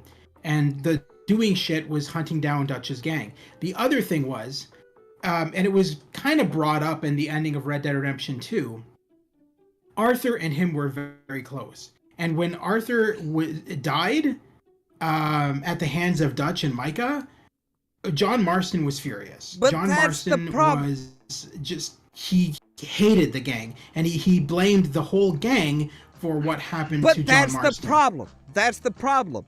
You have an entire story that doesn't even touch any of that. You don't touch the fact that Arthur Morgan was ever a fucking person. So it's like, oh, hey, you know, it's like, okay, why aren't you going to all of these people and like, look, these Pinkerton bastards are trying to fuck with my fucking family. Yeah. We ran together for how many years? They're trying to fuck with my family. I have more connection with you than the Pinkertons. We need to take these motherfuckers out. The problem with that is the way the game ended up getting set up is the fact that so Art was an afterthought. That's why Art had to die. Yeah. Couldn't leave Art around because But character-wise, Art was King Arthur, and Marsden was not. He was nowhere fucking close. So you have to kill the prominent character for the other character to get his arc. Yeah. I don't agree with it, but that's. As far as have to wipe out the more prominent character, the secondary character to have a reason. But here's my problem. Here's my problem, though. Here's my problem. Is you're saying, well, Arthur Morgan had to be killed in order to cause John Marston to think. But Arthur Morgan was a second thought. He wasn't around for the first game. He wasn't a thing in the first game. So how do you create the first game with somebody that was an afterthought long after that first game was created? That's a problem. That's why I feel that's a fucking problem. That's why I feel like that game, like the first Red Dead Redemption, kind of needs a remake at this point, or a remaster to include those kind of elements. Because honestly, back when they made Red Dead Redemption 1, they never had any plans of making it. There was no such thing as an Arthur Morgan. Yeah. He was made specifically for the second game. It needs a remake, not a remaster, because a remaster would be the exact same fucking story with better graphics. A remake would be, hey, we have something after the fact that needs to be calculated into to John Marston's story. Bringing that into mind, that is what they actually did with the recent The Last of Us remake for the PS5. I actually bought it, the Last of Us remake for PS5. And so certain elements that happened in The Last of Us Part 2, which was a game that happened way later on after The Last of Us Part 1, certain elements that happened in that game didn't tie in with the first game. It didn't clash properly. It didn't make any sense. And so if you played both games, the original and then the Last of Us Part 2, you'd be like, wait a minute. Certain elements from the first game that were brought up in the second game didn't tie in together, and so that's why they went back to the first game and said, no, okay, we're gonna remake the first game and have the elements from the second game tie into the first game now, because we realized that when we made the first game initially, way back in the day, certain things that we had in the first game that certain things that we didn't have in the first game that were mentioned in the second game they went back and they redid it. Okay, Sin. Go ahead. Oh no, go no. I'm saying Sin. Okay. So to compare Joel, and I'm going to be honest, because when I heard Joel died basically kind of like a bitch in the second one, like, fuck all that shit. Fuck it. I don't care. Joel to me was one of the best protagonists because he was relatable. And to kill him by some goofy bitch, and again, I'm going by just, I haven't played the second one. I haven't watched anybody play the second one. Okay. Well, there is actually story elements as to why he was killed. It wasn't just random. So the problem I have with it is the fact that you've taken a character that was relatable. I don't give a fuck what they did in part 2. You took a character who was a dad who basically took this child on, who originally the child meant nothing to him, and then he gave his everything to teach that child and to love that child and to help that child grow up to be a strong, positive female character, and you kill him off by some goofy bitch. And again, stop 1 second. Just let me finish. You're not going to change my mind. Oh, I will. No matter what you tell me about the secondary. No, character. I didn't say I was going to change your mind. I'm just going to tell you. I'll change your mind based on a possibility and what should have been. I don't care. It's Joel. And Joel, I relate with Joel because as a dad, I relate with Joel. So no matter what you're going to say, the only way to save Ellie was for Joel to sacrifice himself so she could run away. Fuck you. Joel's death means something. Exactly. Absolutely fucking lines up with the character. The other thing was, and Ollamh is absolutely right, but the other thing is that back when The Last of Us Part 1 came out initially, the plan was to kill Joel in the first game anyway, and they didn't end up doing it. They ended up saving it for the second game. It was already a thought in their minds. As long as it saves his adoptive daughter, a parent will always sacrifice their life to save their child or their adoptive child. So, Sin, as long as it saves Ellie, Joel's sacrifice makes sense. Yes. You as a parent. I said okay. Yeah. I haven't seen the second part.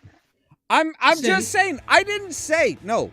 See, Sin, I didn't say, oh, hey, this is the second part. I said, I can change your mind based on a hypothetical, based on what should have been.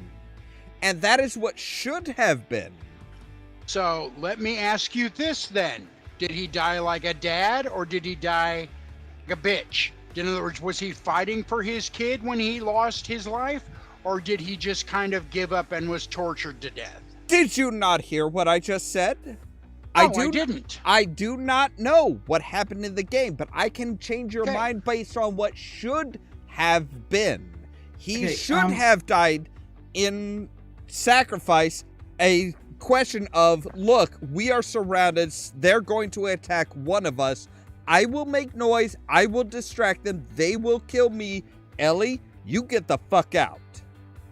So let me just bring stuff up based on being a fan of both games and having played them multiple times. Sure. So go ahead. So the things that so initially, I'm assuming you've seen the first game in its entirety. Am I correct? Yes. Yeah, I have seen the first game. Yes. Okay. And I respect your opinion, first of all, by the way. I'm not going to argue with your opinion.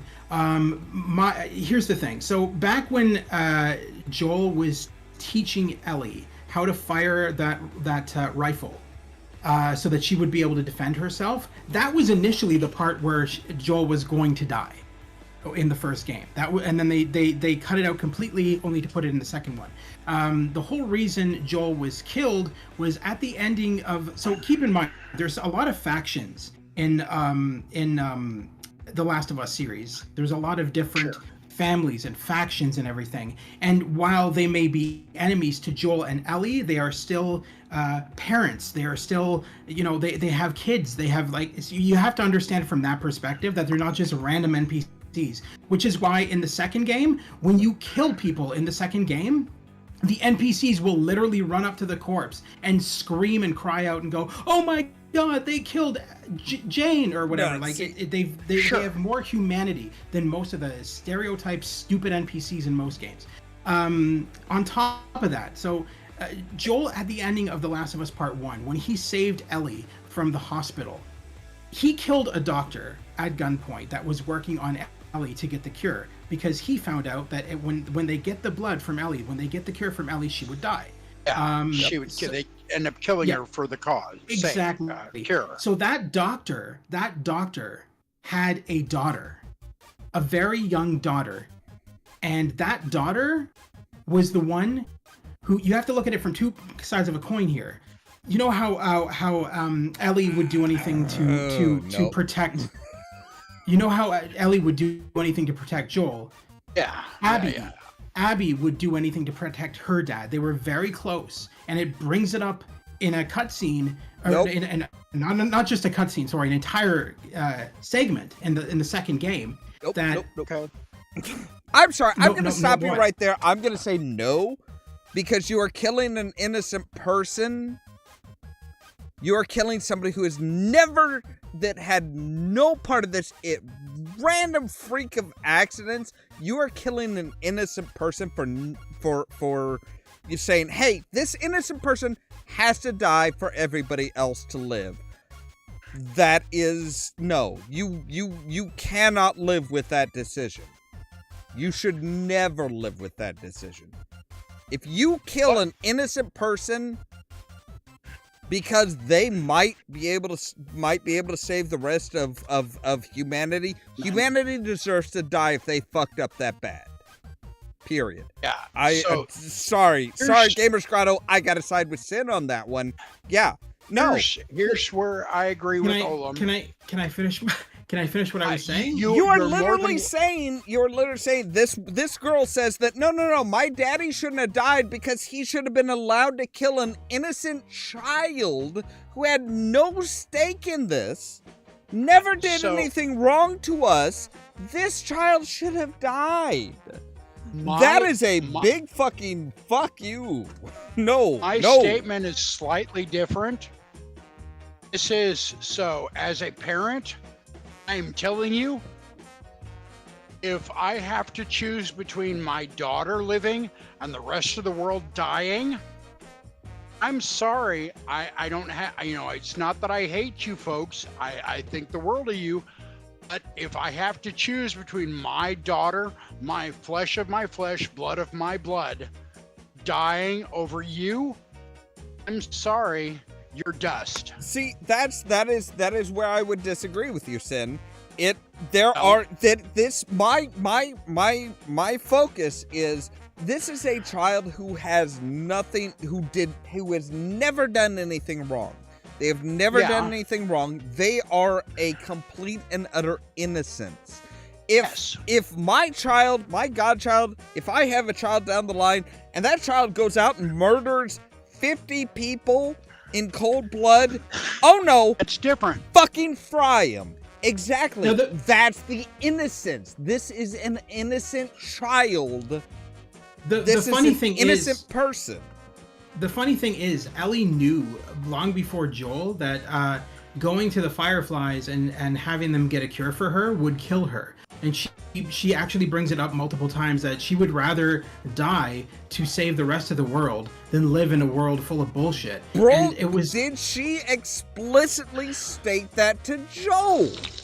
Did she say, no, I can cure everybody in the world if that is the issue, I want to die? Did she? She did bring it up explicitly, not just like, oh no, like maybe if somebody is able to, not like beating around the bush, like explicitly, like if I can help cure everybody else 100%, let me die.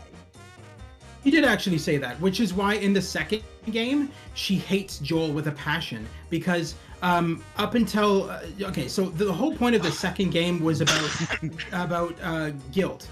Ellie's guilt. Ellie's guilt at treating Joel like shit for so long because he yanked her from the Fireflies, and then as they're driving away in the car, Joel lies to her and literally says, oh no, there was a cure. There was thousands of you apparently, and we didn't have to sacrifice you, because that's literally what he says to Ellie as they're driving away. As a dad, I would tell my daughter anything to save her life. I mean, I'm sorry. I gotta side with Sin. If the moment that you kill an innocent life in order to cure somebody, you have lost your humanity. Humanity means nothing to you anymore. You are willing to kill a human in order to save another human. Okay. Numbers don't matter. Numbers do not matter at this point. The moment that you are willing to kill an innocent human who has done nothing wrong to save another human, you are wrong. Do you remember the line David says when he captures Ellie? So way later on in the first game, when Ellie's in the winter wilderness, etc. She's hunting a deer, and she meets up with this guy named David, who's part of another faction. And he literally says to her, "We were just minding our own business, all of us. We were doing our own thing. And then there's this guy and this little girl that just started killing us all off for no fucking reason other than their own enjoyment." And he literally brings that up, and he goes, surprisingly, that little girl reminds me of you. And that little girl reminds me of you. Guess what, gamers? Guess what, gamers? You remind me of Marilyn Manson. You remind me of, Charles Manson. You remind me of Charles Manson. Does that mean I get to kill you? Does that mean I get to kill you? You remind me of somebody who did something atrocious. Does that mean I get to kill you? Does it? Does it mean that I get to kill you? You remind me of a serial killer. Do I get to kill you? Do I get to kill you? Do I have a stake against you? Do I get to kill you? I'll have to admit, in all honesty, normally this fervor that Ollamh is displaying is normally against me, so I'm going to just grin and sit back and shut the fuck up. If you remind me of a serial killer, somebody who's killed tens, if not hundreds of people, do I get to kill you because you remind me of them?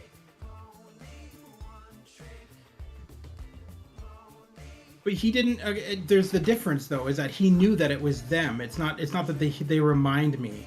He knew that. You just said that it's like, oh no, there was a girl, a man and a woman.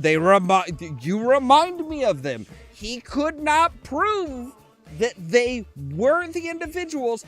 They remind him of these people. Her actions in that scene prove that it was her, though. You have to watch the scene, I guess. But if he does not have 100% evidence that this person is, this is the problem with a lot of situations. It's like, oh hey, you might be the person. If there's a 1% chance that you are evil, then we have to take it as 100% chance that you are evil. Wrong. It's bullshit. It's bullshit. Unless you have irrefutable evidence, there is a reason why most courts require, beyond the shadow of a doubt, in a criminal case, you have to prove that beyond the shadow of a doubt, somebody is guilty. And that's true. That's 100% true. But in a world where there's no businesses, there's no courts, there's no law, there's no nothing, it's just kill or be killed. It's the right of might. Then it's the right of might. No, it is humanity. It is humanity. If you have a doubt in your heart that this person might not be the person that you are hunting, do you have the right to kill them?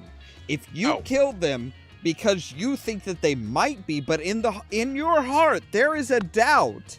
If you have a doubt in your heart you have the duty to humanity to say, no, we can't kill this person because we aren't sure. We don't know if this person is guilty.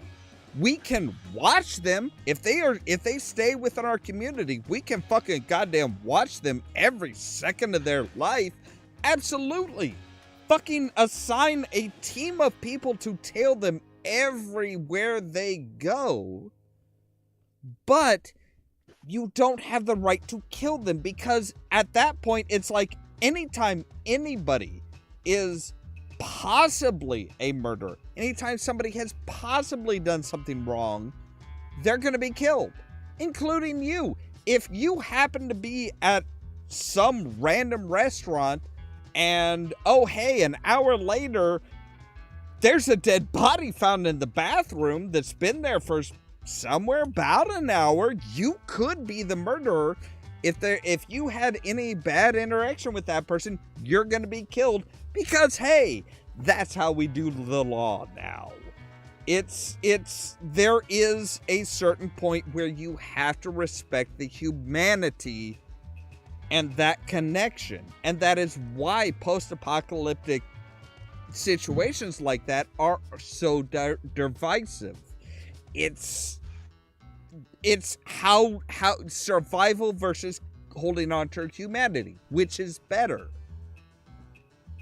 It's the same thing as Mad Max. It's like the character of Mad Max has divorced himself with humanity. He doesn't give a fuck about anybody. If he thinks he can survive another day by shooting you in the head, he's going to shoot you in the head. It's all about personal survival. I think it's more Mad Max compared to The Road. So Max is going to try to do the right thing.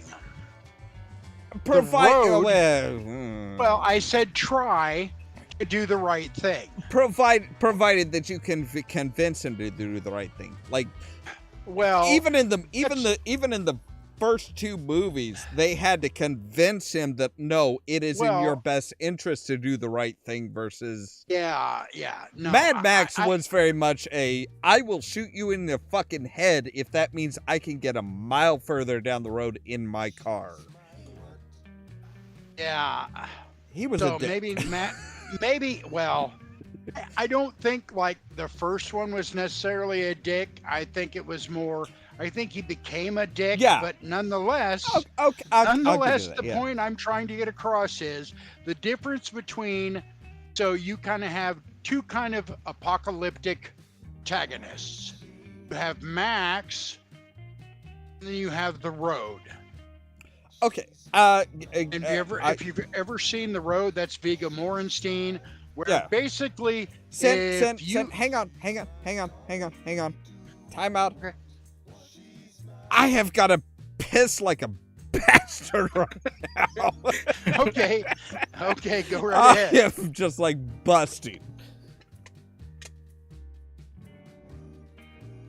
So, fine. I'll just talk to gamers directly.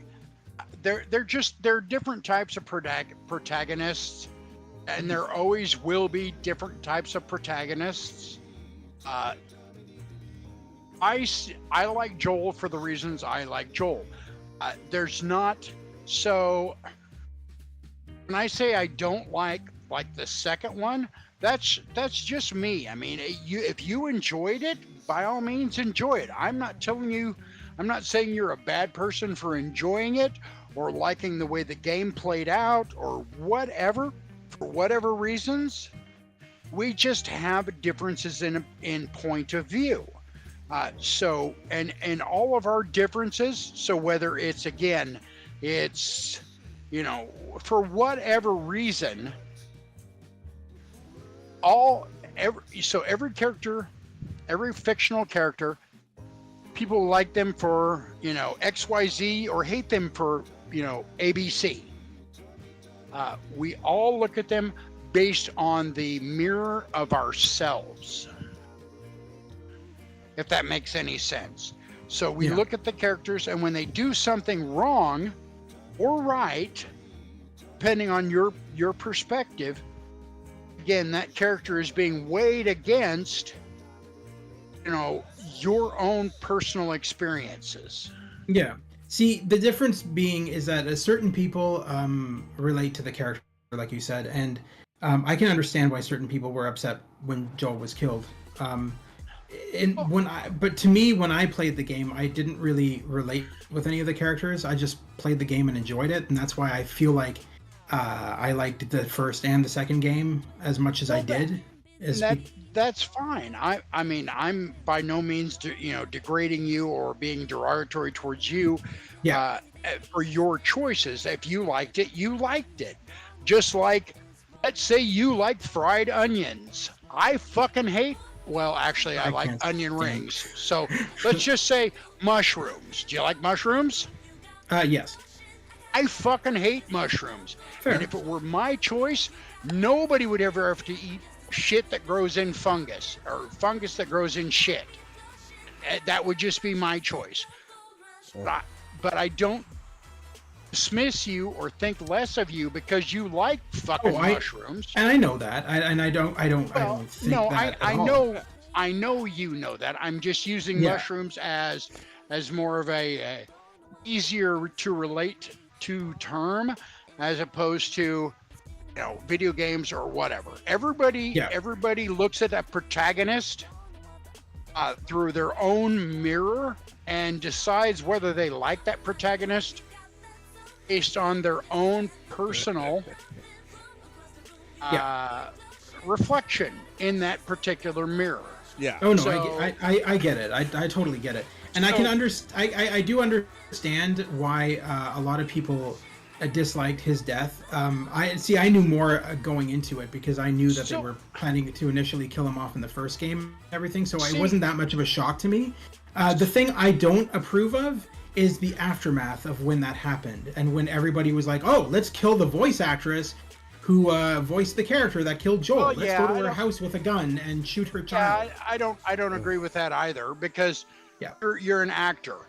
No, I would no more condone that than I would condone going to Christopher Reeve's house if he was still alive and pointing a gun at him because he can no longer play Superman because he had a terrible accident. Yeah. So the thing with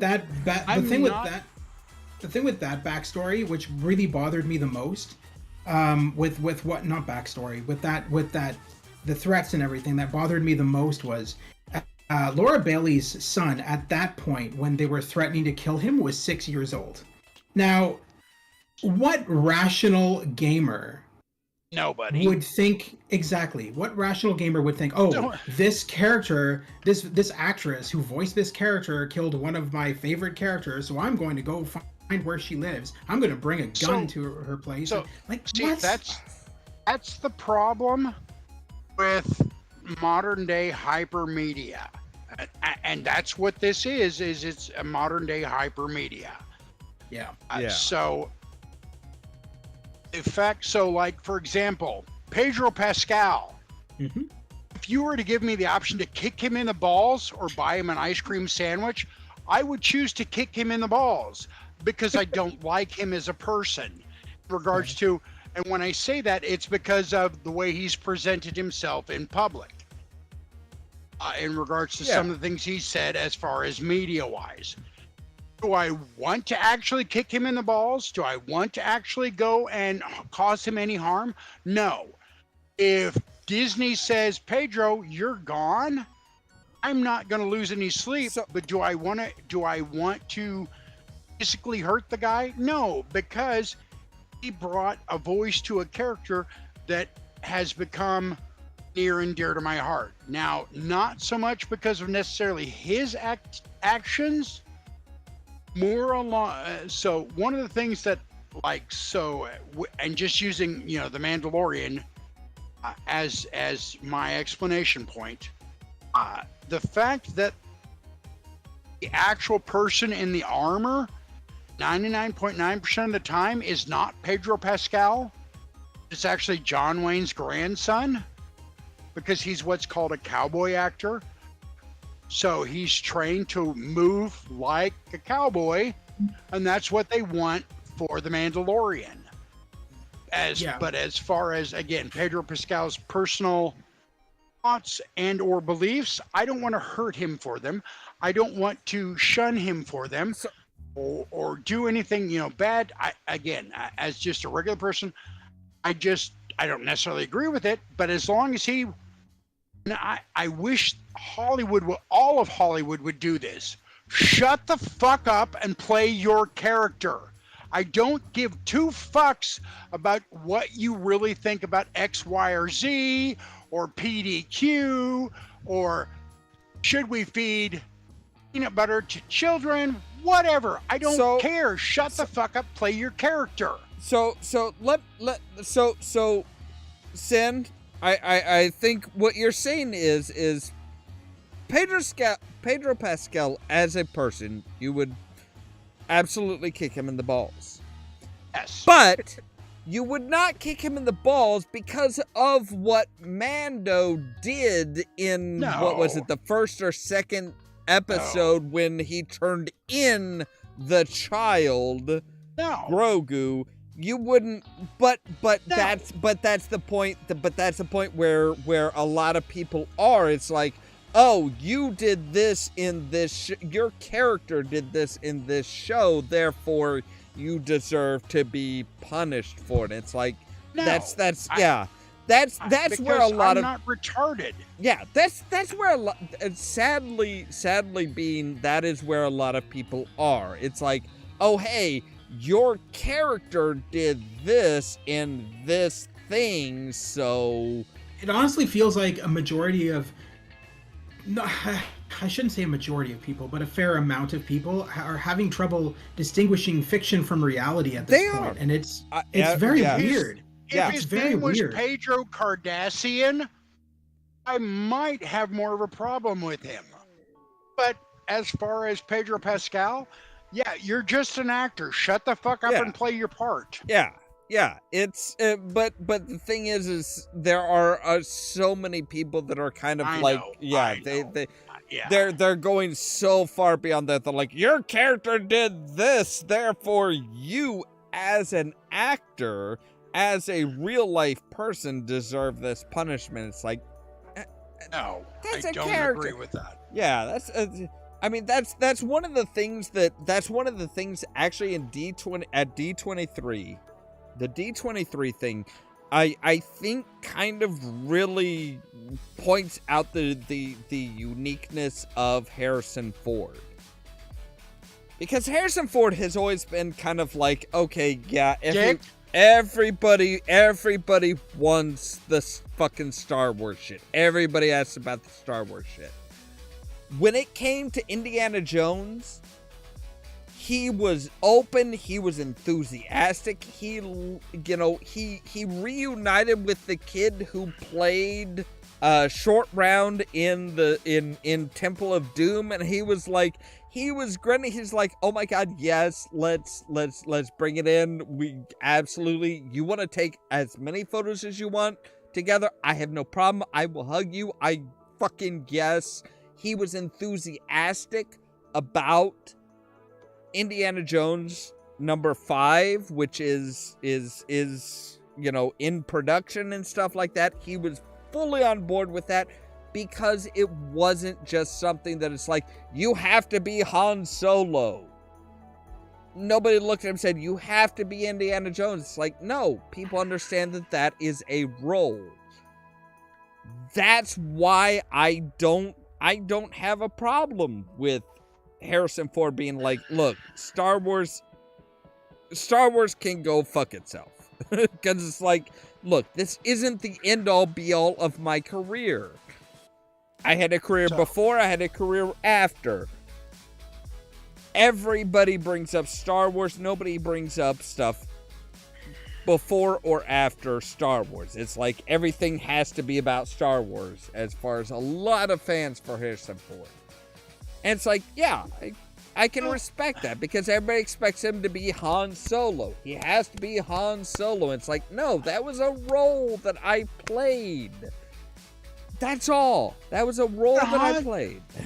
Han Solo, so the thing with it, And if I were to meet Harrison Ford, I wouldn't go on about being Han Solo because, in all honesty, to me, Han Solo and Indiana Jones are basically the same fucking person. One's a little smarter, one's a little cockier. One's quicker on the draw, one's a little smarter. They're basically the same fucking person. Yeah. And Unless, yeah, I mean, unless you're talking about one of his roles where he wasn't either of those two characters. And trust me, I love Indiana Jones because I love the idea of weird World War II bullshit. And when I say bullshit, I don't mean that in a derogatory term. It's just the Nazis finding the Spear of Destiny, the Nazis finding the Ark of the Covenant. That shit is great pulp fiction, and it is fucking wonderful, and it's easy to enjoy, and it's one of those things that's brainless. You can just take your brain and sit it on the shelf behind you and watch Indy fucking do crazy shit, and you don't have to put too much thought behind it. There's no nonsense behind it. It's just Indy being this cool, smart badass. Yeah. Who occasionally fucks up. Because he's human. Yeah. You know, he goes to draw his pistol. So the best scene in Raiders is when that swordsman pops out and he's going whop, whop, whop, whop, whop, and he's just whipping this sword around like it's his bitch. I love Indy just that. pulls out and shoots him. Why does Indy pull out and shoot him? Not because Harrison Ford is a badass, because Harrison Ford, along with 99% of the crew, had food poisoning and felt like shit. Yes. Thank So you. the best scene was, he's like, how about I just shoot him? Oh no, But, you know, he was like, yeah, I'm not going to do this. I'm not going to do all this crazy shit because I really need to either go shit or throw up. How about I just shoot him? yeah, I didn't it know, was. that's interesting. I didn't know that was the actual case. Oh, yes. Yes. Yeah, Oh yes. I mean, it yeah, wasn't. he It wasn't sick even. as It fuck. wasn't even like talking to the director and be like, "How about I do this?" He was just kind of like, he was feeling so fucking poorly that he just pulled out his guns and like, boom, Boom. and it's And he like, just kept I'm it gonna in. go shit now, and it's like, and they're like, It wasn't, you know it what? wasn't It just works. Harrison. It wasn't just Harrison who felt like death. Yeah, it was. Yeah, That it was, was. that was case. Hold on, wasn't that in the Temple of Doom? No, that scene? Oh, that's no, Raiders. that was That's Raiders of the Raiders. Lost Ark. That was Raiders of the Lost Ark. There was a major case of food poisoning on the set at the time, and Yeah. Harrison Ford was just like, you can see it. You can actually see it on his face He's because he is just like, sweating like a motherfucker. oh yeah, that is a sweat that it's like, oh no, that is sick sweat because it is just like full body, just or like, horror in church sweat. yes. I mean, it's pretty fucking bad. Yeah. Yeah. It You was. can tell the poor guy does not feel good. Oh yeah, he was so sick that he's just like, I have no energy for all of the shit that you have in the script. I need to go shit my brains out. Fuck it. Boom. And they're just like, you know what? It works. It works. Okay, let's go with it. Yeah. That was No, and that. it- Yeah. I mean, and it does make a certain sense in regards to the character. Because sure, Indy is kind of a badass for an archaeologist. But I he mean, also and he could he have also whipped isn't- his yeah. he could have pulled out his whip and fought the guy, but he's like, fuck, this guy's 20 feet away and he's dancing around with his sword. I'm just gonna shoot the fuck. I'm now curious then what the original scene was supposed to call for. Was he supposed to fist fight him or No, something? it was what? supposed to be a sword fight. It was actually supposed to be a sword fight. But even with that, it's like if you look at the character of Indiana Jones in Raiders of the Lost Ark, it was like, he did not care about playing by the rules. He was like, oh no, I found this specific artifact. Don't ask me details on how I got it, where I got it, or anything like that. I have the artifact. Let's put it in the museum. Just don't. That's all that Indy cared about. Is it belongs in a museum. Exactly, and they really played that up in the third one. It's like, yeah, it belongs in a museum. Fuck you. I don't give a shit about, yes, you legally own it, but if I can take it and you aren't around to argue the fact, who's gonna fucking care that I didn't get it legally? And no matter how great Harrison Ford's portrayal of Indy is in 3, in The Last Crusade, Sean Connery just fucking blows him out of the water at every turn, because everyone is used to Sean Connery being on and being a badass instead of being a frumpled kind of old academic. And it acts, and honestly, for me, it plays into Indiana Jones and Harrison Ford's portrayal so much more. Indy's the dog. It plays into it because he's always trying to reach the same level as his father. He doesn't necessarily have the intellectual know-how, but he's like, look, I have provided more stuff to U.S. museums than you have, so I should have earned your respect somehow.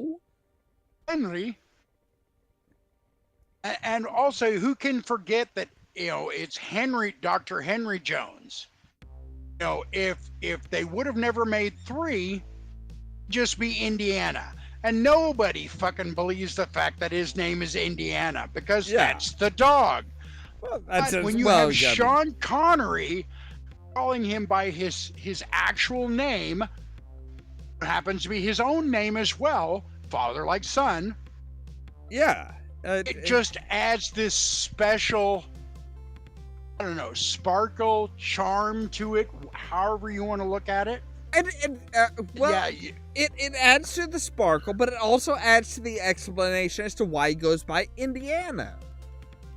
Because he doesn't want to be his dad. Yeah, he wants to be more. He's trying to be he wants to be his own person, not named, I was named after my dad. That's why I have Junior. It's like, I don't want to be associated with that person. I want to be my own person. Yeah, but I mean, of all people you could pick for a dad, fucking Sean Connery would be pretty fucking choice. I will say it would be pretty choice, given the caveat that you don't go down certain roads. You don't go down certain roads. It's kind of one of those. It's kind of one of those. Are we talking about the character of Henry Jones we're talking Sr. about versus the character of Henry Jones Sr. Yes, yeah. We're not talking about Scottish, somewhat kind of rapey badass dude. Yeah, we're not Sean talking about Connery. the Scottish. Hey, sometimes you just gotta smack a bitch, Sean Connery. Yeah. We're talking about the Henry Jones Sr. that is like respectful and very understands the Christian Christian faith enough to say, hey, this is. I will say this about Sean Connery as Indy's father.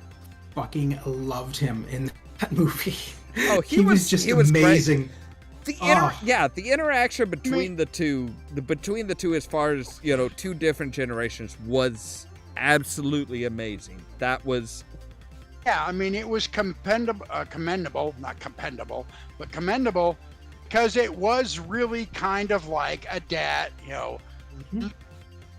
parent interacting with their child. Because I have a certain way of seeing things that to me are the right way. My daughter doesn't necessarily see the things.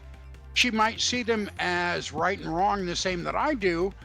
She's going to go a different route to get to that right, as opposed to what I might do. I often wondered how they got along off camera, because I've never really read anything about how Harrison Ford and I would assume that they were very good friends.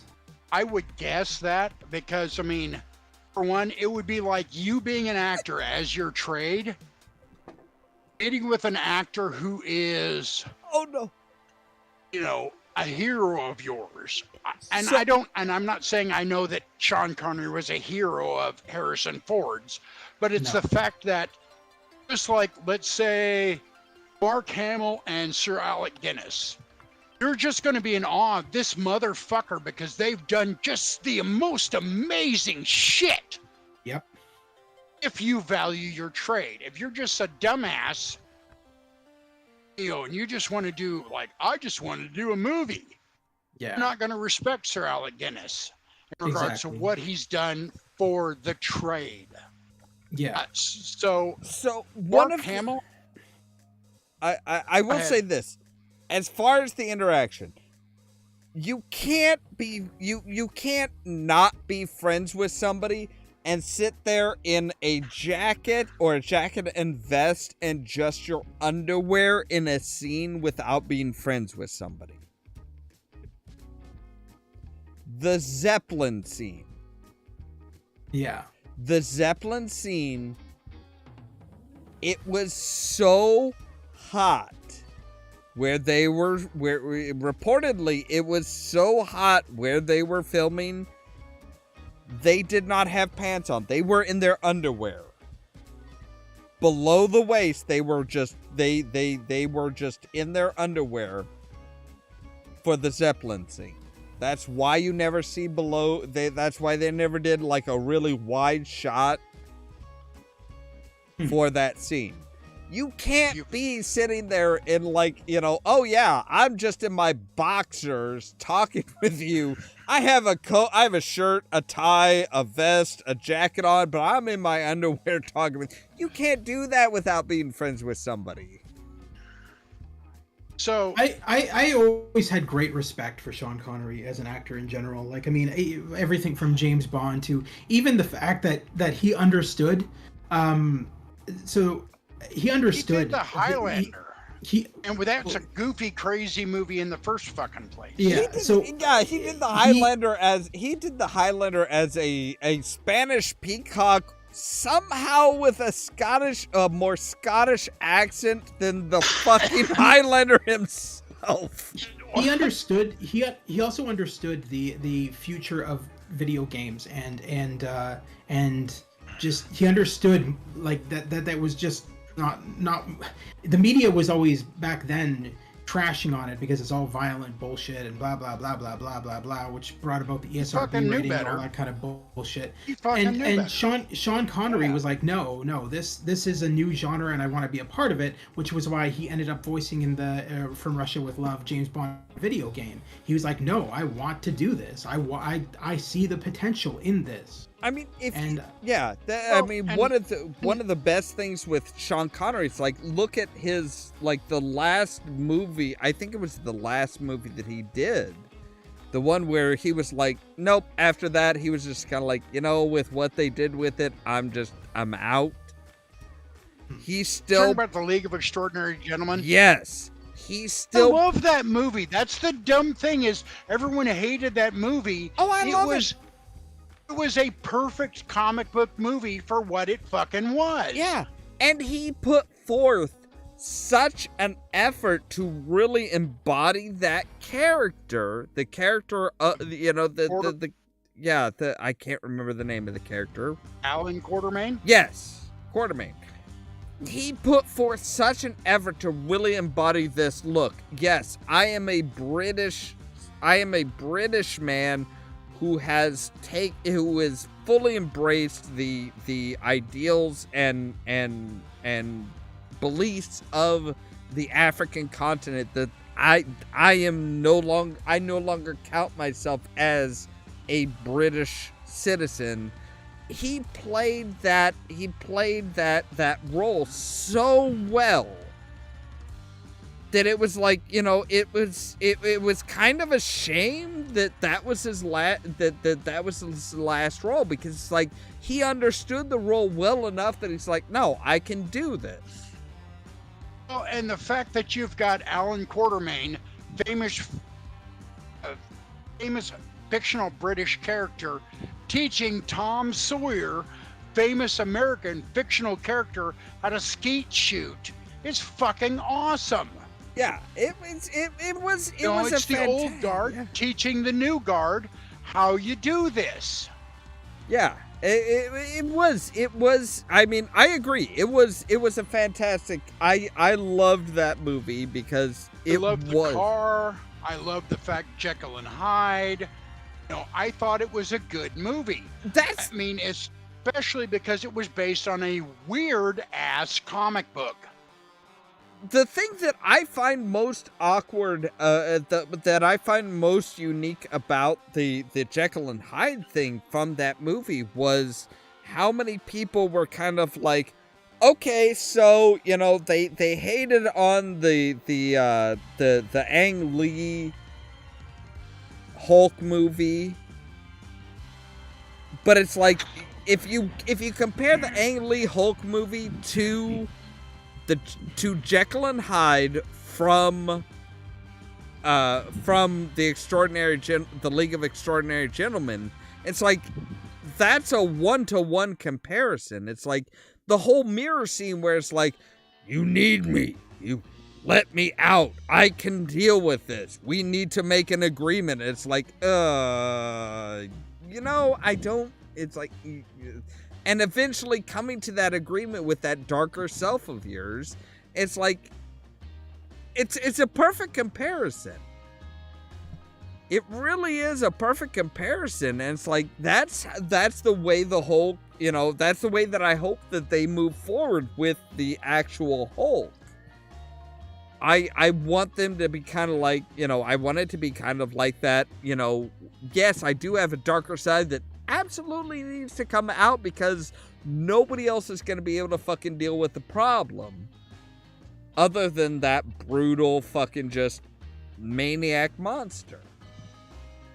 And that was absolutely the Jekyll and Hyde story of that movie. And it's like, but so many people kind of like swept that under the rug. They're like, oh, but what about everything else? It's like, but at least acknowledge what was good, please.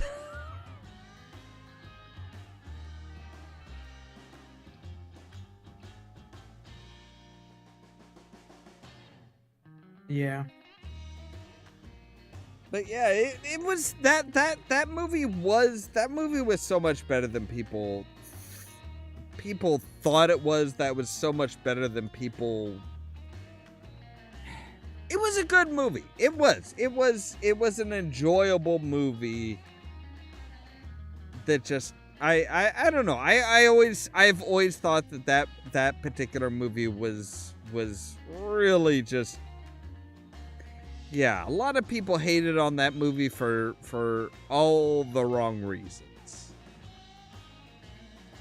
It's a good movie that people absolutely should check out and just like, go into it without expectations.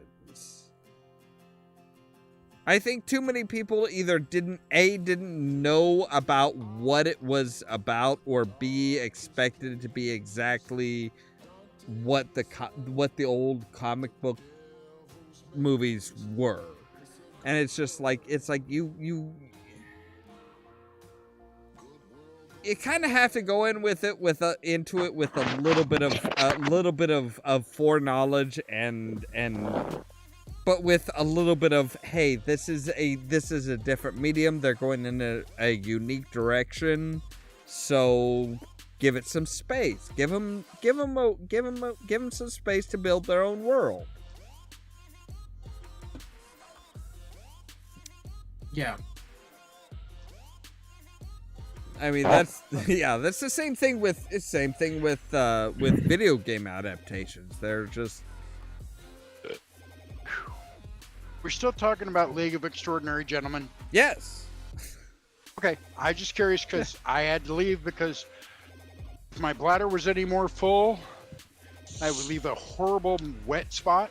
I'm too old to piss myself. I understand. I am not paying for anybody's dry cleaning. That's just... I have a washing machine one room away, but nonetheless, I'm still too old to be pissing myself. Yeah. You're either too old or not old enough. One of the two. Exactly. Yeah. So I'm right in that middle ground where if I pee myself, not only do I be embarrassed, I am angry about it. If I were, 4 or 5, maybe 10 years older, I'd be like, yep, I pissed myself. Hey, 10 to, I would say 10 to 15. Whatever. Yeah. Yeah, going back to like how people get so angry over the simplest of things when it comes to movies or video games. I kind of miss back in the 90s where everyone was just so relaxed with movies and games and stuff, and nobody got so uptight about everything. Gamers thing you're missing is, in regards to that, if you think the 90s were lax, 80s and 90s. Drop back another 10 years.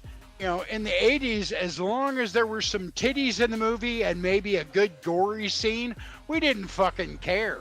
Exactly. Well, the most part. For the most part. For the most part. As far as video game movies, I will say, 80s and 90s video game and comic book movies were. I was saying video games, not video game movies. I think I might have worded that wrong. I meant video games in general. Like, I was saying like how like modern, like so many people get so uptight like over certain story elements or something in games, and they just get boycotting. A lot of that has to do with gatekeeping. Whether and a lot of it has to do with, I won't say gatekeeping, that because that's not the appropriate word. It's more to imagine if you had a little sister that you just loved, and she was just, the sweetest, most wonderful person, and then somebody were to tell you stories about your little sister that were horrifying to you, and I won't go into what stories they were telling or what have you. You just want to beat their ass. With that said, a lot of the reasons why people nowadays are pissed off about shit is because you're taking, when I say you, now of course not you, obviously. I know what you mean, yeah. But, so they're taking our beloved little sisters and molesting them.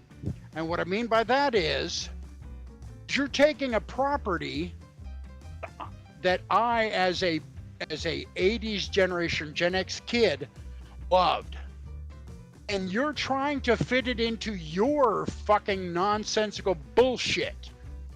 So that, to me, as an 80s kid, because as an 80s kid, because of how we were raised and the way things were done, we don't take kindly to that.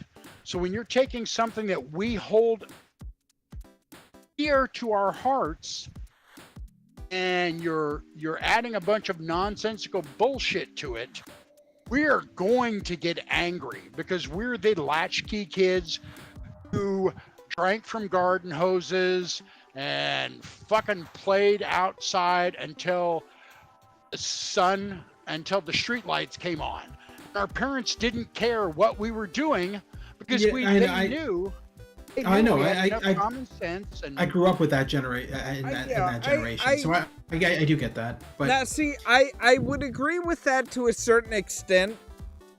Sim, I would agree with that to a certain extent, but at the same time, I do think that there is very much a certain ideal of, hey, this is also something that like our little sister, watched or read and enjoyed, and because that is now being made into a thing, there are a lot of people that are very much against that. There are Yeah, there's So it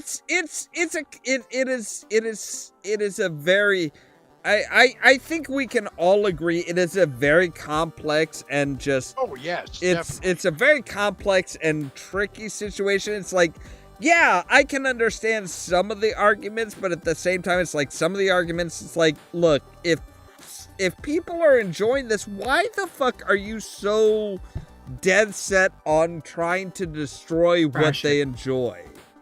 Yeah.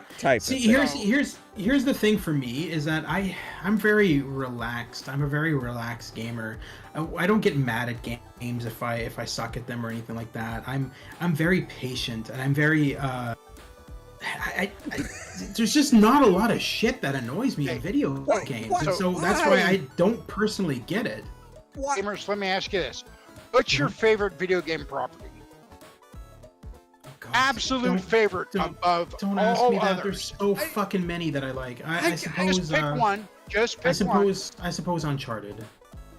Okay, so let's say I'm going to just go as berserk as I can possibly with it. So let's say they made Alan. Isn't the main character Alan Wake? No, it's Nathan Drake. Nathan Drake. Okay. Drake, yeah. Okay, so let's say Close. somebody made Nathan Drake. Let's say they just changed the character in a way that was 100% opposite to what you knew and loved the character as. Okay. Would that not garner some kind of irritation from you?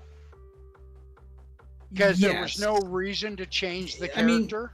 Yes, but not to the extent that most modern gamers act out. Okay. Because I wouldn't go crazy and start threatening the developers or anything like that. Okay. And again, I'm not talking about like I would never threaten the developers of a game. I know that. No, I know you know that, but I'm just saying. So I'll take a character that's very near and dear to my heart, as far as 80s characters, because that's where my point of view comes from.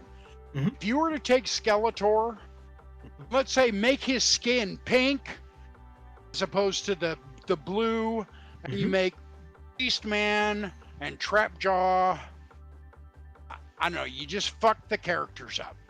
You don't rely on the basis of what the characters were based upon. You know, Trapjaw was an interdimensional thief, and Beastman is this monster dude who can control animals. Yeah. And you were to just fuck them all up. Yeah. That would make me mad. Do I want to kill anybody or hurt anybody who created the original characters or even made those changes? No.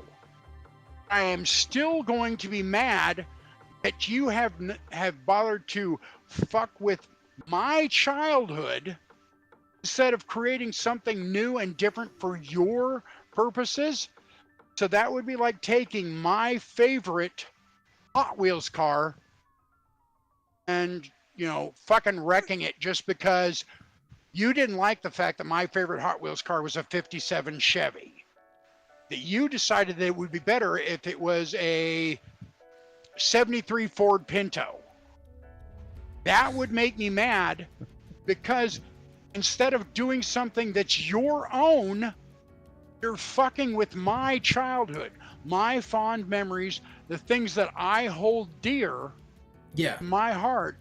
Instead of making your own thing, you've decided to walk over and shit on the things that I love because you're not imaginative enough to fucking do your own thing.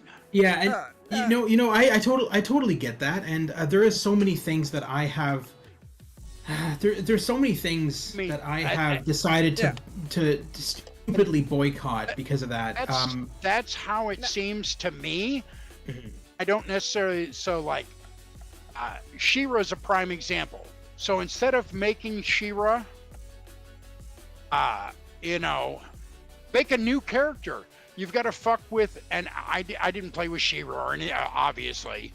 I had all the Masters Universe figures. I even went to see the He-Man movie when it was in theaters, which was terrible, and I'm not talking about the live action, I'm talking about the cartoon where He-Man and She-Ra both dress up like Horde troopers, and you can see He-Man's hair sticking out of the helmet as he's running. Just goofy as fuck. Yeah. But my point is in regards to all this is the fact that instead of doing something like, you can take the universe I love, make your own fucking characters, leave my shit alone. Yeah. Now, That's my gripe. Now, see, Sin, I can understand exactly where you come from. I can understand where you're going. The problem is that there are way too many people that are absolutely just, this. It's kind of like your attitude towards the prequel, towards the Star Wars prequel. It's not made for you. So, if it's not made for you, you don't enjoy it. You're like, look, this isn't made for me type of thing. There are way too many people that are, no, this isn't made for me. I don't enjoy it. Therefore, we absolutely have to tear this down. We have to drag everybody through the mud. We have to threaten anybody and everybody who is involved in the production of that. That is the current climate that we are in. Yes. And I don't agree with that. I know you don't. I know you weren't saying I did. So I don't care if you play in my sandbox. Don't play with my toys. Bring your own toys to my sandbox. Yeah. Have a fucking ball. And that's the thing. That's the primary argument. It's like, look, nobody is destroying what you enjoyed. Nobody is destroying what you enjoy. It still exists. We're not, we're not like trying to take, modern day stuff and replace what you had. We are showing a different spin, a different style of that. And I understand, Sin, you're cool with that. You're like, look, I can, both of us enjoyed the original He-Man. We can still go back and watch that and be like, hey, this is our He-Man. Yeah, that doesn't. You don't fuck with Skeletor.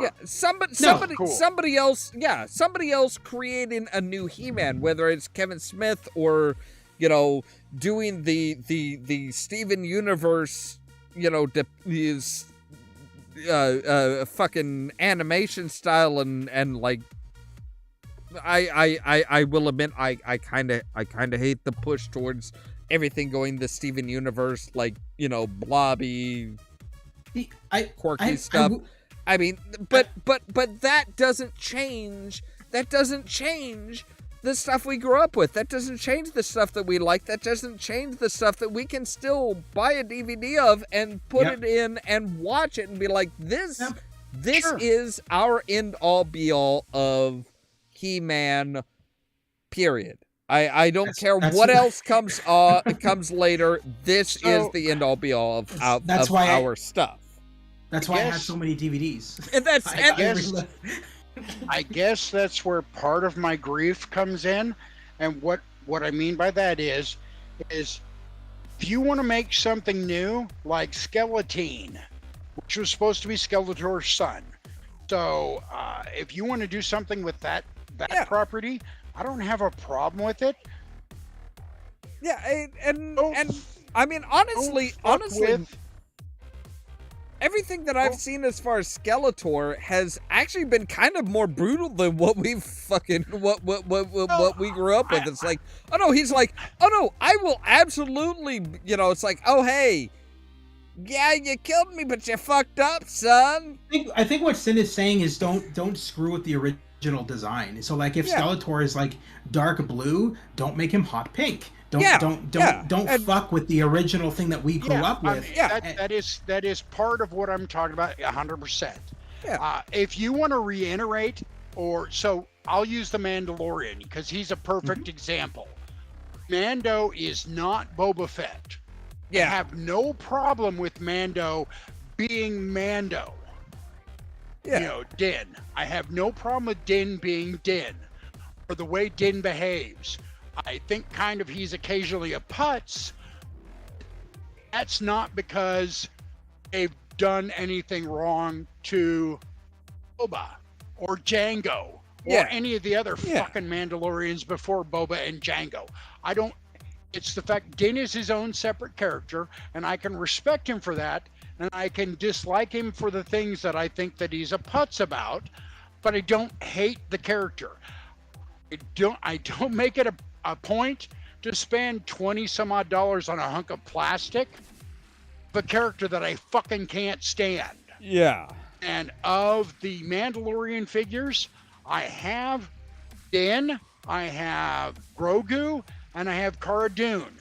I especially made sure to buy those characters because those were the characters that I liked most. I could respect Din because Din is a father. Whether Grogu's not the seat of his loins, he's still Grogu's dad. Yeah. And I can still respect him for being Grogu's dad. And the fact that any character who's a dad and behaves like a dad, to me, that character becomes special to me. Because I'm a single parent, and so I can relate to the fact that, as an example, when they're flying in the Razor's Crest, and Grogu wants that fucking silver knob, and Din knows Grogu doesn't need that knob. He still gives it to him anyhow. That's because he's a dad and he loves his kid. One of my biggest things, and this goes back to what Sin was saying earlier, was for the longest time, people would tell me about, here's a prime example, Star Trek Lower Decks. So they would say, oh, you need to watch this show. It's amazing. If you like Star Trek, you'll love it. And then I would literally boycott it. I would literally go, well, no, Star Trek should never be a comedy. Go fuck yourself. And I agree. Let me finish. And then I would finally be like, okay, whatever. I'm just gonna start watching it. I'll just put it on and I'll see if I like it. If I not, whatever.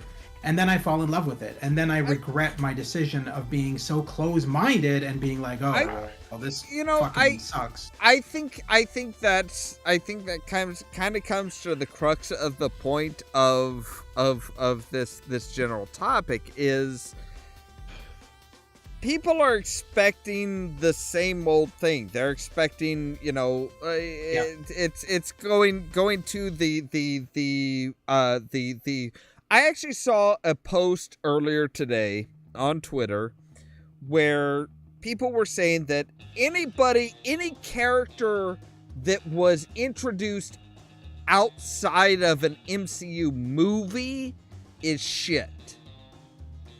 And it's like that.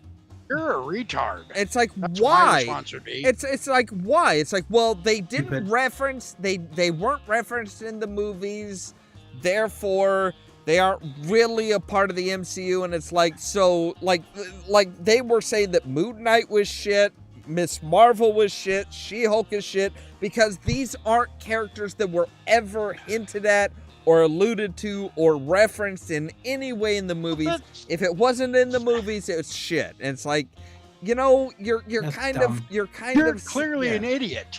Exactly. It's like clearly an idiot. Sorry. Yeah, you're expecting a certain level of you're expecting a certain level of something. You're expecting something. If it doesn't meet your expectations, then it's just sheer garbage. It's like, well, no, it's not for you. It is something that isn't made for you, and that's respectable. And the other thing that this idiot who's making this bold, stupid statement is, so you have different levels of hero.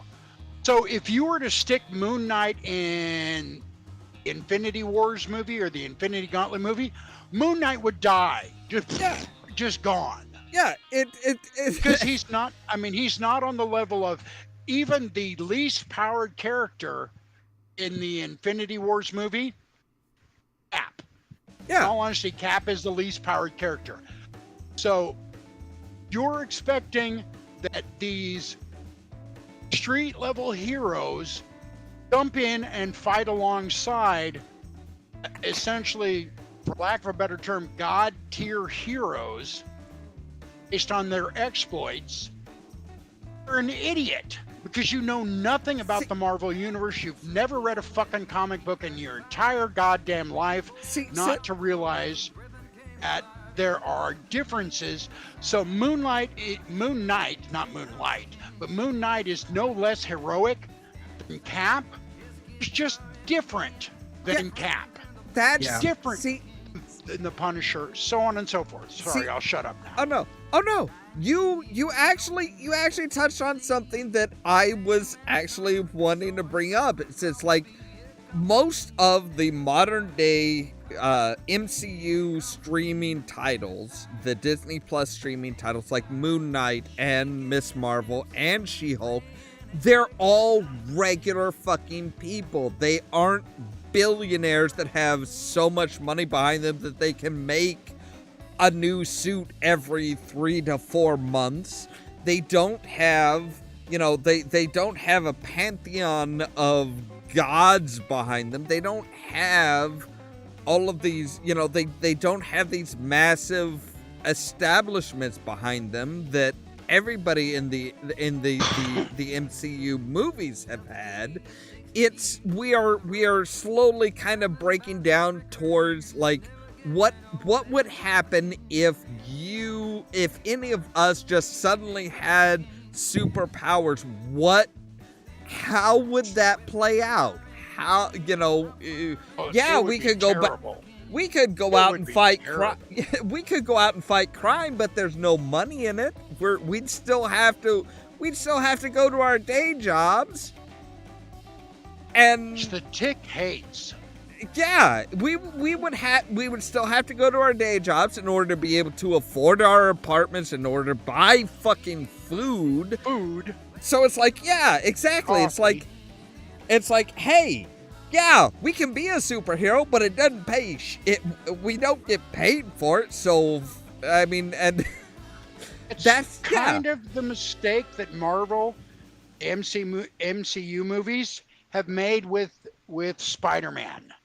Because Iron Man showed up and gave him a suit, whether he uses it or not, you've kind of given Spider-Man more than what he should have. Yes. Spider-Man, while being one of the most powerful characters in the Marvel Universe, is a street-level hero.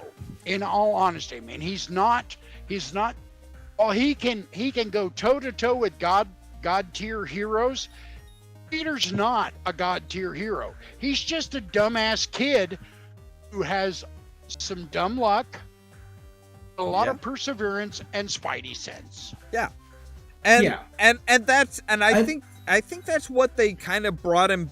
They kind of portrayed the hero cycle, or the comic book cycle, as Stan Lee put it, where the hero basically kind of comes around back to his starting point after, through a major storyline, the hero comes back to the starting point. So after No Way Home, nobody knows who the fuck Peter Parker is. They know Spider-Man, but nobody knows Peter Parker. So his connection to everything, his access to everything is gone. So he has to resort to his own abilities. He's literally studying for the GED and just going, because he has, Peter Parker doesn't exist. His high school diploma doesn't exist, so he has to get a GED.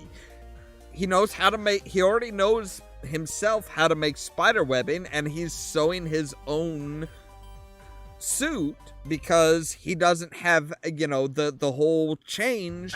Spider? Yeah, he doesn't have access to Stark technology because Tony Stark probably associated with Peter Parker. So he goes up to a Stark Tech machine and says, "Hey, I'm Peter Parker. I want a new suit." And they're like, "We have no record of a Peter Parker. Get the fuck out of here." He's kind of fucked. So it's like, yeah, he is broken back down to that street level. You are on your own. You got no help. Do your own shit type of hero. Now, gamers, I know you were about to say something. I apologize for cutting you off. Oh, you're good. No, just some good news that I think you would appreciate, being a Cyberpunk 2077 fan as much as I am. So I was always rooting for CD Projekt Red ever since the game first came out. Ever since Cyberpunk 2077 first came out, I've been kind of rooting for their success. I know that the game got a rocky start and everything, and a lot of people were bashing it and boycotting it and everything. So this week, CD Projekt Red announced stats of sales for Cyberpunk 2077.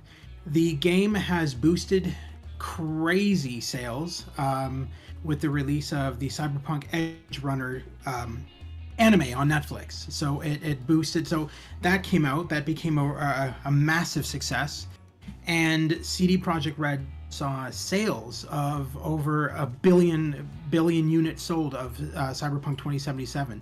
And it went from, like, overnight, it went from being, like, you know, the least talked about game to the most talked about game. Yeah. And the CEO is just saying, oh my God, this is like a dream come true. Our game is like super successful. Everybody's loving it. And he's just so happy. And it made me really happy to hear about all that, because I was rooting for their success from day one, because I saw a lot of potential in the game. I loved the writing, the character development, everything about that game just blew me away. And, you know, bugs aside, which don't really exist anymore in the game anyway, they've been patched out. The game, most of them. The game really is amazing to me. When I live streamed it when it first came out, and even with the bugs, it's like, no, it's still a fucking great game. And I think they did a really smart thing with Edge Runner, is they did make a connection between Edge Runner and the game. They introduced some characters in some situations that V can get into that reference that Edge Runner. So it's like, they're not like, oh hey, no, we're not connected with. It's like, no, if you saw Edge Runner, you can meet this character, you can see this situation happening in the background. So, after Edge Runner came out, CD Projekt Red released another patch for console, PC, etc. The new patch allows you to buy animals for your apartment, buy pets. But one of the other things that they added is you now have fixer missions. I believe they were called fixers. You have the side missions. You now have side missions that you can do for characters from Cyberpunk Edge Runner. So they've actually added in some of the characters from Cyberpunk Edge Runner, and you get to do some. Is Little Mike one of them? I'm not sure. I haven't done the missions yet, but I'm slowly making my way through it. So, ever since Witcher 3, and plus the DLCs that came out for the last Witcher game, I've held CDPR in high regard because because they've been the only gaming company that I'm aware of seems to give an absolute fuck about what they're. So Bethesda doesn't do this. Activision doesn't do this. I think I know where you're going. Bethesda, nobody gives a shit. Mm-hmm. I don't fucking care. I don't know about Obsidian now. I know that Obsidian before, and it was Obsidian did like Fallout New Vegas, they gave a shit. Now I don't know about Outer Worlds Obsidian. I still need to get that game because I still want to play it.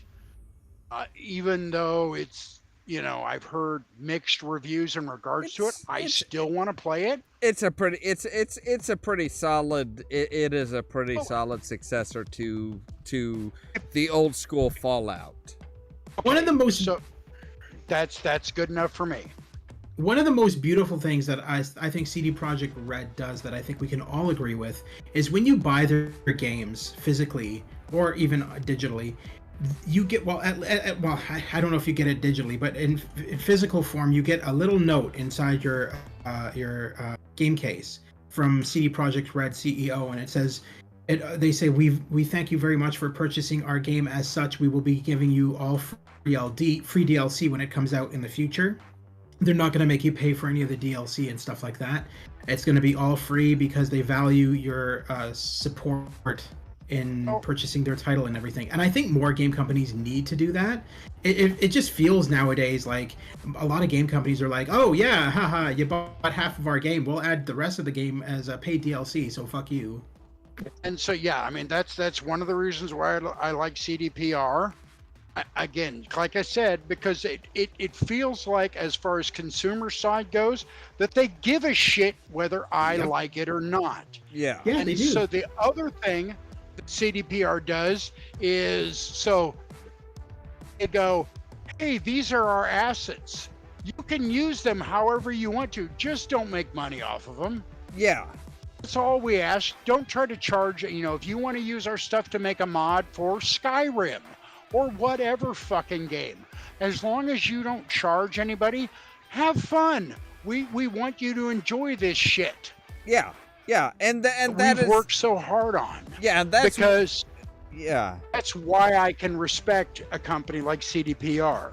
Yeah, And plus- and Ubisoft has Ubisoft has kind of gone the opposite direction. They're like kind of like, oh, you can create mods and then put them up on our service to sell, and then but because you're using money?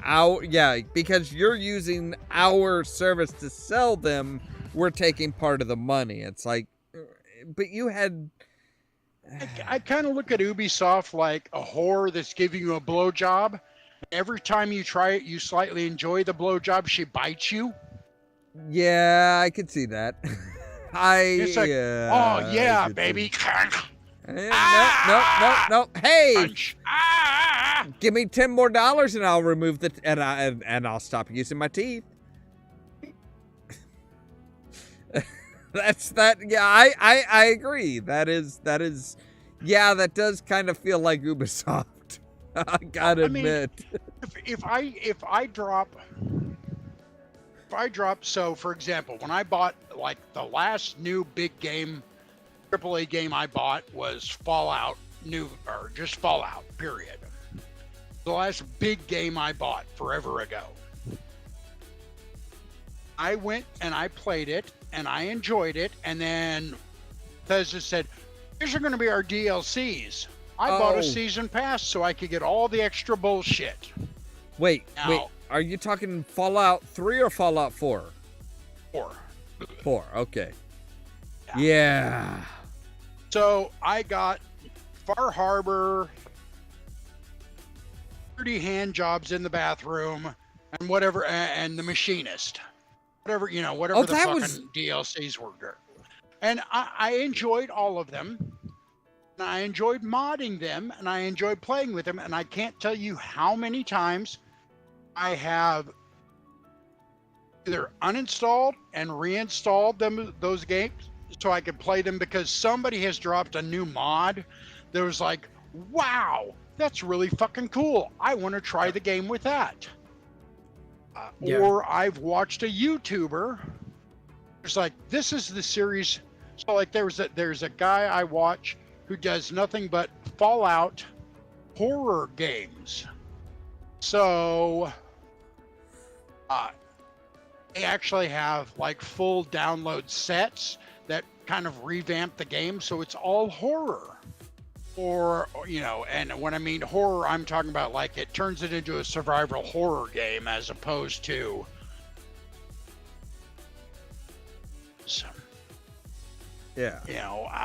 so and I'll do that for a while. The only game company that I have ever bought a game for who has pissed me off so much because of their shoddy downloads and all that other kind of bullshit is EA with Sims 4. I will tell you, in all honesty, I absolutely love Sims. It is one of the most entertaining. I have water. Exactly. That's what I'm talking about. I have all of them as far as the Fallout 4 content. Yeah. But so it's Sims 4.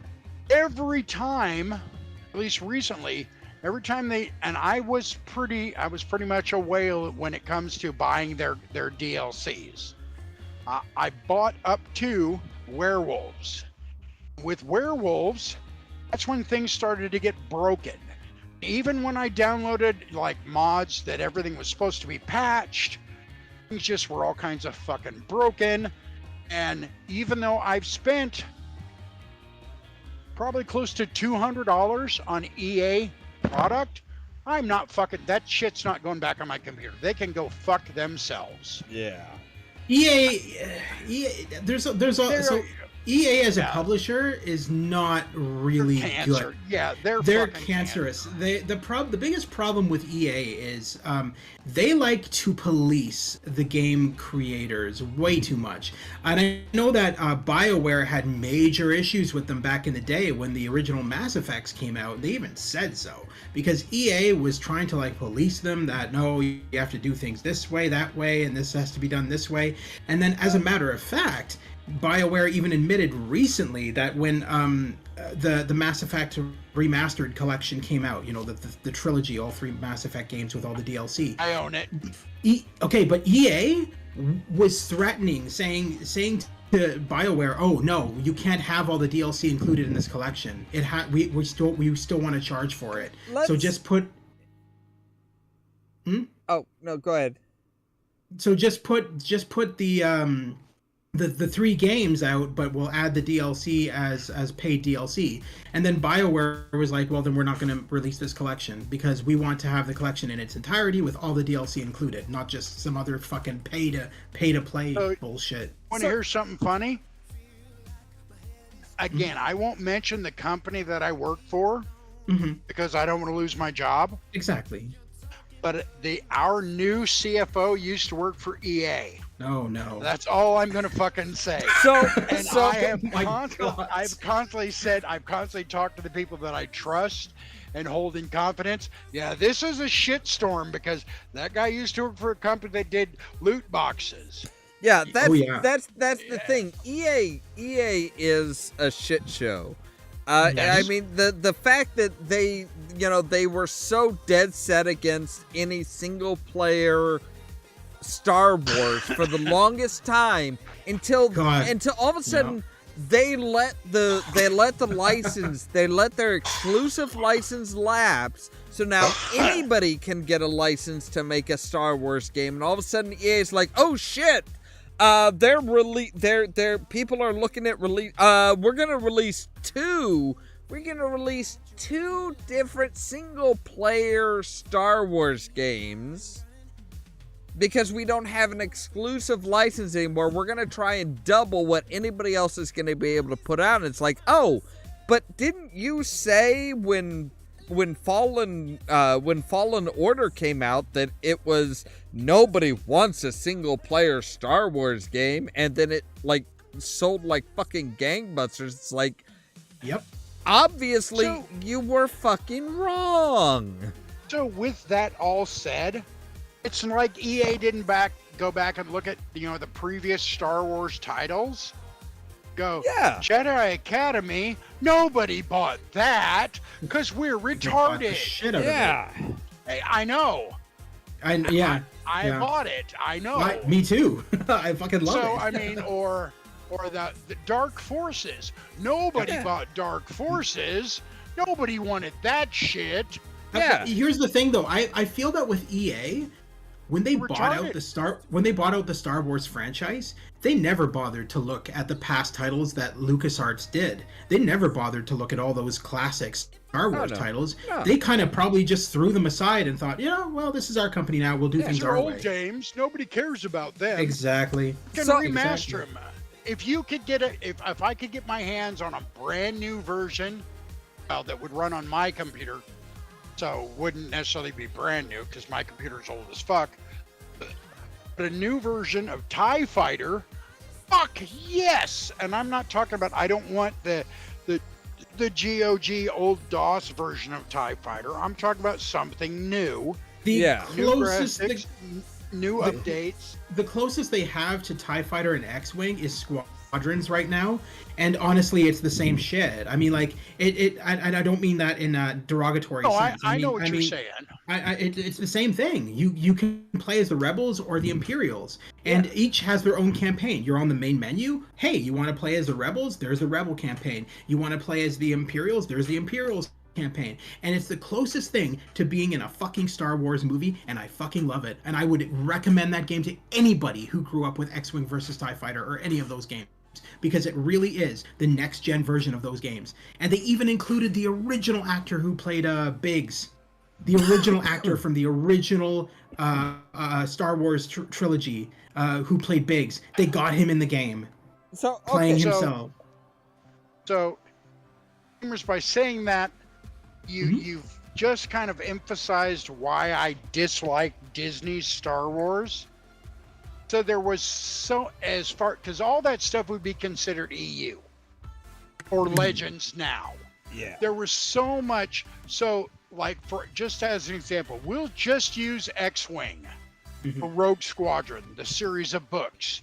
There was probably, I want to say, in all honesty, 20 books that were Rogue Squadron.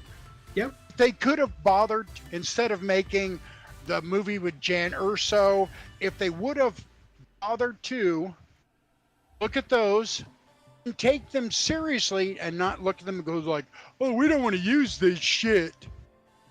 We want to make our own characters. Well, you've bought all of this stuff in the first fucking place. To me, it's like buying, it's like, I bought this hot rod fucking car. Instead, I'm going to build a Yugo out of the parts of this hot rod fucking car. And I don't know how many people are old enough here to understand what a Yugo is. I know Ollamh is. Yeah. Ollamh knows what a Yugo is. A Yugo was basically a little cheap throwaway car that was originally built in Yugoslavia, and they were trash. I mean, they'd last you for long enough, but not much more than beyond that. 2 or 3 gas tanks full, maybe. Yeah. So, okay. So, as we are rapidly approaching 5 hours. Oh, wow. Yeah, I know, right? It does not feel like it should. It does not feel like we've been going for 5 hours. I wanted to bring up one last thing, actually Star Wars related, strangely enough. Monkey nipples. No. I wanted to bring up the fact that James Earl Jones has now retired from doing the voice of Darth Vader, signing over the voice rights to Lucasfilms and the AI audio company Respeecher that is based out of the Ukraine. I want to get your guys' opinion on that, because that is what Respeecher is the company that did the young Luke Skywalker voice in Book of Boba Fett, and they did the Darth Vader voice in the Obi-Wan Kenobi series. I have no problems with it as long as they equip Ukrainian fighters with Darth Vader's voice for their targeting computers. I am 100% behind Oh it. my God! Can you imagine how they'd be like, "Oh my God! Wait, what? All right, yeah, let's fucking Can do you this." imagine how fucking awesome that would be? That would be a morale booster like no other. And not only that, but let's take the American A-10 and put Mando's voice as the targeting computer. Oh man, that would be that would be kind of awesome. I will say I did not know before reading that before reading this news that Respeecher was actually a Ukrainian company. Apparently, the I'm not sure which one it was, if it was the Luke Skywalker or the Darth Vader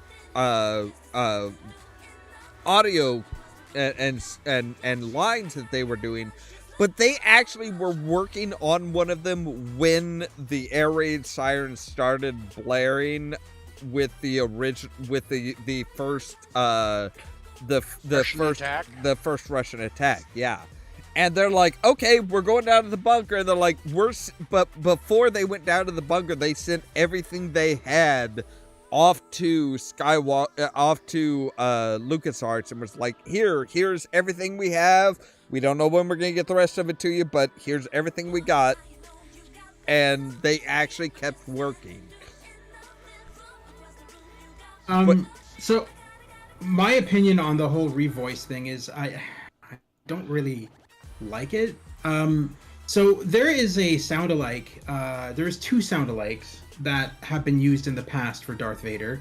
One of them was approved specifically by James Earl Jones. The other one was approved by George Lucas. I'm talking about Matt Sloan, who was the voice of Darth Vader in multiple video games, as well as Scott Lawrence, who was the one who was approved as the sound-alike for Darth Vader by James Earl Jones himself. Those two are still very active. They have not retired at all. And I feel like having a revoicer voice Darth Vader when these two are still in the business and still in the industry is a big fuck you to them. Well, that's... when they could easily still provide the voice for Darth Vader. I will say you have to take a break from you have to differentiate between movies versus video games. Doing it they've done stuff for the movies as well. No, they haven't. I can guarantee you they have not. No, James Earl Jones did the voice of Darth Vader for the movies. Well, I'm pretty sure that all of them. Maybe the movies, yes, but I'm pretty sure that Matt Sloan was the voice of Darth Vader in like the animated Star Wars stuff. The animated stuff, maybe, but yeah. In all live action stuff, it has either been James Earl Jones and Mark Hamill, or it has been the re-speecher. And sure. I do respect the re-speecher because they take all of the audio clips from all the audio that the actual actors did, and then using their AI are like, okay, we can take the phonetic aspects of all of this and make it sound like, so the live action character doesn't differentiate. So my question for you is, because you've seen this series, I have not yet. In your opinion, does the re-speecher sound of James Earl Jones's voice? Yes. Does it sound automated, or does it sound like him? Does it sound really good, or does it sound like shit? It sounds really fucking good. I mean, I did not know when I first saw the Obi-Wan series, when I heard the Darth Vader, I didn't know it was the re-speecher. I did not know that it was not actually James Earl Jones, because they actually still credit James Earl Jones, because it was all of his lines that were used by the re-speecher company to create it. So how does the re-speecher work then? I'm confused. So is it just taking old sound clips from the old movies? No. How is this thing? I think that, as far as what I think it does, and we'll let Ollamh speak here in a second. I think what it does is it takes all those old clips and builds an audio library. Yes. Yeah, that's the word. Yes. Library. Have you? Okay. So Gamers Ground, have you ever played or seen somebody play the game Prey? The 2017 version of Prey. I have it, so yes. I played it. Okay, so you know how, there's one part where you have to have specific lines spoken by one particular crew member who is believed dead. You know how January, the operator January speaks with Morgan's voice. The idea in the game was that that you can build a library of how somebody would say a specific word, provided that you have enough material of their actual voice to create that library of phonetic speech. Phonetic speech, to put it together, say, okay, this is how this person would say this word or that word. Yeah. That is how they built. That is what Respeecher does, is they take the entire library of James Earl Jones during his time as Darth Vader and say, okay, here's all of this information. How would if you were to take this letter and that letter, and how would you put together this word that he's never actually said as Darth Vader, but you have all of this information. You can use your computer. You can use an algorithm to figure out how James Earl Jones as this character would say this word. That's what they do. So to me, it sounds like a super high-tech and fancy speech board. Kind of, yes. Kind of. But it's like, PH can be various different things depending on what the word is. But if you take in, 25 different examples of how the combination of a P and an H as combined together would sound, it's like, okay, so what would work for the word phone? It's like, okay, this is how it would work. So they figure that out based on, you have to have a large library. And for both the characters Luke Skywalker and Darth Vader, there is a massive library. Yeah, that's cool. And it's kind of I gotta admit, I didn't actually think about it until now, but it's like, I literally the 2017 Prey predicted how they would do both a young Luke Skywalker and a Darth Vader in the modern day. They predicted how it would happen, and I kind of wonder if the Respeecher company didn't look at that and was like, hey, they've got an idea there. Even before that, I mean, if you stop and if you want to look at science fiction period in regards to what you're talking about, you could have looked at Predator just the same. Because Predator copied, even though they were just recordings, copied voices of the other characters to try to draw Dutch in. Yeah. And same with Terminator, in all honesty, because Terminator could sound just like Furlow's parents asking about Wolfie, the dog. Yeah.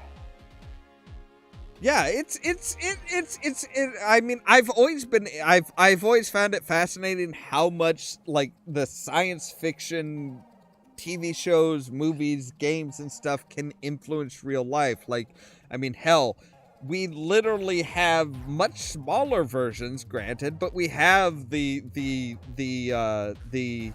exact same data modules that they showed in the original Star Trek. We have solid state blocks that contain massive amounts of information.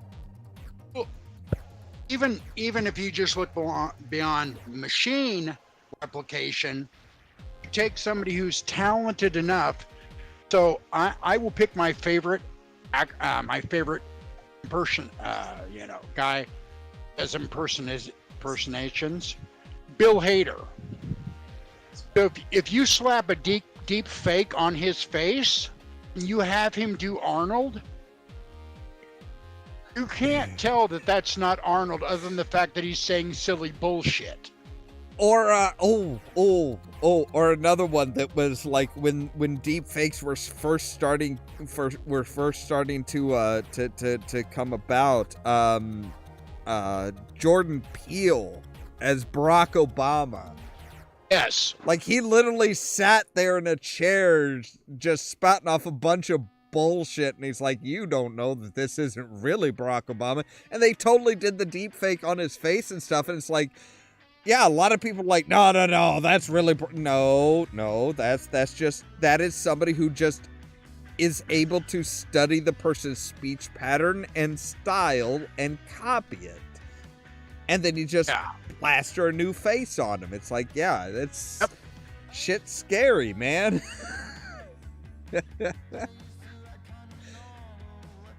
But yeah, I mean, that was, I mean, I appreciate the fact that James Earl Jones is like fully signed off on it. Like, this is kind of what they sort of did in Book of Boba Fett with Mark Hamill when they had him come in for the scenes. You know, they had him come in and visit the set and stuff and paraded that around in front of all the fans. Were like, look, Mark Hamill was really here. And it's like, yeah, but he didn't necessarily sign off on it. He didn't actually do anything as far as Book of Boba Fett. He didn't do the audio. He didn't do the stand-in. He didn't sign off on it, but they kind of paraded it around as like, look, Mark Hamill was here, so obviously it's okay with him. And it's like, oh, and look at James Earl Jones. So he's you know, as old as he is, while he's an amazingly talented actor, he's not going to be around maybe another 10, 15 years, just generalization wise.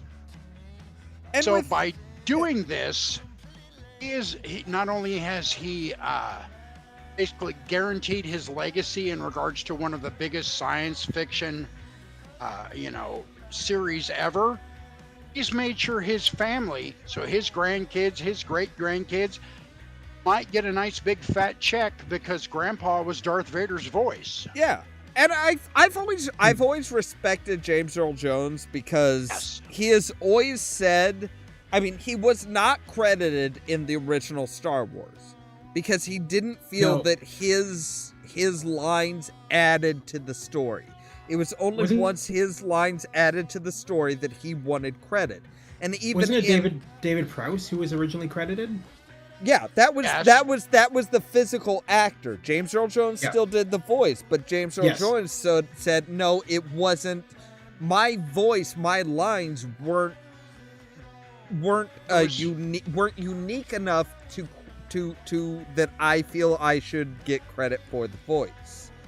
The funny thing about that is, in regards to all that is, so the other actors, so Carrie Fisher, Mark Hamill, anybody who interacted,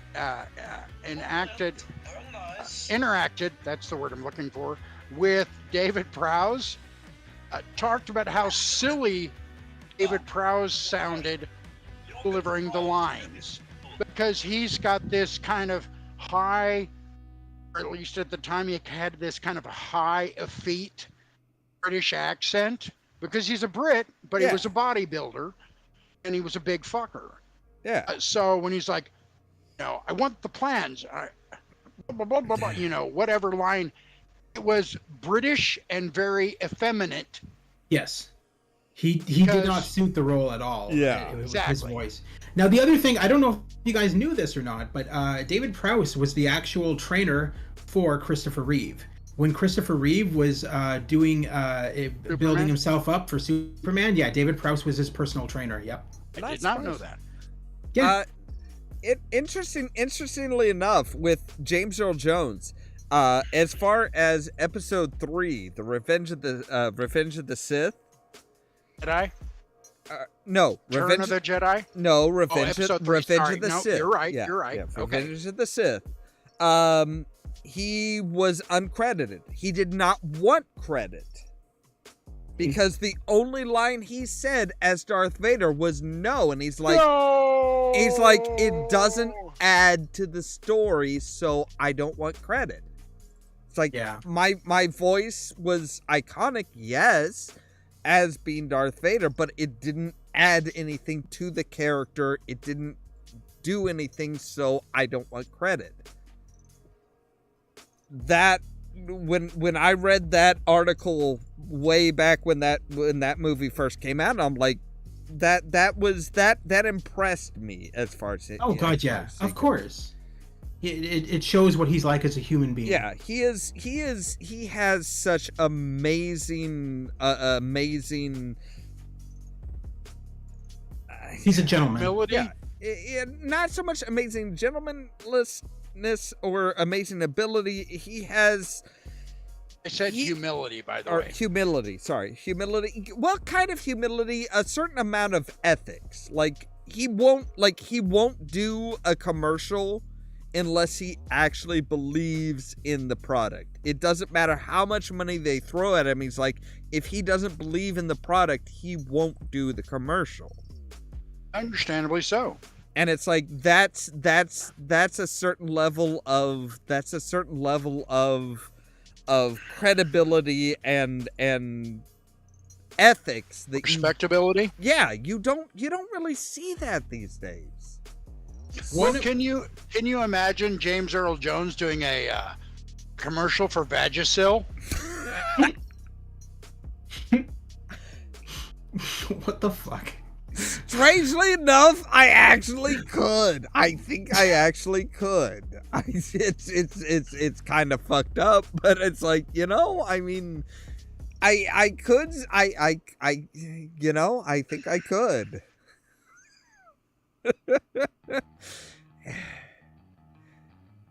Anyway, yeah, we've been going for about 5 hours and 18 minutes as of right now. What? Oh wow, we've been going for a while, guys. Yeah. I don't know about either of you guys, but I am about ready to crash. It is nice and cool tonight, and it is good sleeping weather. So I got a question though. Are you planning on now that you know that more DLC has come out for Cyberpunk? Are you planning on revisiting it again? I think I'm gonna hold off on that. Until they release like the really major DLC. DLC next year, yeah. And then I'm gonna kind of do like a quasi game plus.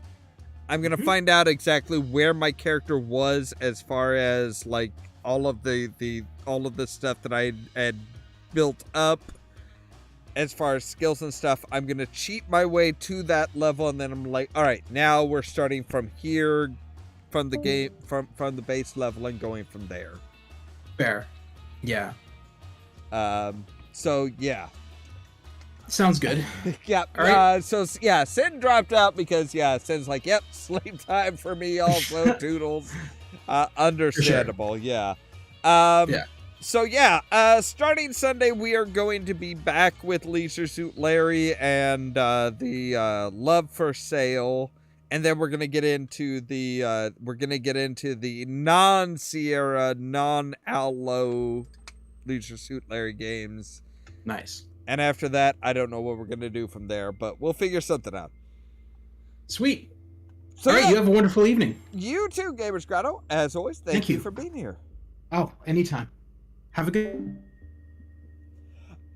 As always, thank you guys very much for watching. If you liked the video, don't forget to hit the like button. If you're new here, don't forget to press the subscribe button. If you want to be kept up to date of when we go live or when we upload videos, make sure to ring the bell. And also check out the social media links down below. The Facebook page and the Twitter account, where I always make sure to notify you of when we go live or upload videos.